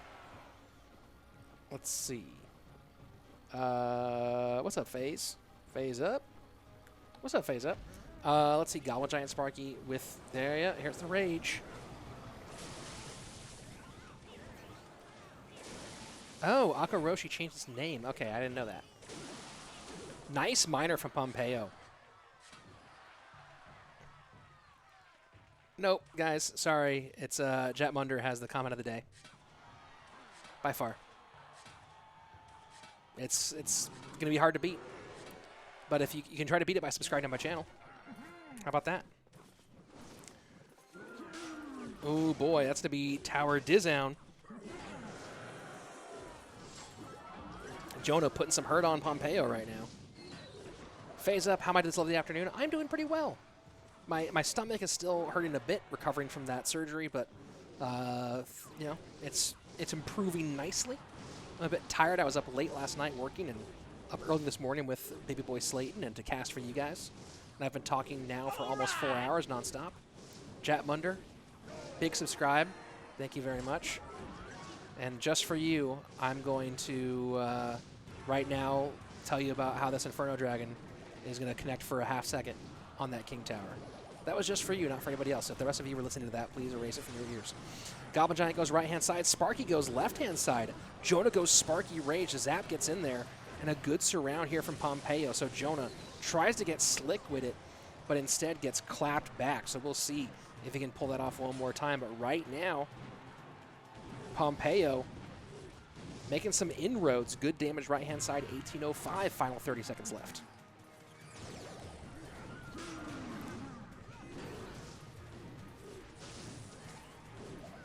Can he get this one on tower? That's going to connect.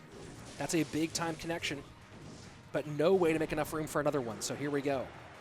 Final 10 seconds of regulation time. Lumberjack trying to rage its way through. Lumberjack going ham on that tower. Ryan, Lumberjack and Rage? I just realized that it's both Lumberjack and Rage. Lumberjack and Rage? Lumberjack and Rage. Sure, okay. I'm with you. That's to be tower down, I think. Maybe not, maybe not. What's going to go inside of that Rage from the Lumberjack? Nothing? Yeah, Jonah knows he's in a bit of trouble here. Has good damage opportunities on both sides, but defending this has been challenging for him. He knows that minor. Yeah, it's Fireball. Bye-bye, Muskie. Goblin Giant in the pocket. Rage, will it be enough? For 2 shots, no, but not any more than that. Minor to the back, picked up by the Lumberjack. How does he stop the Baby Dragon up front? He does not. 409 right-hand side. 2 fireballs now for Pompeo. And a triple elixir, that's going to be pretty quick to come in. Sparky in the pocket. Is Zap around? It is. That Sparky may have been ill-advised. First fireball in. Gets on tower. Minor in. Does not get picked up by the Lumberjack. Triple elixir. Oh, look at that. Baby Dragon picks up the Musketeer. GG. Well played. Welcome to the big leagues, Jonah. Pompeo says those tricks will not work on me. Whew, that was an exciting finish. That was a fun one. Pompeo coming out on top. This is the round of 64, guys. I'm German, but Judas Jones decks. I'm running him now for Pompeo. I support you. Yeah, this is the first round of competition, fellas. Ruben versus Mostema. Ooh, this will be fun. Ruben, as you might know, came up through the Team Queso development program, through their academy program, Arena Casito, which, by the way, Team Queso is one of the most established. They, like, really do search and develop new talent. Like, other teams primarily go and find people who are, like, big ladder players, stuff like that. Team Queso develops all of their talent in-house through their academy program, which you can qualify for through tournaments. Like, it's a really well-developed program. Ruben came up through that, dominated SLO when he was under 16. Once he hit 16, joined CRL, where he helped Team Queso get second place in the regular season for CRL Fall, and then in the playoffs they ended up losing to Team Liquid, the future world champions. So, but Ruben grew up through that system.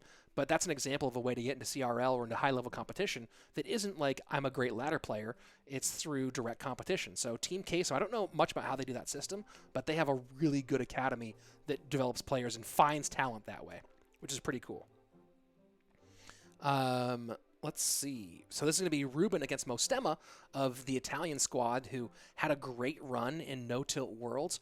Big time shocking win over Team UK in the and during the group stage, and then a somewhat controversial win over Germany, but still had some excellent performances throughout the way. So here we go. Mostema. Oh, that's the wrong page. Mostema facing off against Ruben.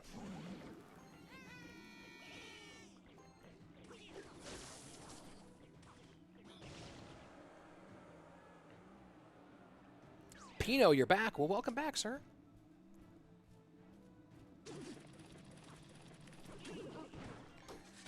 Yibo, I will not tell you the truth on who my favorite CRL West player is.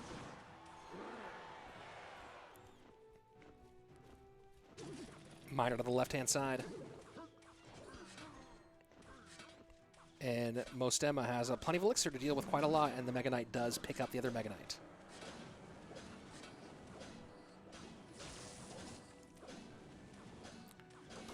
Rich, do I like your cat? Yeah. Especially because your cat's nowhere near me. I love any cat that is not presently on me or too near me. That's how I feel about cats. I like some cats that are near me. I love some cats that are nowhere near me. What new archetype players would I like to see in Clash Royale? Interesting. That's a really complex question. Think about that one. Yes, I like your cat a lot more if you subscribe. That's very true. Here we go. Very nicely played. Bats will get in, do quite a bit of damage. Wallbreaker's left-hand lane. So Wallbreakers connect for Mostema. And Miner up ahead. I like that Ruben's playing the Skelly Barrel in here. This is an interesting... I mean, obviously this deck has been around for a minute, but we haven't seen a ton of Skelly Barrel today. Zap takes care of those skeletons fairly easily. Sam, to answer your question, I think that it's the same time tomorrow. I think we are on the same time every day this week. I could be wrong, but I believe tomorrow is the same time. I will double-check that, though, when I have a chance. What would be my dream CRL team? My dream CRL team? Oh, that's a... Right now, if we're talking about, like, right at this exact second. Let me think on that one for a second. If 2v2 is in it, that... I mean, that's the question. We're talking about with 2v2, right? Tower down, right-hand side. Ruben putting the pressure on. The Italian under some duress at the moment. Has a good counter push going. Can these wall breakers connect? If they do, one connects. That's a big-time connection. 25 seconds left. But, of course, King Tower in trouble for Mostema.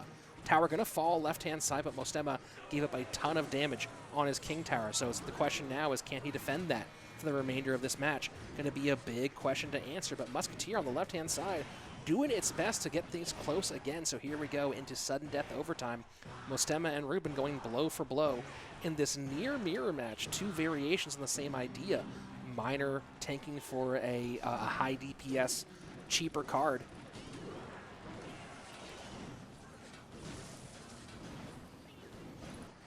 Here we go. Mostema doing a good job holding strong for the moment. Needs to stop that Inferno Dragon, and look at that, Wallbreaker Kite. Wallbreaker Kite, very smart, avoids most of that damage. Final 90 seconds of gameplay. Ruben with a commanding lead on damage. Could disappear in a second. Miner goes to the back for a little bit of chip.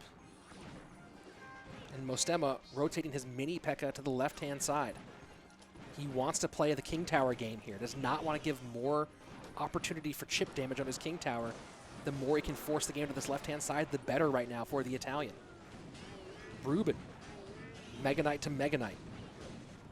And does get a little bit more chip on that right-hand, on that King Tower. Final minute remaining. So the feint to the right, to the left-hand side does not work, and now Mostema continues to be in danger. And this should be it here. Zap is in cycle. Never mind. Zap does get back around. Final 40 seconds left. Mini P.E.K.K.A. marching its way across the bridge. Miner, interesting play with the Miner wall breakers here. Mega Knight does get down. Mini P.E.K.K.A. does pick up the Miner on the opposite side of the board. Musketeer still alive and now protected a little bit by both the minions and the gobs. Miner wall breaker in this time again, but there's been no way to get these wall breakers through. Still does not connect for Mostema. Mini P.E.K.K.A. a little bit late this time. And very well fought by Mostema, but just not going to be enough. Really great back and forth battle. Ruben gives the respect of the good game back. GG, well played on both sides. Ruben coming out on top. And there you have it, folks. A lot of action. 200 elixir played, almost.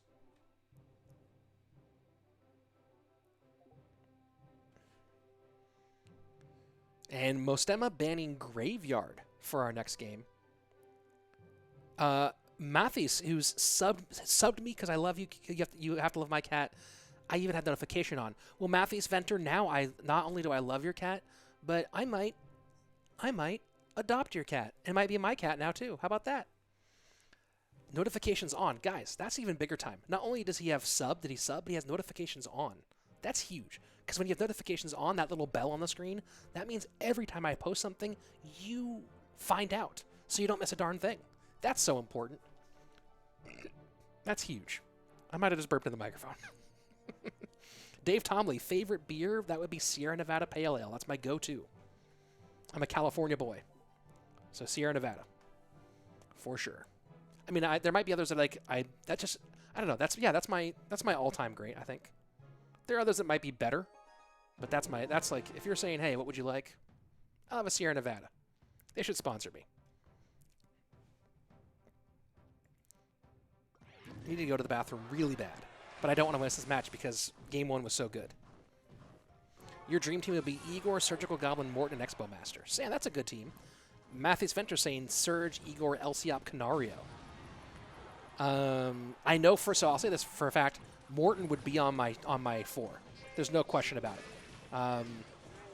Morton, the value he brings both in 2v2 and head-to-head play, there isn't a question in my mind that Morton would be on my team. So I can start there. Morton, for sure, 100% on my team. Let me continue thinking after that. But yeah, you have to have Morton. How do you not have Morton? Maybe higher. I think higher right now is, I mean, higher and Solomon are both great, but higher is like on another level right now too. So higher. So Morton and higher, that's the first 2 on my team of 4. After that, it's anybody's ball game. Hog Rider runs right into a Hunter, who will take it out after one shot. 2270 right-hand side. Man, I am hungry too. I should have eaten lunch. Lunch is a good thing to eat, right? Ruben, Muyi, Expo Master Canario, and Morton. Surge, Javi, Morton, and Buffmac. A lot of good teams here. Ooh, yeah. Man. I gotta think about that. There's some good ones. There's some amazing players right now. The game's so good right now. The players are so darn good right now. It's insane. All right. Mini Pekka goes down. 2006, the year I graduated from the University of California at Santa Barbara. Well, I walked. I had to do one extra semester to finish up some credits. Here we go. Double elixir time. Ruben, Minor Giant with Night Witch, Mostema. Hog Cycle with Mini Pekka and Magic Archer.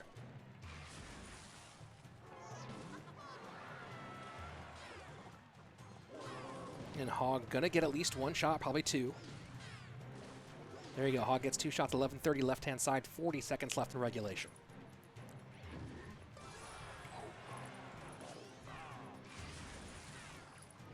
And now Hog behind the Ice Golem. EQ in. This might be the finishing blow here on this right-hand tower. No, nice high Night Witch by Ruben. The micro of the young Spanish star has always been so high level. And there you just saw the management perfectly. And what looked like it could have been a GG well played for Mostema suddenly put some trouble in the corner of the Italian. And there you go. Magic Archer does get the geometry on tower. EQ comes in, and Mostema takes game number 2. This is a battle, folks. This is a real battle. I'm excited that we get to watch this one. We've seen some big moments. We've seen some memes today. We've seen everything. But right now, we have a true war on our hands, and I am pumped that we're going to here and watch that together. Let's see. More. Oh, yeah, guys, if you haven't subbed me yet, sub me. Let's see. Who loves Lettuce like it's dank as Havoc Gaming? Lettuce is dope. Bag's a talented player. Javi, Morton, Higher, and Ruben and Canario if I can have 5. Yeah, that's a nasty lineup right there. You have no idea what to UCSB? Jordan Lee, think about committing there. Can you talk about your experience there? UCSB, like any college, is what you make out of it. I really liked UCSB a lot. One of the great things about it is everyone you know lives within like a 1 square mile radius. Thanks for the stream, Rich. Try butter chicken pizza. Sorry, hold on there, Jordan. Matthew, I will try butter chicken pizza. I will. In fact, I'll take that $2 that you just donated, and I will use it to order butter chicken pizza from Pizza Man, my local pizza place here in Van Nuys, California. How about that? How about that, Mateo? Matthew Teo. Yeah, dude, Luke, I'm exhausted. I don't want to miss these matches, but I would have let this one play out on its own, but I did not want to miss this game in particular. Ruben and Mostema putting on a show right now. Jordan, I'll tell you more about UCSB once this match is over, because I don't want to miss. I want to stay focused on this one, because this is a real showcase they're putting on. So I'm gonna ignore the chat for this game because I think this one deserves it. They're all deserving of it, but this one. These two guys have already shown this is a good battle. Wait, Alex, you live at Sherman Way in Sepulveda? That might be the craziest thing ever. Because I live walking distance from Liquid Zoo. So there you go. Here we go. I'm gonna answer all that stuff in a minute. Right now, I'm focused purely on what we're seeing right in front of us, Ruben and Mostema. I just found out I have a neighbor in the chat, so that's crazy. Goblin Giant Sparky for the Italian. Ruben back to minor Wallbreaker's Mega Knight. Solid zap from Mostema. And Wallbreaker pressure again, knowing there's nothing in cycle for it. An interesting choice there. Did that kill one of them? Did they both connect or did that kill one of them? The Rage trying to keep help the towers to kill one of those Wallbreakers. I didn't see if it worked. Like I blinked at the exact wrong moment. Man, Ruben is putting the pressure on right now. Kite with the Goblin Giant to the opposite lane. Might have to sack this tower now. And Mostema does sack the tower, hoping maybe to get some more work on the right-hand side.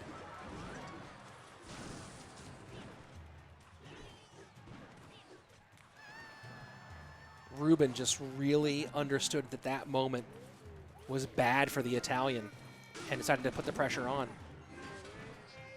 And a bit of a mistake here from Ruben. Maybe opening the door here a little bit for Mostema. Final 40 seconds here. And Ruben having to give Mostema some elixir value for the moment. Here we are, 25 seconds left. Mostema choosing to split up the lanes. Which side will he rage? Gonna have to be that left-hand side now. Can a Rage do this? Mostema drops the Rage in. Mega Knight gets in just in time. Mini P.E.K.K.A trying to slice through. Can it get there? Wallbreaker Kite. Brilliant Wallbreaker Kite by Ruben. Oh, the door almost opened enough to let Mostema slide on through, but Ruben with a brilliant kite with the Wallbreakers. And that's going to be GG, well played. Guys, everyone in the chat, give some applause to these guys because that was impressive. That was a fun best of three. I enjoyed watching it. You enjoyed watching it. Racked with attention. I know I was. GG, well played. Everybody in this one. Wow. Wow, that was fun. I'm gonna go on screen for this one. That's a full-on wow. Very well played, both of those guys. So much fun to watch. Mostema, I like the Italian team overall. Say what you want to say about whatever the controversy was in No Tilt. I like this Italian squad overall. I like Mostema a lot as a player, and that was fun to watch. Ruben, mwah, as always, brilliant management of the micro, back and forth. But you see, one little slip nearly threw it back the opposite direction, so that was a fun one. Ooh, next up, this is going to be a good one too. Sergio Ramos and Henan Kava coming up next. So here you go. Let's go back to that stats view. And let's see. Rich, give me tips on what kind of avocados to buy and how to eat in a manly fashion. Buy the biggest avocados you can and eat them at the end of off the tip of a sword, obviously. All right, guys, I'm gonna start this game up. I'll be back in just a minute. Please enjoy this game between Sergio Ramos and Henan Kava without me for a few moments.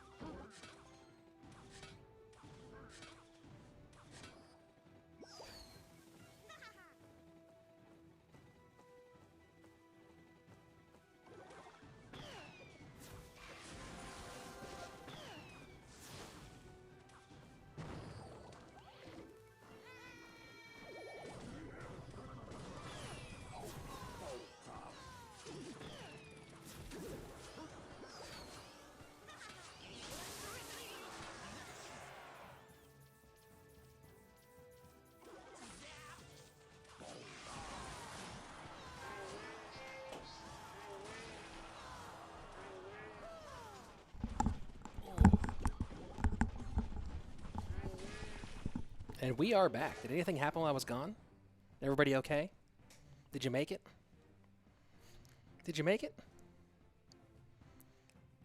Sergio Ramos and Hanenkava, they're playing Clash Royale. What? That's crazy. Let's see. Alex lives in my neighborhood. Jordan's going to UC Santa Barbara because it's a great place to go to school. Yep, very manly. Let's see. What have I missed from all these different things? Some GGs, some well playeds. I'm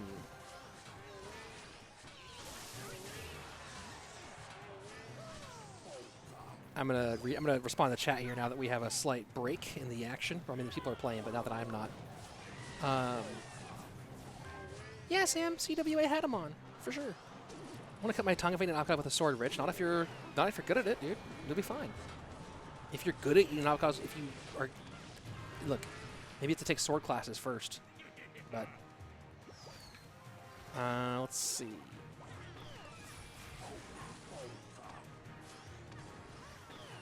Was OP Sam not? I think Sam's in this tournament. I'm fairly sure he is. Guess we're not going to see him today, but I believe he's in the tournament. Let's see. I told people. What did I say I would get to? Jordan. Oh yeah, Alex, Sherman Way, and Sepulveda. Like I mean, we could both walk to that same gas station Mexican food place at the corner of Sherman Way and Sepulveda. So maybe I'll see you there. Maybe Alex. Here's what's crazy, Alex. Maybe we've seen each other in real life before. You don't even know about it. What do you think about that? We might have walked past each other at some point, and you had no idea. Is that possible? Maybe you see me almost every day. Because literally, I live right there. So who knows? And then also to Jordan Lee, questions about UC Santa Barbara. UC Santa Barbara has great education. How am I doing, man? Thank you very much, Schwitty. I'm doing fantastic. UC Santa Barbara, great education. It's a good place socially. All your friends live very, very close. It's up to you to manage that, whether you're going to be responsible or you're responsible with it. But I've seen your video while you were commentating. Oh, sweet. Sweet, Alex. Oh, here we go. Boom. Let's move on.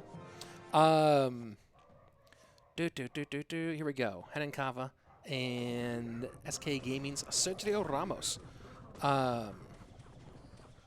Very cool, Alex. Yeah, Jordan, I can't recommend Santa Barbara well enough. It's, again, college is always what you make it. But that's if you're looking for like the big, like, it's a big school, 20,000 students or whatever. You don't have football, but there's the soccer team there is massive. Like that's the big social scene. 20,000 college students living in 1 square mile. It was a fun place to go to school. The education is good. The teachers there that I encountered were really interactive. If you want that, if you really care about getting involved with your professors, there are some ones that are really interesting. Lots of fun stuff to do there as well. And yeah, Santa Barbara's just a beautiful, beautiful area. So I couldn't recommend it enough. I did my requisite 4.5 years at UCSB. And yes, you can certainly party at UC Santa Barbara. It has many nicknames that relate to it. But it's also a good town for partying responsibly, as we all encourage here at the Rich Slaton YouTube channel. Party responsibly, guys. Hanenkava down to 1895 on the left-hand side. Sergio Ramos still untouched, but down by 1. Shushant, hello. How are you?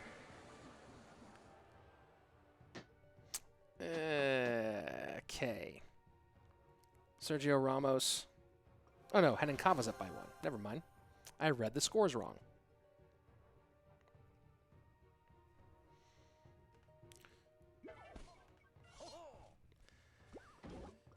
And here we go, left-hand lane. Ram Rider for Sergio. Oh, that's right. I didn't do that. Let me go ahead and get those queued up and ready to rock. Boom. Graveyard down for Hanenkava. They'll see if he can mount some real offense at this stage. Sergio Ramos, the CCGS World Champion. And also, don't forget, Clash Royale League West champion for the spring season, or for the fall season. So Runner-up in the spring season, champion in the fall season. Mark, the bracket should be in the show notes, and if it's not, there's the bracket right now. Dom the Baller, how do you get into these tournaments? When they happen, which is typically about once a month or so, a lot of the Clash Royale Twitter world posts open qualifiers for them. So there are open qualifiers. Most of the players are invited pros. Some of them qualify through open events. If you follow me on Twitter and follow Revel, follow Ash, if you go on Twitter, that's where you find out about these the most. Let's see, what was the other question that I saw there real quick? Why'd you choose Van Nuys, Alex? Well, I've lived in the Valley for about 10 years, 10 or 12 years now. And Van Nuys is where I could afford to buy a house in Los Angeles. So there you go. That's why I chose Van Nuys.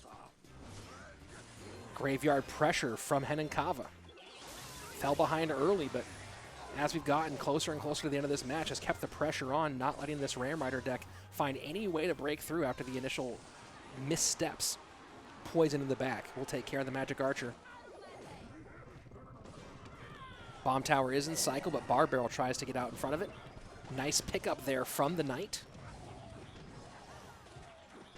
And that should be more than sufficient to play defense there. Nice Tornado from Henenkava as well. Bar Barrel to turn things back around, but Cannon does connect. That's huge. A massive Cannon connection for Sergio Ramos in the final minute. This is big time. No Bomb Tower available right now. Ram Rider will connect Fireball in.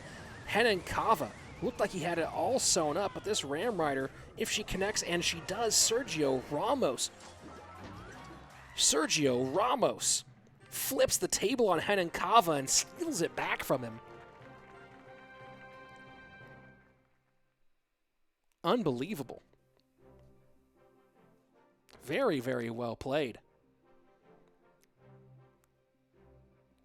Thank you, Matthews. I appreciate that. 35 years ago? What's 35 years ago? What did I say 35 years ago? Or was that the chat? Okay, I have no idea what's going on. Thank you, Mark. Yeah, Andrew and I are good friends, and I enjoy doing commentary with him a lot. We have fun. We have a fun time. Bands now are Musketeer and Magic Archer. Any movie recommendations? You know what? Actually, Popstar with Andy Samberg. The most underrated comedy of the last decade. Without question.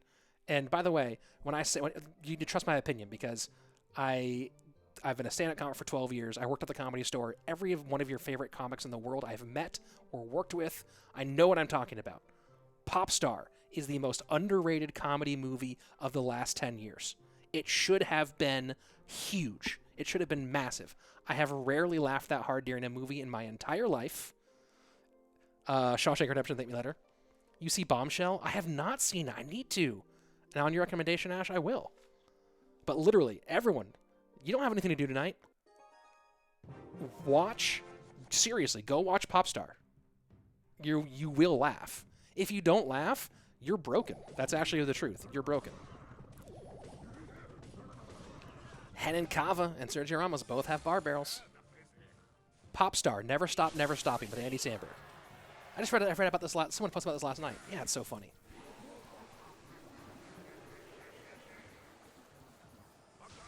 Saying Bill Burr is the GOAT. I've met Bill, I've met Louis, I've met Dave Chappelle. There was a time when I used to be able to eat lunch off of Joe Rogan's tips when I was working at the Comedy Store. Yep. Oh, yeah, Uncle Joey. I like Uncle Joey quite a lot. Henenkava getting a taste of his own medicine here with Graveyard of the opening moments. Yeah, I know Donnell.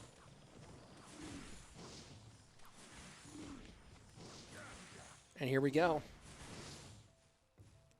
Yes, I interviewed Ash. He knows I interviewed Ronda Rousey once a long time ago. Very proud of that interview. Here we go. Graveyard left-hand side, met by Poison. Have I met Gabe? You know, I actually don't remember. I don't remember if I'm sure I have. Gabe and I, like, a lot of my friends have the open forum on the road and are part of, like, Gabriel's touring crew, but I'm trying to remember if I've ever actually met Gabe face-to-face or not. I'm not sure.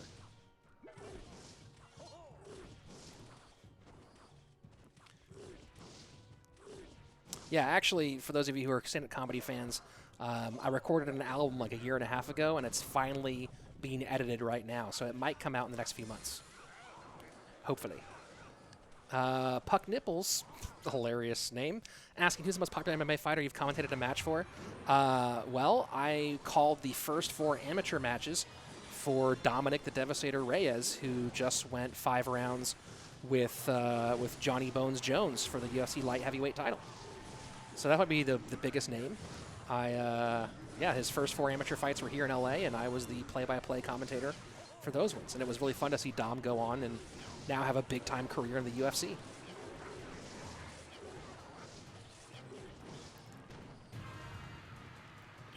Graveyard for Graveyard. It's the Barb Hut version versus, I guess it's the Ice Wiz too. So pretty big changes. Rich, how old am I? I'm 35 years old.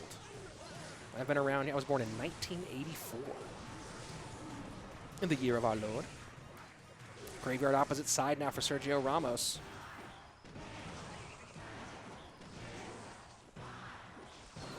Schwitty saying I saw that Moses joke, though he had you there.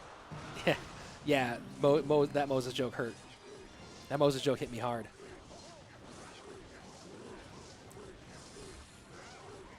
Connor's a good buddy, though. That was a fun battle. If you're into the roast battle stuff. Who do I have for Ferguson versus Gagey? If Ferguson's healthy, I have Ferguson. Hanenkava, left-hand lane, playing some defense. Poison getting value defensively, not offensively at the moment. 90 seconds left in the game.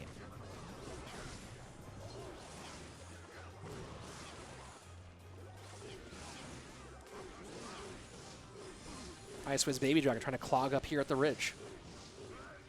Bomb Tower in support. Hanenkava now just turning into defensive mode. Trying to lock down the doors. Batten down the hatches, as they might say.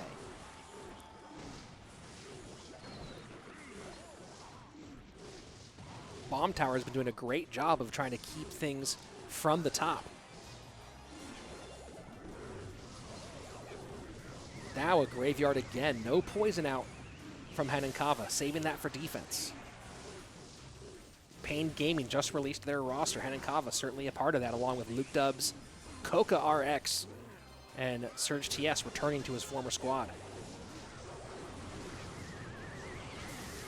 NATO goes a little bit low here, but does not cause a problem for Hanenkava. 30 seconds left. Here he goes. Counter push, putting on a lot of pressure here. 2 Baby Dragons. One does go down. Skeleton's getting a little bit of damage here, and that's actually a lot of damage for a Skeleton that's been poisoned off. For a Graveyard that's been met with poison, that's quite a bit of damage here. Sergio Ramos in trouble. And defensive poison comes in. That's going to be it. GG, well played. Hanenkava taking Sergio Ramos in 3. Very well done by the Brazilian. He moves on in the winner's bracket. And Sergio Ramos now dropping into the lower bracket for the remainder of this event.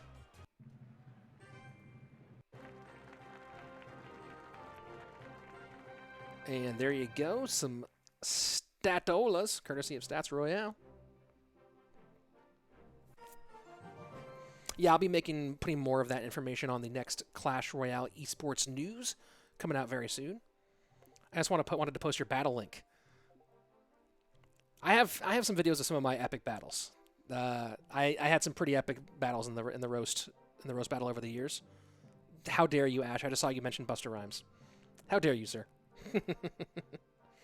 Yeah, Donald's a good dude. Let's see. And if you subscribe, a Lungbird will spread his wings and fly for the first time. That's actually really true, guys. If you do subscribe right now, a young bird, will leave the nest with air under its wings. It won't fall. It'll fly. Thank you very much for Luke for reminding me. I appreciate that. Rich, what's the dream? I enjoy what I'm doing a lot. Why am I casting alone right now? Because I didn't arrange for a co-caster for this. Basically it. I just didn't put someone together. And, ooh, Javi and Magma. Magma was someone that people were requesting to be in the mix. Oh, that's supposed to not be there. Let's go back here instead. Javi and Magma. Yeah, people were requesting to see Magma in this tournament. All right. Dana Boss just subbed. Thank you very much, Dana Boss. Is that Dana White? Is Dana Boss your secret YouTube name?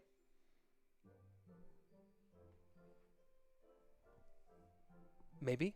I don't know. All right, going to be Javi and Magma. I'm pumped for this one. And I think we only have 2 more left today. I could be wrong. Mrs. Slaton's like, you need to get the heck off of that stream. But this has been a good one, guys. Where is this happening? All right. Let's see. Rich, what's the dream? If stand-up comedy, I've done stand-up for 12 years. If it took off to the same level that my Clash Royale stuff was taking off, I'd probably focus fully on stand-up. Clash Royale is a very close second. Casting commentary. I enjoy doing play-by-play for this, for MMA, for whatever it might be. Stand-up has always been the true love, but I also enjoy commentary. I love to do both. The more I can do both of those, the better. Ooh, another sub here from Benja Molina. Thank you very much. Ben. How about that, Ben? There you go.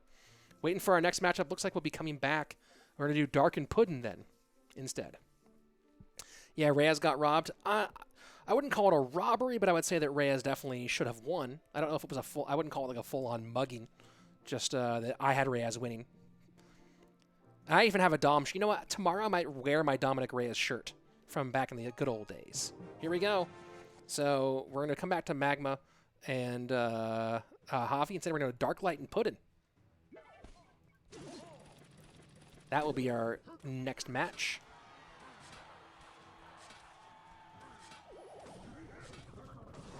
Dark Light of Chivas Esports, which may or may not be in our next season. Unconfirmed, but rumored. Let's see, what else?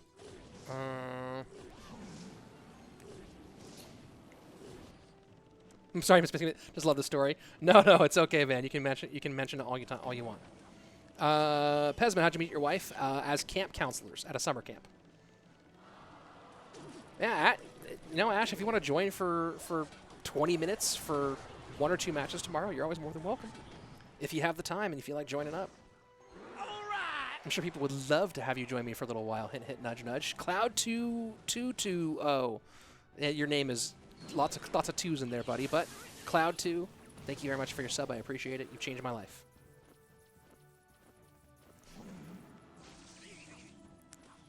Let's see. Corona. No, I'd keep doing Clash Royale. I'll do CRL as long as CRL is around. But if I had to choose between doing Clash Royale and stand-up, if stand-up paid the way Clash Royale does, yeah, I'd do stand-up, and I would definitely take stand-up over it. But the only issue is you're on the road so much. Like with Clash Royale, I'm around more. Part of stand-up is being on the road like 30 weekends a year, which I don't want to do. I don't want to be away from my family that much. So, it's an interesting question. But in the perfect world, I can do both, which for the moment I can. I've been watching all of Bert Kreischer's specials. Yeah, Bert's great. Bert's really funny. Good guy.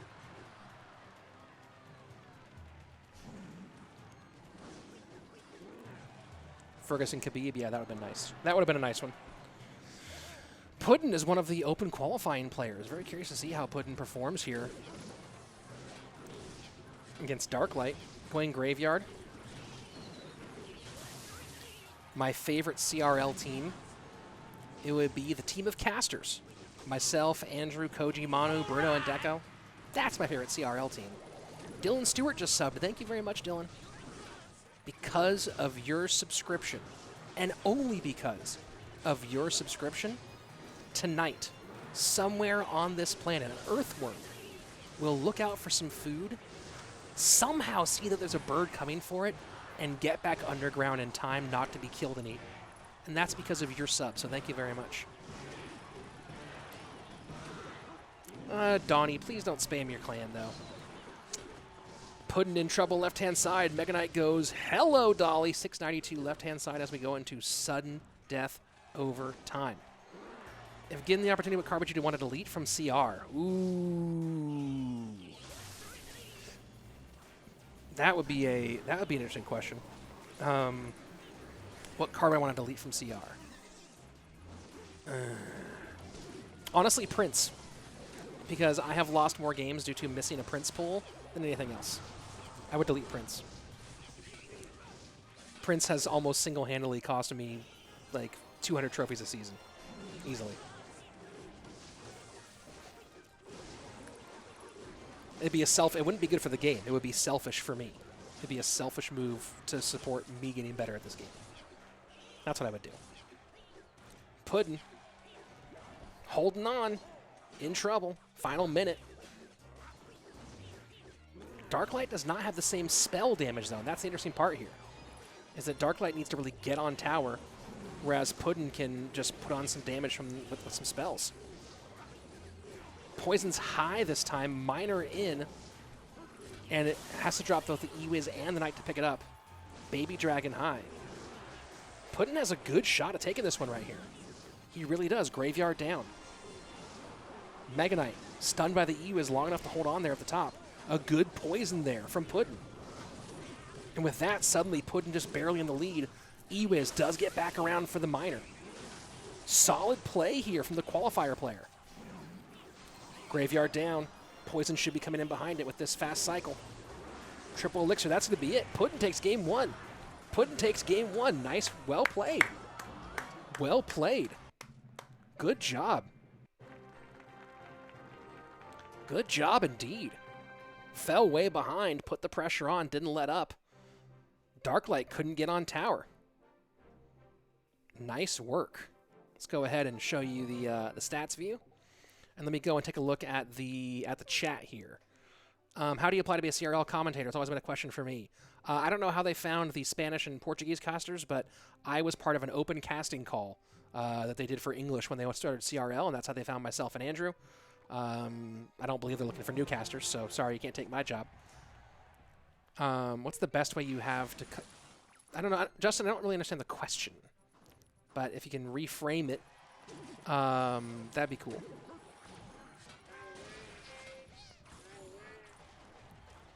Here we go, Puddin' up on Darklight. And the big difference there was that Puddin' had ways to do direct damage on tower that Darklight didn't at that moment. And then if you guys noticed, the one thing Puddin' did really well there in those last moments was he saved the E-Wiz for hovers to pick up on the Minor. Rather than trying to predict those Minor catches, he was using the E-Wiz to hover. And that was a huge, huge difference maker there for him. Something that you see a lot of higher level players doing, rather than just trying to predict. And so some of you guys who are good players, you might go like, hey, Rich, that's really rudimentary. But a lot of people who are here don't necessarily know that. You know, the hover with the E-Wiz can be such a powerful way of countering a Minor, especially when you get into those triple elixir situations.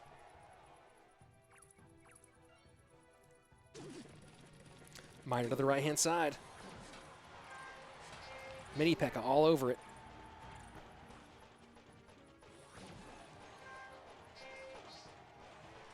Why wasn't Witch banned alongside E-Golem? Because Witch wasn't a new card. It was just a rework. I don't know if Andrew's still playing Mortar right now. I just did... My last season was Graveyard. It's going to be something new this season. I don't know what yet. Oh, okay. Well, first would you come in for a small... Yeah, sure, Justin. Yeah, that's... Like, I got my start in commentary doing 7 years of play-by-play for mixed martial arts fights for very little money. You know, the casting call for CRL was looking for someone who played the game, who had play-by-play experience and comedy experience. And at that time, I'd been a stand-up comic for 10 years. I'd been a play-by-play commentator for mixed martial arts for 7. And I was a mediocre player who played the game a bunch. But I knew the cards, I just wasn't, like, super good. But I had the commentary skills, so they brought me in. And so I made it through the auditions, and I went through 3 rounds of auditions. They looked at like 5,000 or 7,000 auditions, something like that, and I made it through multiple rounds, and eventually they picked me. But I got my start doing... My first ever commentary gig was for free. It was for a local mixed martial arts fight.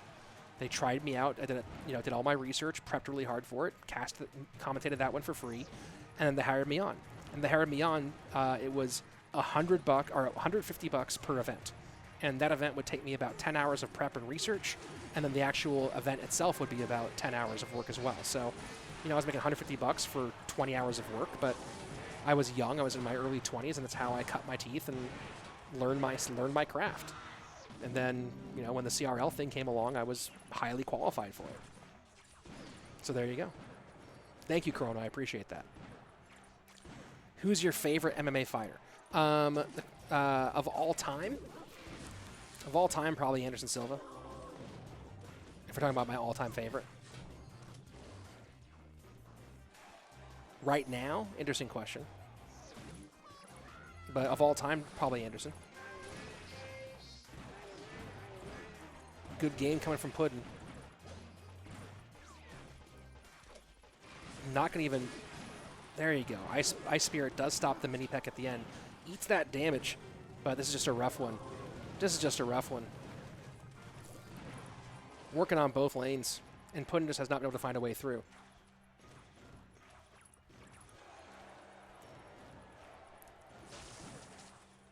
Final minute here. Puddin could try to really put some pressure on, but the moment he does that, it's going to be lights out. Has the mini P.E.K.K.A. Bats are high. Good zap there. But this Mega Knight's going to be there every single time. There's no way to get that hog through with any meaningful damage. Maybe he wants to try to kite this Mega Knight while he goes hog on this side. Mini P.E.K.K.A. high does not get to the hog. That EQ is helpful. Log there will not be enough to stop. One connects, the other one does not. It's these wall breakers. I think these are the ones that finish it off. And that's it. No, not the wall breakers. The miners opposite side. There you go. All tied up. Well played, Darklight. Whew, I'm getting tired, folks. I have to admit, I'm a little tired. But we're almost there to the end, everybody. We are almost there to the end. We've been live for almost 5 hours. Whoo, boy. I might have to call this at 4 hours tomorrow, no matter where the game is, and send you guys on to a Spanish cast. Thank you very much for enjoying my commentary. I appreciate it. My favorite MMA fighter, yeah, probably Anderson. How long did it take you to get used to Clash? The commentary style is actually very similar to the commentary style for MMA. So it's a little bit faster, honestly. MMA moves a little bit slower. There's a lot of downtime in mixed martial arts, but not that long, actually. Awesome. Maybe this way to reach you to discuss a gig. Justin, go ahead and DM me on Twitter.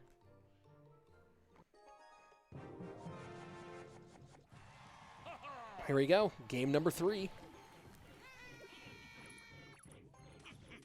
Vicious, thanks for the commentary. Happy to help, dude. And hope you're staying safe at work.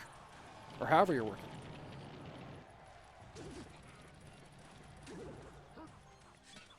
And here we go. Bandit dashes out.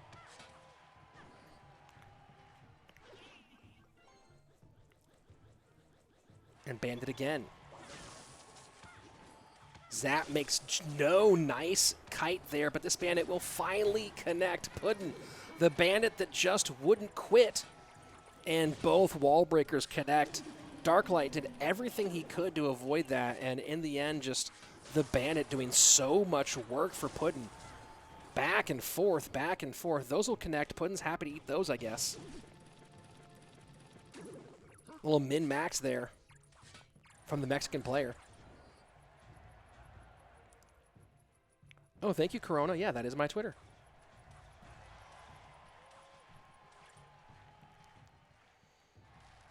Would I commentate for a smaller tournament? Justin, it depends. Depends on the details. So, you know, send me the details. Generally, most likely not, because my schedule is very busy. But it depends on the details. So, send me what's up. If you subscribe today, a little child goes to sleep. So peaceful. Probably taking up fluffy unicorns made out of candy. Yeah, Luke. Good point. If you subscribe, like some kids can't sleep very well. They have night terrors. And if you subscribe right now at this link right here, you will help a child avoid bad dreams. Yeah, that my first ever commentary job for Clash Royale, my first ever time commentating for it was, other than the auditions, was CRL. But again, they brought me in because I'm a play-by-play commentator. You know, usually you pair that person with an expert in the game. My friend Paul and I were paired initially, and we were both doing the same job. And then they brought in Andrew, and that's when that really started to take off. It was myself and Andrew as a team. Miner to the Musketeer. Mega Knight high to hold things. Musketeer does go down, but a second Muskie behind. 27 seconds left in regulation.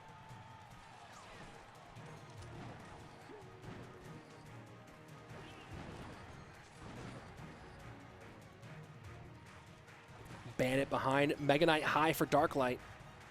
trying to pressure best he can. Bandit sticks the Mega Knight, and the Mega Knight high again for Puddin'. And Miner trying to find a way to make a little bit of tankage. Not going to happen here. Miner opposite direction, picked up by the Goblins. The minions and the wall breakers make this real difficult. One wall breaker connects.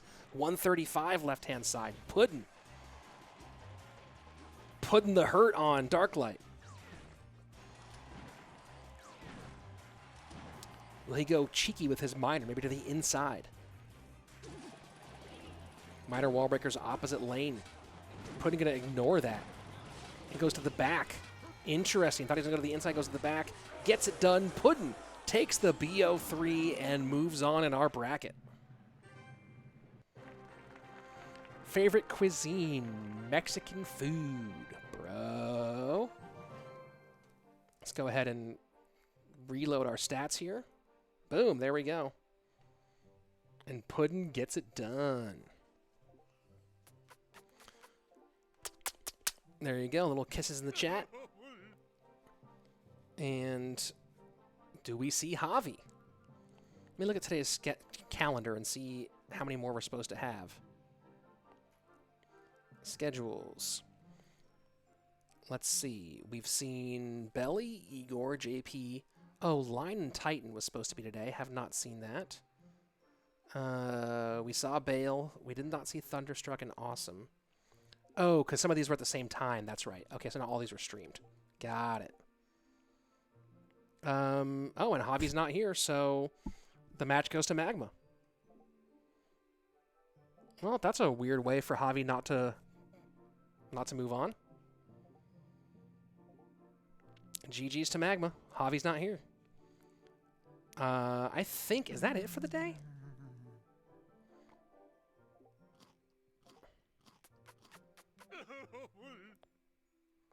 Let me find out if we're done here. How many matches left? I'm not sure. My favorite card right now. My favorite card right now? It's always Ice Golem. Ice Golem's my favorite card. Oh, that's it. Guys, we're done for the day. That's it. That's all the Clash Royale. Did you have fun? I had fun. Let's look at our scores here. Yeah, Magma moves on because Javi didn't show up. The bracket, I'll post in chat one more time. Boom. And that's about, yeah, Magma waited. I predict Magma win. Yeah, I predict Magma wins too. I think Magma wins that match because he did. Because of a disqualification because Javi didn't show up. Guys, there's a bell. Oh, yeah, if you haven't yet, subscribe to the channel, which there's the link right now. Hit the bell. That notifies you when we're live again because we'll be back tomorrow and the day after with more amazing Clash Royale, more hanging out. All right. Thank you, Mariano. Thank you very much, Mariano. Very much appreciate that. We'll be back with more Clash Royale tomorrow, more chat about food, movies, music, life, advice, Clash Royale. And, yeah, I'm going to go and eat some food because I'm starving. I'm going to hug my child because he misses me because I've been here for so long, man, without him. And I will see you guys mañana. Mwah, mwah, mwah. And, oh, Mark Littlewood, thank you very much.